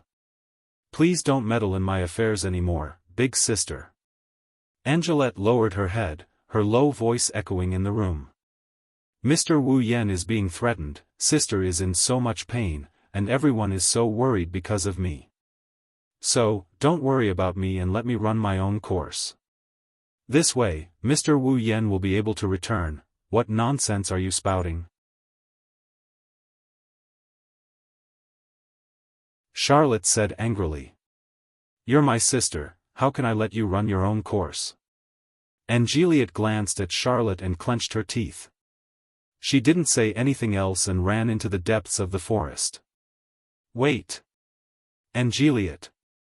Charlotte was shocked. She wanted to chase after Angeliet but Sigmund stopped her. Let Angeliet go. Sigmund, why are you, just like Sigmund said, let Angeliet leave our side for now. Lei Zhen interrupted Charlotte's words. Next, we need to think of a way to bring Wu Yan back. For this, there are many things we need to discuss. If there really is someone watching Angeliet's surroundings, wouldn't bringing Angeliet with us expose our movements to the enemy as well? This. Charlotte was speechless but she still spoke with a face full of worry. But I'm afraid Angeliet will take things too hard. Angeliet is the only bargaining chip that can threaten Wu Yan. They won't let this chip slip away. Sigmund said in a deep voice. We can rest assured about Angeliet's safety for now. Charlotte hesitated. After a while, she let out a sigh. I understand. But, do you want to get involved as well? He saved me before. Flay said without hesitation. This time, it's my turn to save him. I'm not that familiar with him. Lei Zhen and Yaya looked at each other and smiled. However, we agreed to fight again during the award ceremony. If he runs away just like that, I will be troubled, you all. Charlotte turned around and let her choked voice resound in the surroundings. You, idiots, well, in short, let's form a battle line first. Lei Zhen smiled and became serious again. Wu Yan's target is the school head. Since the school head is still alive, Wu Yan will definitely find him again. We must stop him from killing the school head. Sigmund's voice was strong and forceful. Once he kills the school head, no matter how many difficulties we have, we will not be able to salvage the situation. Charlot and Flay glanced at each other and nodded their heads heavily.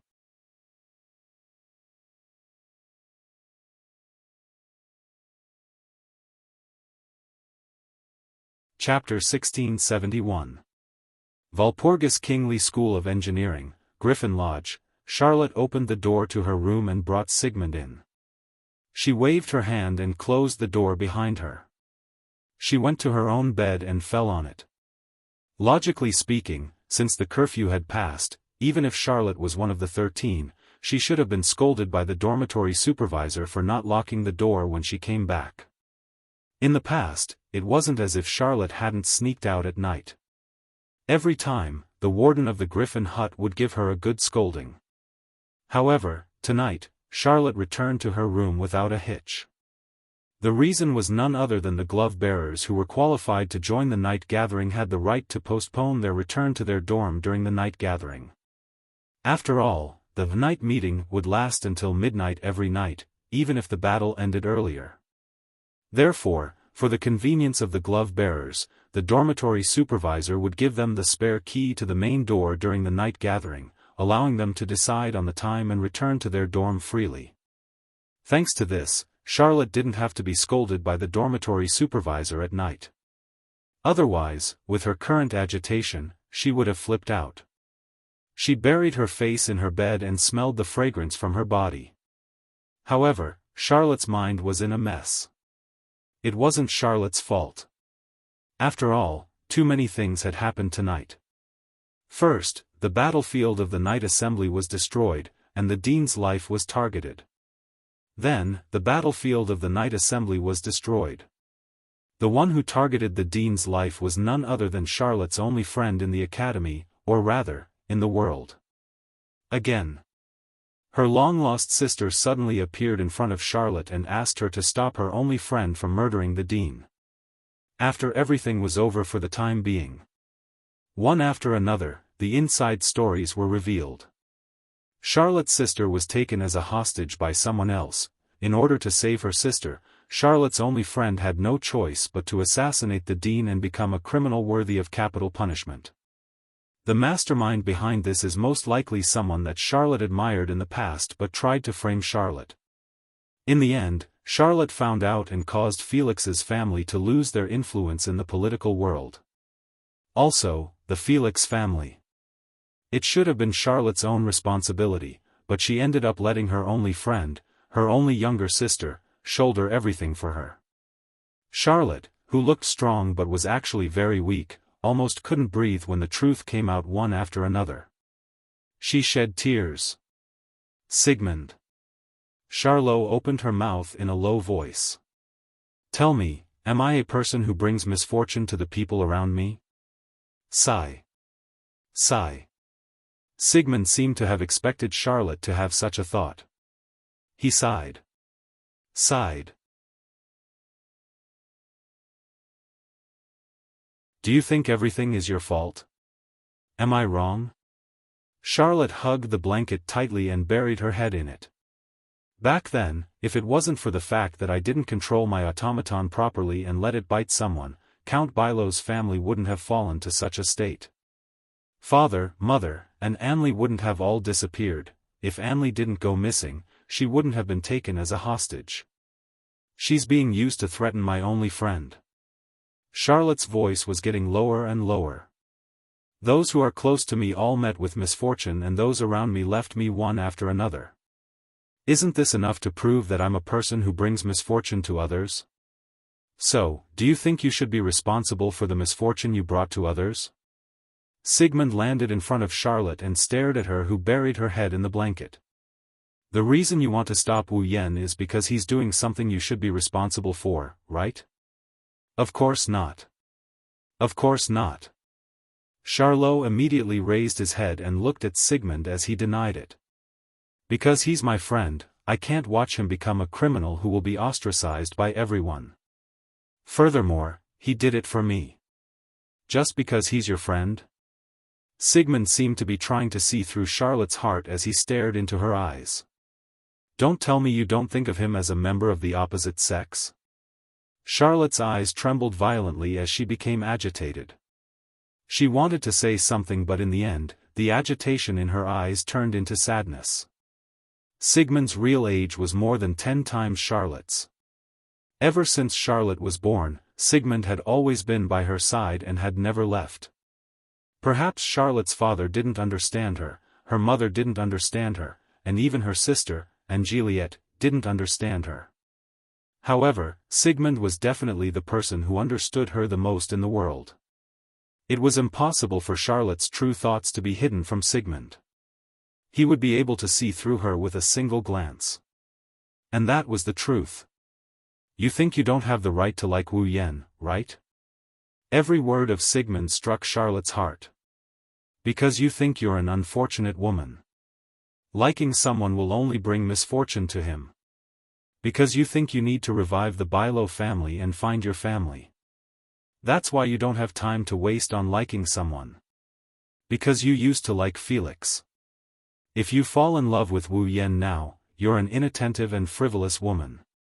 Sigmund lowered his voice and slowly revealed all of Charlotte's worries. I'm right, aren't I? Charlotte went silent. That was a sign of being speechless. In response, Sigmund scolded Charlotte for the first time. Wu Yan can become a criminal who might be sentenced to capital punishment for you. Don't you dare to be mistaken as a frivolous woman for Wu Yan? This sentence was like a bolt of lightning that struck Charlotte. That's right. If Wu Yan can become a criminal for her sake and to save her sister, then why can't she become a frivolous woman for his sake? Even if outsiders look at me like that, even if they look down on me, despise me, and spurn me, so what? In the academy, didn't he also live under the same gazes of others? However, Wu Yan bore the weight of these gazes and approached me, becoming my one and only. Then, I just need to grab hold of this one and only, right? Anyway, this is how I've been living my life, isn't it? At this moment, all the confusion in Charlotte's heart was swept away, and the thoughts in her mind became clear all of a sudden. I'm sorry, Sigmund. Charlotte sat up and hugged Sigmund. A peaceful smile appeared on her face. Indeed, I've been using the term frivolous woman to avoid my true feelings. I've even forgotten that he's the one who brought light to my life. Are you finally willing to face your true feelings? Sigmund's calm voice was filled with excitement. Indeed, you and Wu Yan have only known each other for a short time. In fact, you were in love with another person not long ago. However, the one who brought light to your life was Wu Yan. When you suffered setbacks, loneliness, and fear, the one who helped you stand up again was Wu Yan. Thus, it is natural for you to like Wu Yan. Sigmund advised. Unlike Felix, who only existed in your imagination, Wu Yan is the one who is worthy of your pursuit. Charles, you must not forget your true feelings. I won't. Sigmund. Charlotte looked out of the window and looked at the full moon and stars hanging high in the night sky. Her resolute words gradually echoed in the cold room. I will bring him back. Not because he is my friend, and not because I feel like I owe him, but because he is the person I like the most.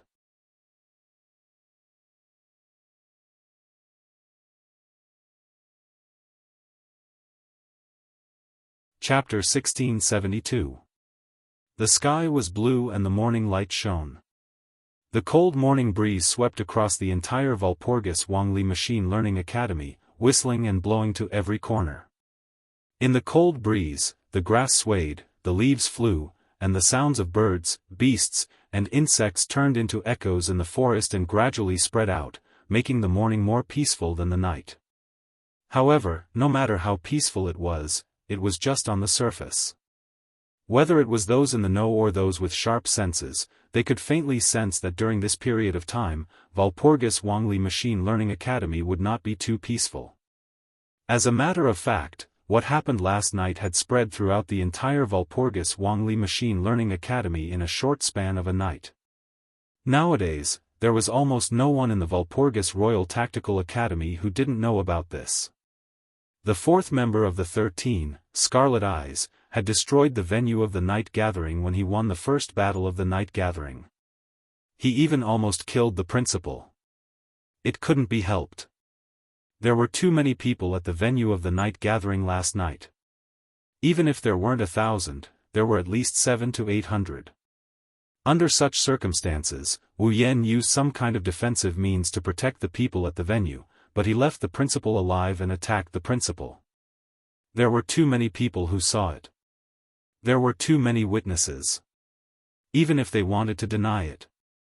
How could they deny it? As for why the fourth of the 13, Scarlet Eyes, who defeated Felix, attacked the principal, the outsiders didn't understand.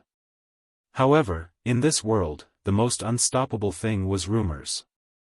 As a result, in response to Scarlet Eyes' attack on the venue of the night gathering, Scarlet Eyes, guess after guess turned into rumors. Instantly, the news spread throughout the Walpurgis Wangli School of Mechanics.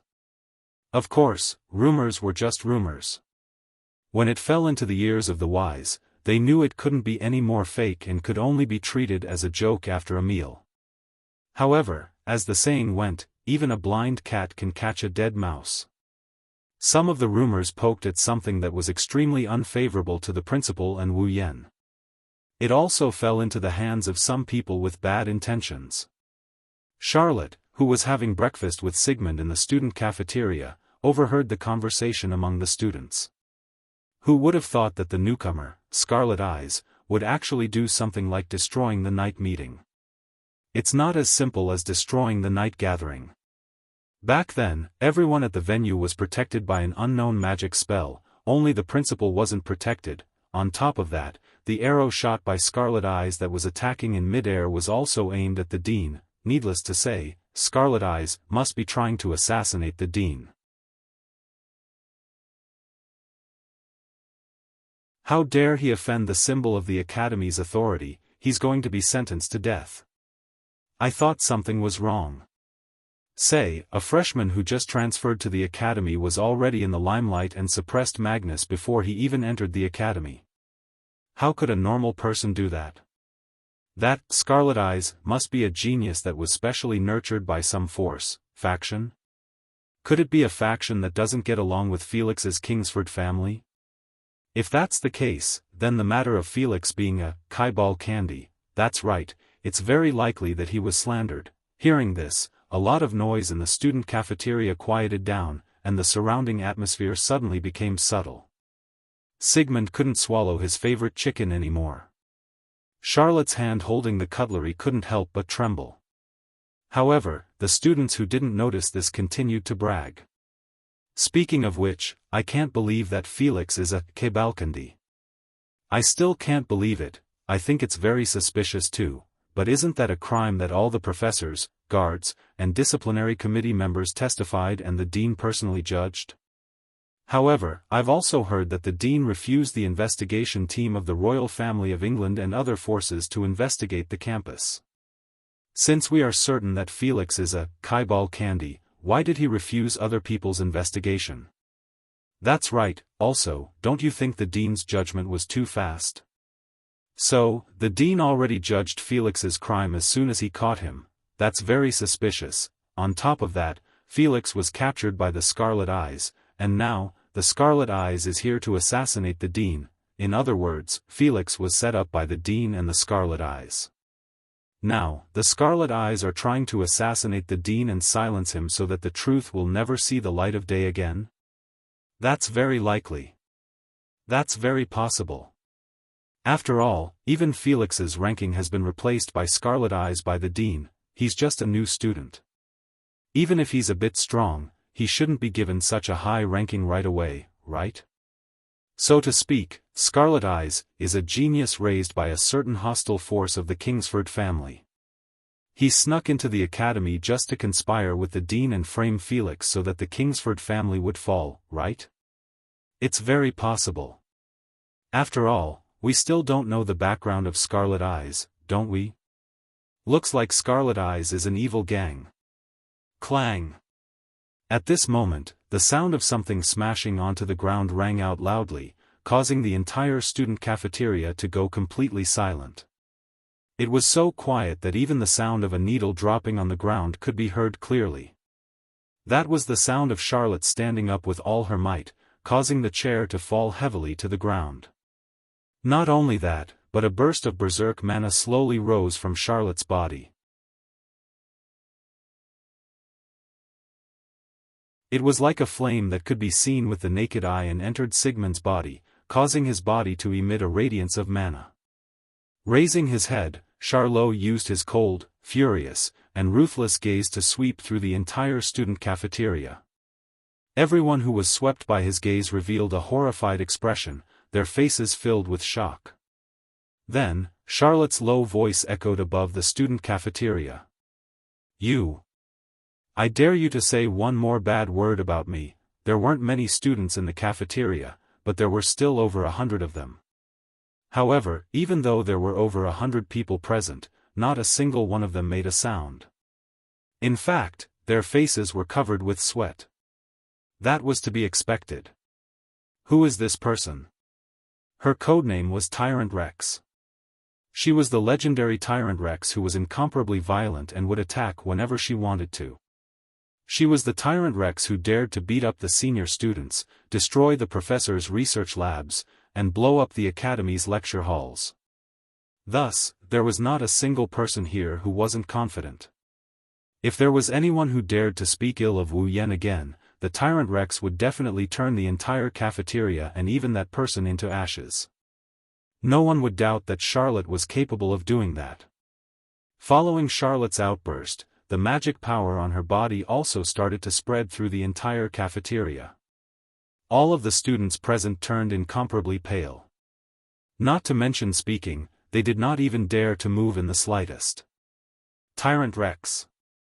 Suddenly, a voice sounded from the entrance of the cafeteria. Charlotte looked toward the source of the voice. The next moment, Flay's gasping appearance as she stood there appeared before Charlotte's eyes. Soon after, Flay said something that caused Charlotte's expression to change on the spot. Found Wu Yan. You're tuning into the Unparalleled SwordWill YouTube channel. Don't forget to subscribe and join us on this journey to catch the most captivating stories.